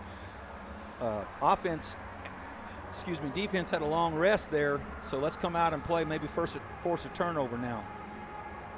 The Rangers coming in 13-2 overall on the year. It's a 2024 campaign that started with a blowout victory, a shutout against Roosevelt over at Comalander Stadium. 45-0 the score that night, opening Thursday night of the season. The following week brought the Rangers' first loss. Brennan got them 24-13 there at Ranger Stadium. And then a 65-0 win versus Madison. A 42-10 victory against Champion on September 20th started district playoff with the win. The loss to Piper was the next week, 39-36, very close over at the Warrior Coliseum. And then the string of wins that led us to where we are now. Smithson Valley beating Wagner, Seguin, New Braunfels, MacArthur, Victoria East to close out an 8-2 regular season. Take you to their playoffs in a little bit because Trent Amaya is ready to kick us off with the Rangers having just gone up 26-20 off the strength of his leg. There's the kick, end over end. This one, he's gonna first one, it. it's going to, no, it's not. We would thought, bro, it's the first one that didn't land in the end zone. Even with that, though, it was fair caught by Cannon Bozeman at the 2, and because of the rules now, they'll get it at the 25. It's the same as kicking it out of the end zone, though. Right, right. So still, no Trent Amaya kickoffs have been returned to this point. 8 kickoffs?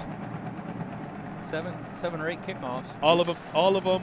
Yeah, unreturnable. Unreturnable.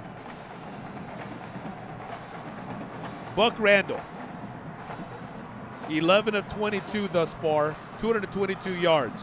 On 1st and 10, he's looking over the middle. Comes left instead. Big play down the sideline, and they got it. Nice route combination and in and out, crossing routes by the 2 receivers. Benton Owens on this near side. Great catch, too. Coming up with the catch to get the Scots into Ranger territory, now at the 49. Owens, 97 yards receiving. Handoff, Lancaster spins his way past midfield. Several Ranger defenders there to meet him shortly thereafter. Strange formation for the Scots, though. They had everybody in between 2 tight ends. For a spread team, that's a new look, but it wasn't very successful. Rangers did a good job. Give Lancaster 4, 2nd and 6.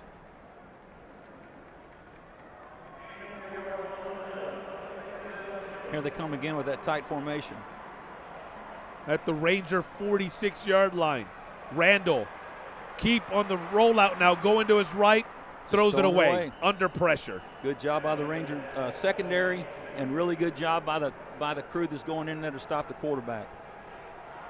Caleb Piegler among those applying pressure for the Rangers. Caleb forcing Randall to throw it away well before he wanted to. 3rd and 6. Yeah, too far for a field goal. Rangers need to stop him right here and get the ball back. They're at the Smithson Valley 46. Randall shotgun, trips to his right, lone receiver here to the near side. He'll quarterback keep. Draw. Not something they do often. Gets to the 41. Short. So he's short. He needed 6 yards. He got about 4, maybe 5. It's a big day for everybody. They're going to go for this. They're not going to punt. 4th and 2 at the Ranger 41. It's a good job stopping that QB draw. Watch number 5 now. Randall shotgun on 4th and 2. He may back up and punt it. Looking toward that sideline, same formation as the previous play. Quarterback may back up and punt it. Benton Owens, the lone receiver on the near side. There's the snap on 4th and 2. Randall stopped at the 39. I don't think he got it. This is going to be close. It's going to depend on the spot. No, he didn't get it. I don't think he did either. More importantly, the officials agree, Brad. Turnover on downs. Huge play for that Smithson Valley defense. Yeah, I kept saying punt. I've seen 4 playoff games where he backs up about 3 steps and quarterback becomes a punter, but they went for it. So come on, Rangers, take this down there and score. Justin Roberts among the Smithson Valley defenders, key on that stop.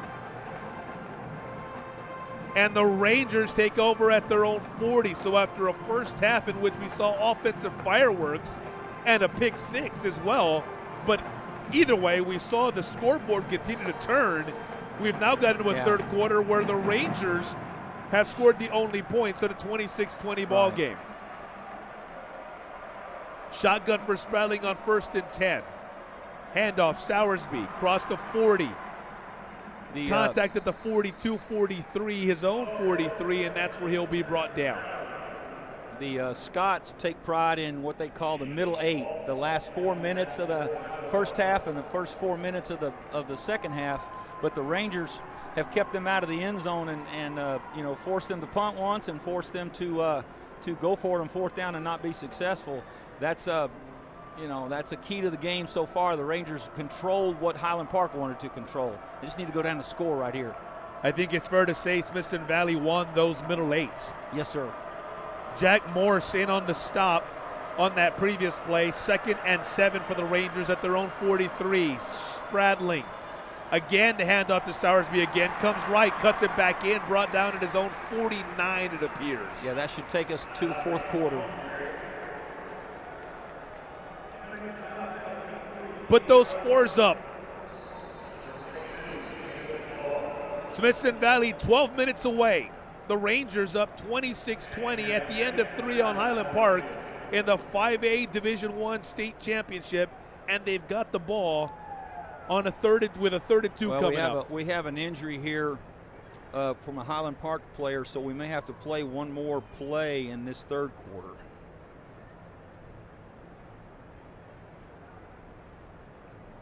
Can't quite make out the number they're tending to. He is on the Smithson Valley side of the field, now being helped up.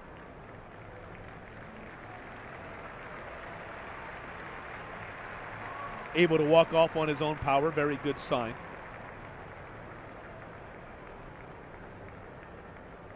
A little bit of a limp, but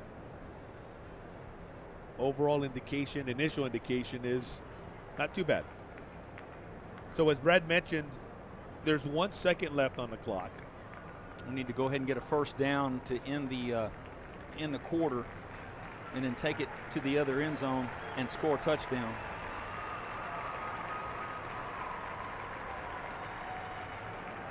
Getting a little excited. I'm starting to sound like Captain Obvious, you know. But, yeah.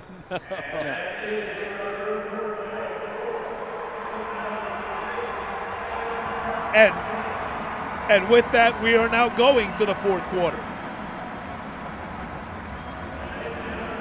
You know, Brad, if you can't get excited about this one, you ain't got a pulse. The Rangers have it, and when we resume play in the 4th quarter, they'll have it 3rd and 2 at their own 48. They lead the Scots by 6.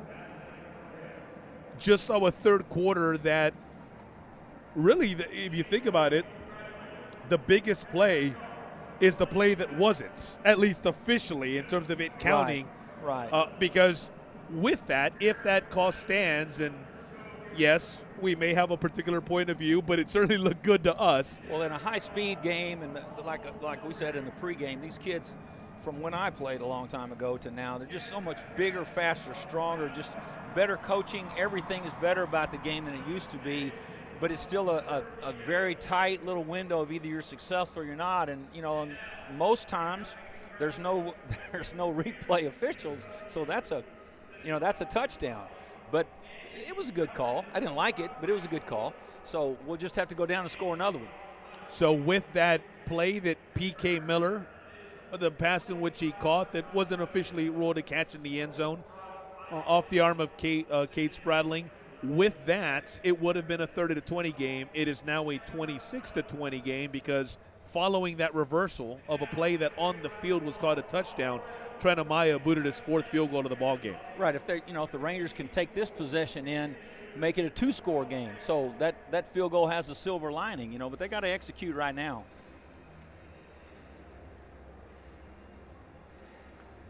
We took you through the Smithson Valley regular season moments ago. Once they got to the playoffs, dispatched of South San and by district 49-7 at Ranger Stadium. Traveled to beat Edinburgh Vela 55-13. back-to-back games at the Alamodome produced 56-21 and 49-14 victories over New Braunfels and Corpus Christi Flower Bluff before last week's state semifinal victory against Angleton, 21-14, down in Waco at Baylor's McLean Stadium. 3rd and 2, the 48, Spradling, shotgun, snap. First down. First down, gets across midfield with a last-second lunge. Good blocking at the point of attack, good defense to make it a short gain. Rangers won that little boxing match. Great job. So they're officially marking it at the Highland Park 49. And the Rangers right now in no hurry. As we get underway, just underway, here in the fourth quarter. 5A, D1 state title game. Spradling fakes the handoff. Now back to pass, hit as he does, causes the incompletion. That was pretty good coverage over there, too. I'm not so sure that Highland Park hadn't executed good enough on defense to stop that play without even getting the quarterback. So it brings up 2nd and 10.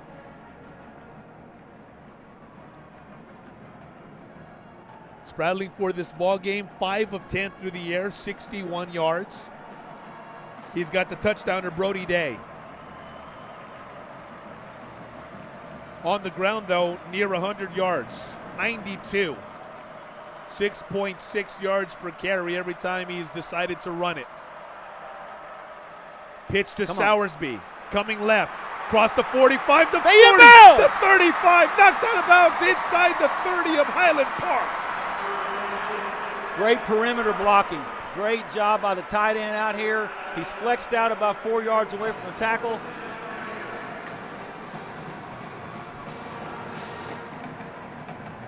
Big play that gets him to the Scots 32-yard line. Sowersby now at 85 yards on 18 carries. And what a wonderful 1-2 punch, as has been the case all season long, he's formed with Cade Spradling on the ground. 95 yards make it. Actually over 100 at 102 with that carry. The 85 was before that previous carry. Here he is again, near the 25. Another 6, it appears.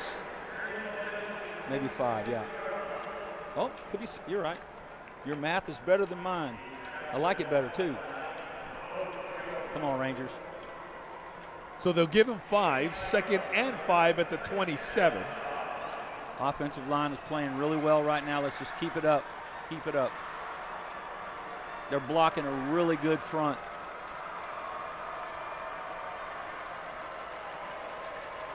Centering that offensive line, Parker Miller, a young man who says he's studying engineering at Texas Tech. Sowersby in the slot. Spradling keeps. Cross the 25, inside the 20, near the 15. You know, a 3-4 defense like Highland Park runs, you have a tendency to want to call a lot of things and make your linebackers real mobile.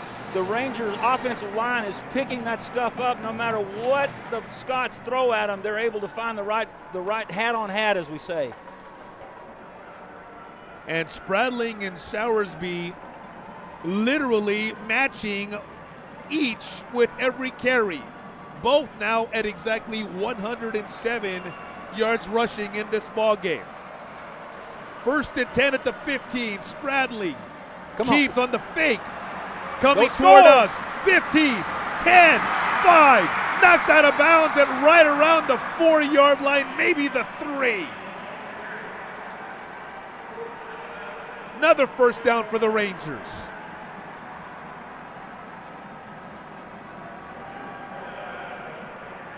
First and goal. Great job by that defensive lineman. His work alone prevented the touchdown. 93 there. So here we go. First and goal at the 3-yard line. Spradling with Carvajal to his left. Spradling keeps coming left. Spinning. Stopped at the 1. Run that clock, baby. Run that clock and score a touchdown. Clock goes under 9:30 here in this ball game. Last game of the year in 5A. Smithson Valley a 237-44 edge on the ground this afternoon. If they can get one more, they got themselves a double-digit lead. Spradling dropped it.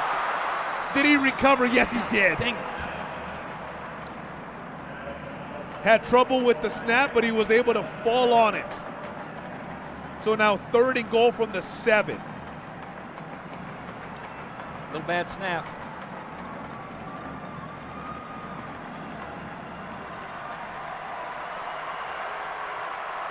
That Highland Park fan base beginning to make noise. They understand the importance of this play. 26-20, Smithson Valley leads. They got 3rd and goal at the 7 with 8:24 and counting remaining in the ball game. Spradling keeps over the middle, overthrown. He was looking for Preston Baker. Here we go. Here we go. So Trent Amaya comes on for what would be his 5th field goal attempt, and it would make it a 2-score game.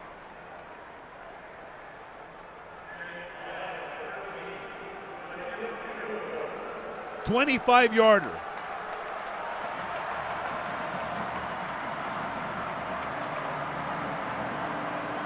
Snap, hold, kick. He missed it.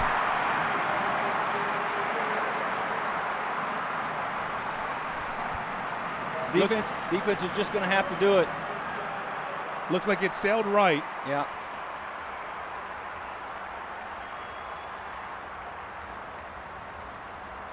Yep.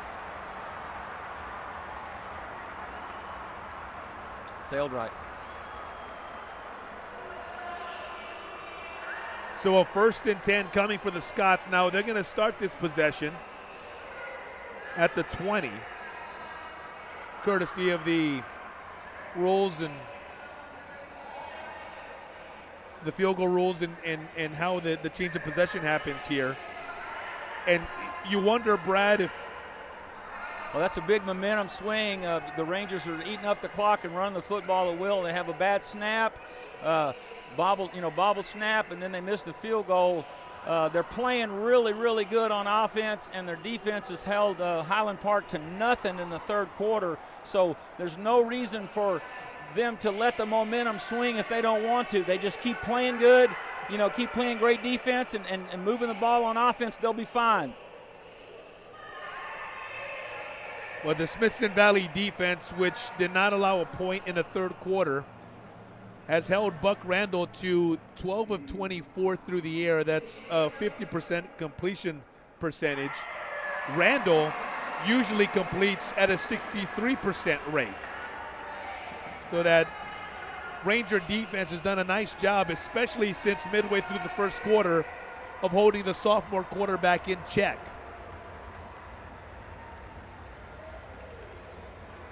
Receiving-wise, thanks to 2 big plays in that 1st quarter, Cannon Bozeman has 113 yards receiving, and Benton Owens is their leading receiver today at 123.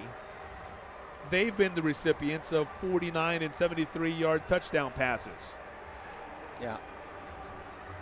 There's no doubt that defensive stand by the Highland Park Scots is going to lift their offense and give them a chance. But the Rangers just have to go back to the things that they've been doing so well and play great defense right now. 8:13 remain in a ball game that's been absolutely fantastic. Both teams scoring on their opening possessions. The Scots with a touchdown. Rangers answering with a field goal. It was 14-6. Highland Park when Julian Kalunga came up with a huge pick 6, returned it to make it 14-13. Since then, it's really been Smithson Valley in control. Taking the lead shortly thereafter, have yet to give it up since. On 1st and 10, there's the give up the middle. Not a whole lot. That Smithson Valley defensive line led by Hudson Woods. Played well all day against that running game for the Scots. Now they go 5 wide. We got to stop the pass here. A little pressure. How about a little pressure on this quarterback? Caleb Barrow also there to stop James Lancaster. Complete on 2nd down. Go out to Benton Owens.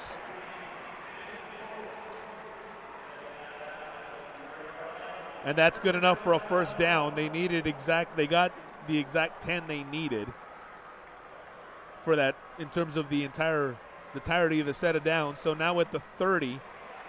Great play by the Ranger defense. They saw that play coming. Caleb Piegler able to sniff it out. It's a no gain on a screen play. They went, to Cannon Bozeman on the screen, but Piegler there able to make the stop. So 2nd and 10 at the 30.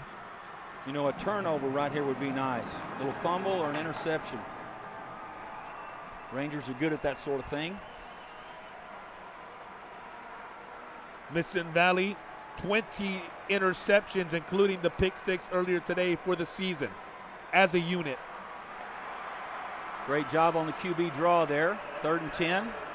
Caleb Barrow able to bring Randall down at the line of scrimmage, so 3rd and 10. Big opportunity here for this Ranger defense to do it again. And they've closed the total yardage gap. Highland Park had a huge significant advantage. It's now 302 to 295 for the entire ball game. Randall on 3rd and 10, 5 wide. Trips to the near side. He looks the other way. Now keeps. Tackled well short of the 1st down. Wow, what a play. Justin Roberts with the tackle. Roberts.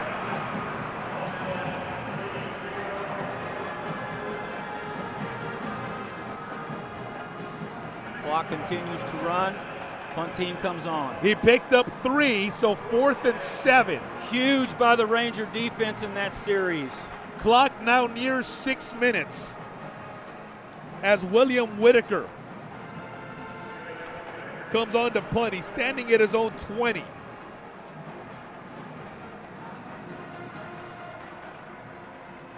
Snap, punt away, angles it toward the sideline, goes well out of bounds. They're doing that on purpose. They're keeping it away from Ranger returns. Smart coaching on the Scots and great execution by their punter. Did I say it earlier that we needed a touchdown? Yeah, they hired me to be an expert. We really need a touchdown now. That'd be good. About 5 minutes off the clock and score a touchdown. They're going to mark it at the Smithson Valley 45, so that's what the Rangers have. 1st and 10. See if the Rangers can turn that frustration from the call in the end zone and was a no touchdown to the missed field goal. Let's see if we can turn that frustration into some success. 5:45 remain in this 5A D1 state championship game. Spradling shotgun pitch to Sowersby. Going far side, cross midfield, room for Sowersby. Brought down at right around the 35-yard line or so. Heck of a play on 1st and 10 on the pitch. Yeah. Stay inbounds. He got to the 30. So a gain of 25 on 1st and 10. See, I don't know if that clock is correct, just giving them 11 seconds. Spradling with that play clock down to 4, 3, 2. He Good gets job. it off. Sowersby, the hand up the middle, has got a seam. Cuts it back inside and inside the 15. Oh, that's big to get that play off in time. Great job by the coaches to get the play in, and great job by the quarterback to get the formation set and have the presence of mind to make sure the motion man wasn't in the wrong spot. Great job. And the young man who was unable to play in last year's state championship game for Smithson Valley because of a broken collarbone, putting the Rangers on his back here in this 4th quarter on this drive. 147 yards on 21 carries this afternoon for Brad Sowersby. 1st and 10 at the 15. Spradling, snap, keeps. Got to run, could stay on his feet. He's down at the 8. Oh my gosh. He's down at the 8. If Cade Spradling does not trip over himself, he might be cramping. If he's able to stay on his feet, yeah, if he gets in the end zone. He was tripped up. Yeah. He was tripped up. Somebody somehow nicked him on that left ankle as he was beginning to start the run. They're inside the 10, 2nd and 4 at the 9. Shotgun. Carvajal in motion. The give to Soursby inside the 5. First down. Looks to be a first down. Jack Morse there with the stop.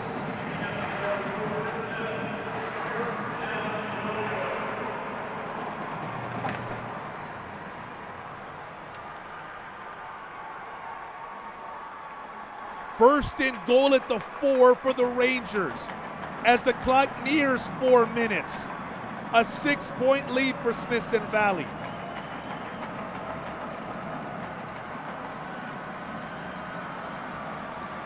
Spradling shotgun. Carvajal to his right. PK Miller in the slot. Spradling keeps coming left. Fighting his way. He's in. Touchdown. Smithson Valley. Great block by number 16. Go what on a top. great block. 32-20 with the extra point to come. 3:39 remain in the ball game at AT&T Stadium.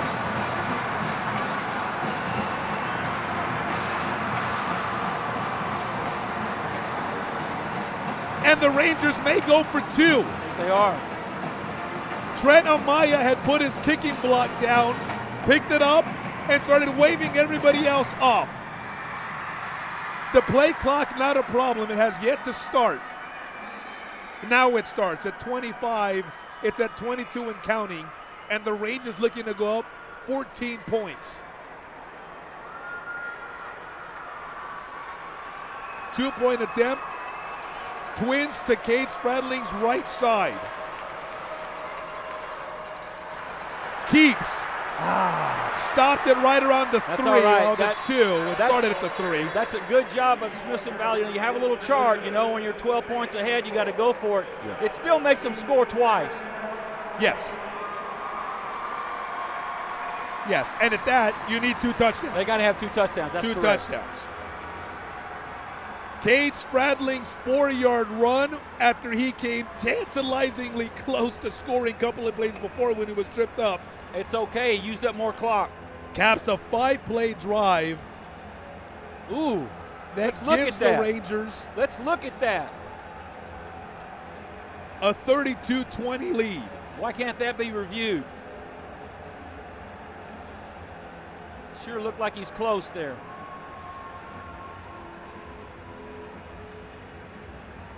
So with 3:39 remaining, Trent Amaya will kick off.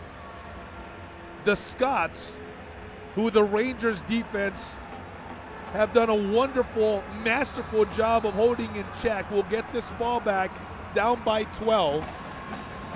Time, Highland Park's enemy, almost as much as a score is in this kind of a situation. Amaya's kick, this is returnable at the 9. Across the 20, near the 25, and run out of bounds. Yeah, all that excitement. He could have called fair catch and got 1 yard less. So, right. Yeah, still the same field position the whole game for the Scots on Ranger kickoffs. Cannon Bozeman. Oh, wait. Yeah, 26. The kick return there. And so they're going to start at exactly their own 27. Randall 14 of 26. 256, 2 touchdowns, and the huge interception that resulted in Smithson Valley's first touchdown. Pressure on the quarterback. Come on, pressure. On first down, Randall. Time over the middle. Nope, incomplete. Are they going to call that? It looked here like it bounced. They're going to call it a completion. Is this reviewable? Probably not close enough to review. There we go. They're going to review it. It looked like it skipped. There we go. Okay. Nice job of that officiating crew of making sure that recognizing that's a play that feels like it should be reviewed. Let's see a replay. Now, if it stands, the Scots would have it at right around the 40-yard line, their own 40. Now 45 is where the ball is placed. The 45. Here's another look.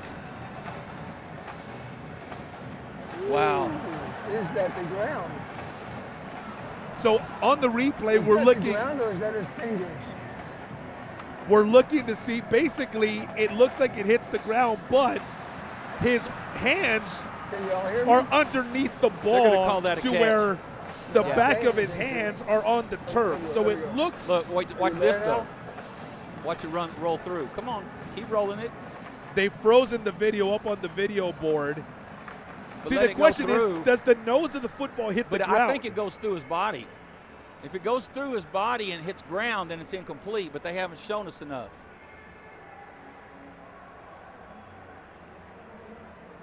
They keep showing us the start of the catch, and then they're pausing the video and Man, what a tease. not allowing us to see where the ball ends up. Here they've zoomed in a little bit. You can tell by the pixelation. See, to me, it looks like the nose of the ball hits the turf. The way the football's I think it position carries changes. on the other replay angle. It looked like the ball carried through his arms. If it's a completion, it's one of the best catches I've ever seen in my life. Cannon Bozeman, leading receiver for the Scots on the season. They're going to call that a completion because they won't show us any more evidence. If that's the best angle they've got, then they can overturn that call. I say on the season because today he's got 113 yards receiving, but Brent Owens has 131, and he's the team leader today is Benton. Here he goes. Here comes the call. After further review, the play stands. There's a catch. First down. So first down at the 45, Wayne Elliott making the announcement. Darren McDaniel, today's umpire. Ralph Hadley, the head linesman. Nick Foreman, the line judge. First and 10 there at the 45. Randall in shotgun, trips to his left. He's looking right side, complete to Lancaster out of the backfield. Cross midfield toward the 45 of Smithson Valley, and that's where he's brought down by several Ranger defenders, including Caleb Piegler. Come on, use up a lot of clock. Let's go. So a first and 10 now at the Smithson Valley 44. Under 3 minutes to go. Randall looking, batted down is that pass. Hudson Woods appeared to get his paws on it. Great play. Lets the clock stop, though. Got to sack him so the clock has to keep running. Might be Piegler. Yeah, that's Piegler. Great play. Piegler. Yeah, Piegler knocked the ball down. Just a sophomore. Young man already making big plays, and the Rangers have him for 2 more years. 2:50 remains, second and 10. Randall looking left, goes that way. Incomplete. Intended for Benton Owens. Hunter Haug there in defense. Great coverage. 3rd and long. They'll go, it's 4 down though. Brings up 3rd and 10. Tried an out route to get it to Owens. It's a good job by the refs to let him play right there. Just a little long though on the out route. Little too much to the inside. Twins to each side for Randall. Lancaster to his left. Randall looking left. Goes that way. Incomplete. Intended for Cannon Bozeman. He's the guy you got to cover in these critical situations. I know you and I both have said that they've got a balanced attack, but he's the kid that makes things happen when they have to. PK Miller and, again, Hunter Hogg there in coverage. Come on, pressure on the quarterback, good coverage, let's go. Pressure on the quarterback. 4th and 10. 2:36 remain in a game that Smithson Valley leads by 12. Randall. Over the middle, pressure toward the end zone. Incomplete! Diego Davila there in coverage. And the pass well short. Smithson Valley takes over 1st and 10 at their own 44-yard line with just 2:28 remaining in the 5A state championship game, up 32-20.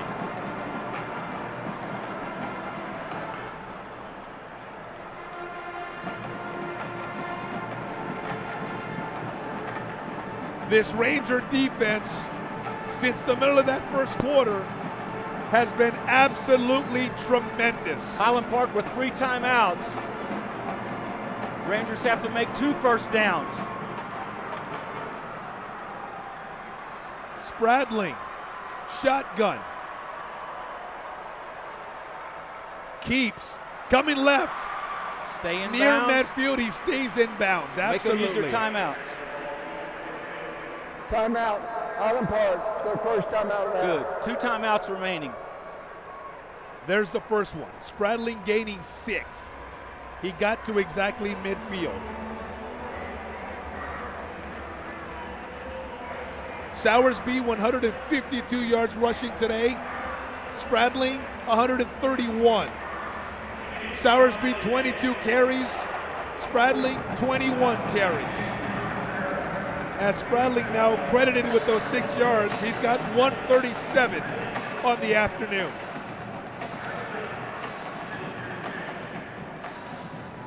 Second and 4 with 2:22 remaining is what awaits this Ranger offense following the first of 3 timeouts by the Scots.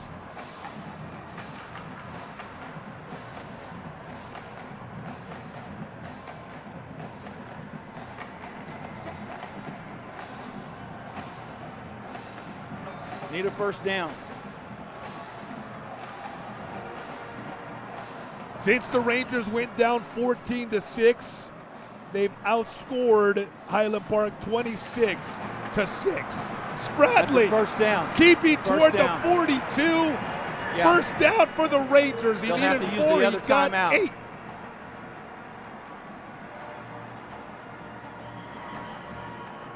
Timeout? Yeah, timeout, Highland Park. 2:15. Highland Park, it's their second timeout of the half. And the Scots have taken their second timeout, but not until after Smithson Valley's gained a first down. So the Rangers, huge, Brad, because now you get another first down, and there's nothing Highland Park can do about it from this point on. They'll have to burn a timeout whether the Rangers gain any yards or not, and then you can start seeing the 40-second clock in Smithson Valley's favor. Even if they have to punt, it's a 2-score game that the Highland Park has to overcome. So Rangers are in pretty good shape right now.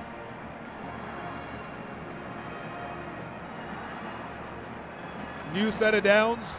Yeah, they've got at the 43. They'll basically have they'll have two downs where they can run 40 seconds off twice. Help me with the math. That's 80 seconds. That's a minute 20.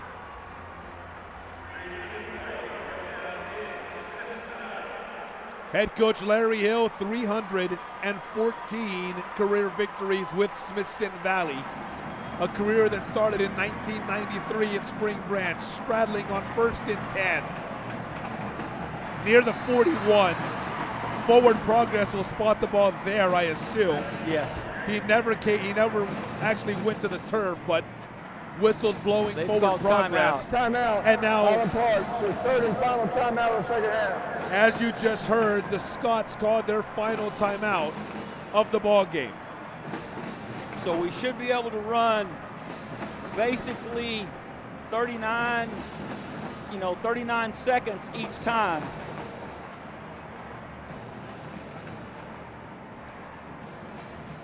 Even if we have to punt. Spradling 145 yards on the ground, 23 carries. Through the air, he's 5 of 12, 61 yards. And the Rangers, 2 minutes and 9 seconds and a first down away from glory.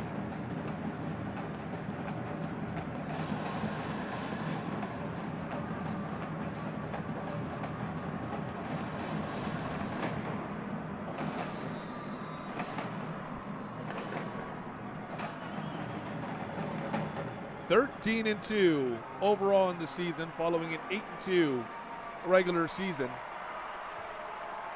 and a run that's led them to this very moment. Running right up the middle. Shotgun on 2nd and 9. They put Miller in motion. Spradling comes left. Met immediately. Loss of 2. Maybe a yard, a loss of 1 instead. Now the Rangers can use their timeout at 39 seconds. Jack Morse with the tackle. 3rd and 11 at the 44 of Highland Park. That play clock at 25 and counting. The game clock at 140 and counting.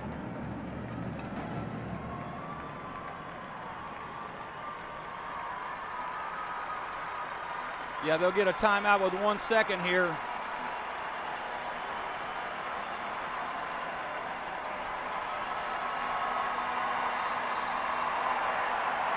There's the timeout. Timeout. Smith and Valley. Their second timeout now. They can do the same thing again and have less than almost exactly 40 seconds on the clock for 4th down to punt. So the Rangers now, 3rd and 11. As Brad mentioning now, in taking us through the math, there is 1:20 remaining. Both of these coaches are so experienced. They're well versed in clock management, and they've done it by the book. It's just with a 12-point lead, it's really in Smithson Valley's favor. On the video board here at AT&T Stadium, throughout the ball game, they've mixed up their shots of both fan bases. Over these last couple of minutes, they've been solely focused on the Ranger faithful. Like many of you who might be listening / watching, a nervous excitement here for the Rangers and their fans. 32-20 with 1:20 to go. Come on, run the ball. Spradling the snap. Keeps up the middle, well short of the first down, but that's not the main objective right now. He gets to right around the 40-yard line, potentially. Right. They can let it run out and let 5, save a timeout, let 5 yards be added to the punt. So the clock now goes under a minute. Yeah, we'll be right at 30 seconds.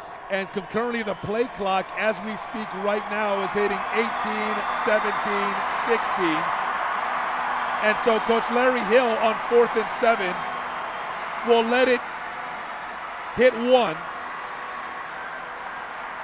before he'll take his final timeout, or might just take the penalty. There's the penalty for delay a game. Yeah. Delay game. Save that timeout. Mr. Valley number 18, 5-yard penalty, remains 3rd down. No. Game clock should say 32. Yeah, because right now the yardage yeah. is arbitrary. We got to punt the football and then save that timeout to make sure 32, please, anything that could go wrong on the defensive formations or anything like that. Thank you.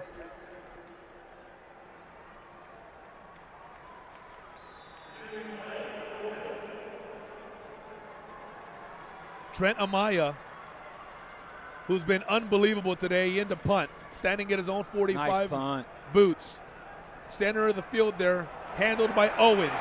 Oh, yeah. Tackled at his What a own play. 2. What a special teams play.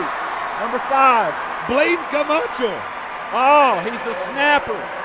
He's the holder on extra points and field goals, and now he's the world's greatest special teams player. Oh, man, what a play. Number 43 also. Diego Davila there as well. A propensity to make plays for Diego. Also headed to the San Antonio Sports Hall of Fame representing these Rangers. If you could draw it up as a punt team, that's what you'd ask for right there. 22 seconds. Smithson Valley leads Highland Park 32-20. The Scots have it, 1st and 10 at their own 2. Pass by Randall, out of bounds. Owens, after the catch, he steps out of bounds. Crosses the 20. 17 seconds on the clock. At the 21 officially, is what they'll spot it. They're going to throw it every down to save time on the clock because they have no timeouts. The Rangers in prevents, linebackers and secondary playing well off for obvious reasons. Why is that? Why is they giving him credit for going out of bounds? He went backwards. Owens with the catch on the sideline. They're going to say he went out of bounds. So the clock stops with 11 seconds to go. I've seen that called the other way, where if you go backwards to get out of bounds, the clock runs, but the official called it the other way. 11 seconds remain.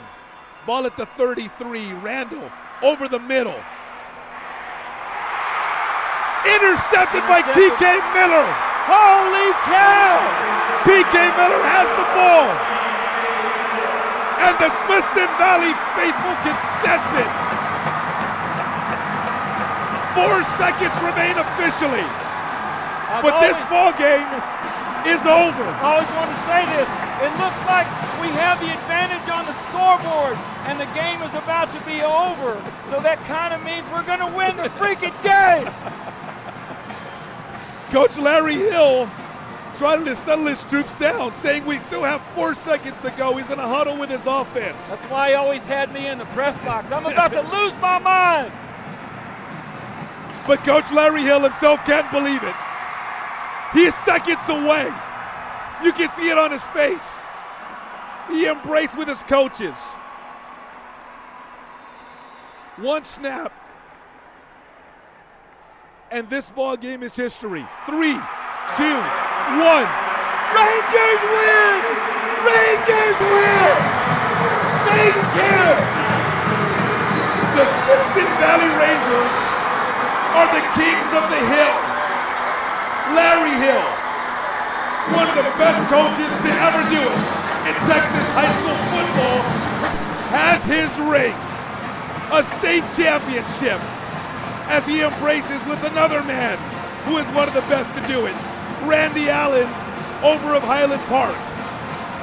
The Rangers, for the first time in school history, a proud high school football history that ranks at the very top in Greater San Antonio and among the best in all of Texas. You know, if you'd have told me at halftime when we kept jabbering and jabbering that Highland Park was not going to score another single point in the second half, I'd have thought, you know, you better see a doctor or something. You're a little off your game. But that's exactly what happened. My hat's off to some of my best friends and great coaches in the whole world, the Smithson Valley defensive coaches. They took a great game plan into this game and just soundly defeated a great offense in the second half. Congratulations to the 5A Division I state champions of 2024, your Smithson Valley Rangers. Congratulations to not only head coach Larry Hill and every single one of these young men who just accomplished what thousands of young men set out to do back in August, but a congratulations to men like Brad Linz, and the very many great Smithson Valley coaches and players. Only thing I did today was talk way too much. Who have laid the foundation. What a great game. For this afternoon and this outcome. And a congratulations to the great folks at Wick Productions, who not only have a state champion in the family and Brody Wick, a receiver for these Rangers, but year in and year out for the last decade plus have brought fans outstanding Smithson Valley football coverage. Many sleepless nights, often a thankless job, but to all involved with the fantastic Smithson Valley program, a big congratulations. You know who they kept showing on the Jumbotron was all the moms. I'd like to extend a shout out to all the coaches' wives that had to put up with way too many long hours and way too many coaches talking about football when they should have been talking about something else. But those moms, those coaches' wives, those girlfriends have put up with so much, and they're really the heart of this program too. Great job. They played for a state championship for the first time in 2001. You mentioned it earlier. An overtime loss where had it come a year earlier, you would have been co-state champs. Right. First overtime ever in the championship games. They went back in 2002, only to see it dashed on a last-second field goal by South Lake. That was the 2004. In 2004. Yeah, right. They went back in 2002. When they went back and lost in 2004 to South Lake Carroll, they've been there 3 times in 4 years. And you might be thinking, all right, it's only a matter of time. We've been here 3 times in 4 years. That's going to happen. They had to wait till last year, 19 years to get back. And now, Coach Larry Hill being awarded the state championship football in a trophy case on the field as this Smithson Valley Rangers have conquered 5A's Division I. Well, you know that first time we lost in overtime, the very next year we moved to 6A, and that's the first time South Lake Carroll had moved to 6A also. They had gone from 5A to, well, 5A was the top back then. And so the medals will be awarded. The trophy awarded as well. You see the Rangers already with the medals around their necks. They may never take them off. I wouldn't. Their moms will say, you got to take a bath or shower one of these days. No thanks, I'm fine. Oh, that's easy. You just hold it exactly. Yeah. You tape a trash bag around your neck and you figure out a way to keep it on and never take it off. This is a moment that these young men, Coach Larry Hill, all of the coaches on the staff, and everyone associated with the Smithson Valley program, it's a moment that stays with you forever. Well, you know, last night, a Randall team that's only been a school for 3 or 4 years won a state championship, and their kids are kind of like how hard it is. We came to practice and we won one, but they beat a South Oak Cliff team that's only had success recently that's been around for the longest time, you know. And then, of course, Smithson Valley's legacy with Larry Hill to finally get this done, it's just amazing. What a great venue, what a great game, what a supercharged environment for everybody involved. And Highland Park's a great football team, a great football team. You mentioned on the way here, they beat the same Alito, not the exact same Alito team, obviously. There's a year later, but that very Alito program that prevented the Rangers from this moment a year ago. Right. This Highland Park team took care of Alito. Didn't Ryan beat Alito? And then they took care of the team that took care of them, and they took care of Denton Ryan last week. And so Smithson Valley able to exercise that ghost. Yeah, if you could have a crystal ball or just a look into the future, and somebody walk up to you and say Smithson Valley is going to hold Highland Park to 0 points in the second half, I mean, somebody needs to be interviewing Craig Worcester on the way to get things done with some really smart kids and kids that play hard. Ashawn Risen, Chad Haug, those guys are really good at D-line play, and they put pressure on a good quarterback all day.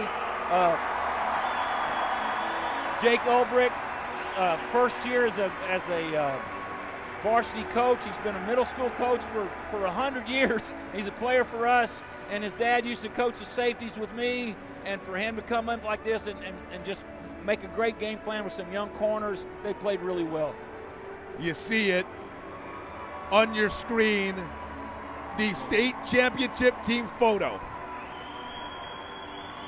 The Rangers posing with oversized emblems, signs, as kings of 5A Division I. Smithson Valley, the program by the numbers, 360 wins over the course of their football history. There's Donna Moore getting a hug with Larry Hill. I still think they should have put Donna Moore in the game, you know, special teams or something.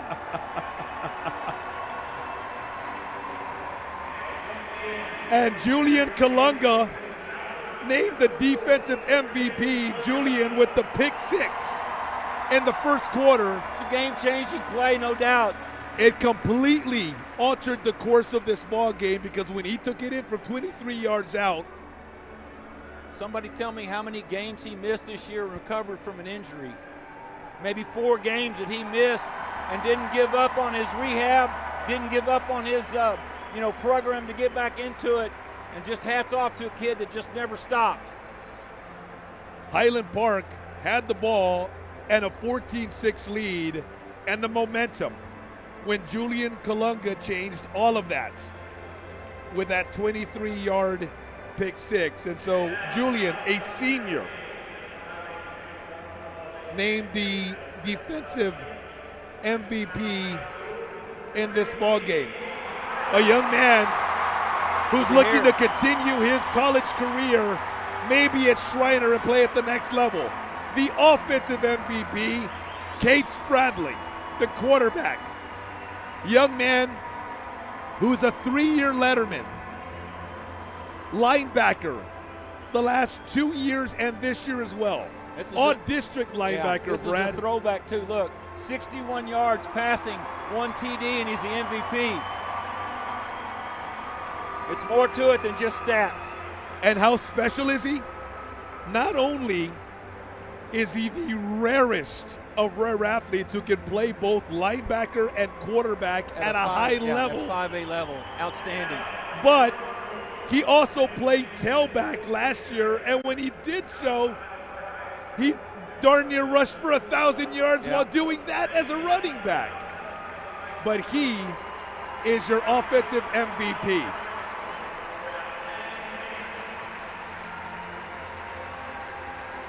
Randy Allen awarded the state runner-up trophy. Well, this is a first year of a realignment, so there's no reason, these teams know their path through the playoff. Of course, for Highland Park, there's Denton Ryan and there's Alito in their divisions, Region 1 and Region 2. Don't be surprised to see this again is what I'm trying to say. And here comes the trophy. The only one that Smithson Valley has never been able to lift. They can lift it now. And they are.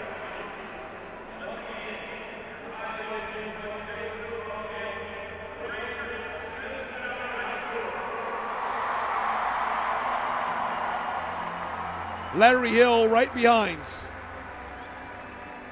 That 5A Division I state championship hardware, and rightfully so. Brody Day to his left. Cisco Carvajal to his right. Couple of seniors who without them and Brad Sowersby, who's sitting in front of him as well, this would not be possible. Smithson Valley State Championship shirts available. If you happen to be here at AT&T Stadium and you're watching us now, They're available now. Go by the UIL merchandise booth here in the stadium. If not, if you're watching at home, I'm sure you'll be able to get your hands on the official state championship shirt soon enough. Oh, let's do this again tomorrow. This was awesome. Wow. Oh, we're back on camera now. Oh, don't show me crying. My wife will be embarrassed. I think it's fitting. I think it's fitting that we do so because it captures, Brad. Whoa. It captures just how special this is. Yeah. I've done enough talking. I don't know what to say. Yeah. Just some great friends of mine have been doing this for so long, and you know, one of them stopped coaching at the varsity level, to be honest with you, because he said, I just can't walk in that locker room and see those faces again. So he didn't have to do that today. Well, for Brad and for the many coaches who've been a part of this program and have poured their hearts into it, and the players, the families, and then everyone on that field right now, a big congratulations, because your Smithson Valley Rangers are the kings of 5A Division I, and he doesn't know I'm going to do this, but Bo, can you come over here real quick, please, Bo? He won't do it. He's got to do it. He's got to do it. He's got to do it. Right here, right in the middle, buddy. Well, who's running the camera now? This is the Thank face. you. This is the face you never see, because he is always behind the camera, behind the wires, behind the production, making sure that you at home make sure that you get to see all of this. In this case, hear it, but regardless, see it, hear it all season long. And then Bo and his wife Dad. Emily, You got a medal at your house. We're responsible for that awesome pregame show, bringing What that a deal. content. Bo, you're a state champion, man. You're welcome. Oh, man. Congratulations. Thank you. Congratulations. No. Thank you. The opportunity to be this. Sign us out. Good. I'm through talking. So, for Bo Wick, for Emily Wick, Thanks, Brian Hill, for giving me a chance today. Brian, who you normally catch here, is celebrating this with his dad and his family, a state championship for Smithson Valley. We talked at the beginning of the broadcast how 1,500 plus teams, Brad, dream of getting here.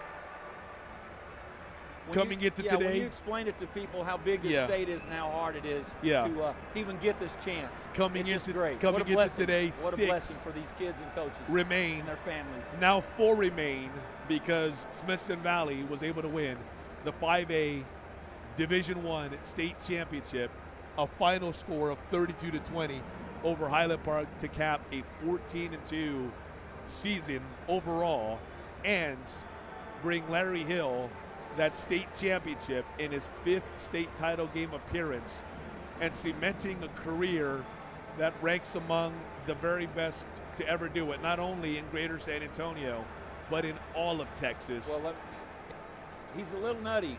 Only I can, a small circle can talk about Larry this way. You know what he'll do on the bus ride home? He'll think about next year. He'll say, well, this senior's gone. Where are we going to put this kid? He's already ready. He's going to come back. You just watch. Weight room tomorrow at 7 a.m., fellas. Oh, yeah. But for Larry Hill, what else can you say? Just an amazing accomplishment. And the Smithson Valley Rangers, the kings of the hill. Congratulations. Yeah, Appreciate it. Thank you. Something I'll never forget. Thank you very much. And for Brad Lind and all of us here and the great folks at Wick Productions, again, congratulations to the 5A D1 state champ Smithson Valley Rangers. We'll see you next season when the Rangers begin the campaign as defending state champions. Have a great Merry Christmas, everyone.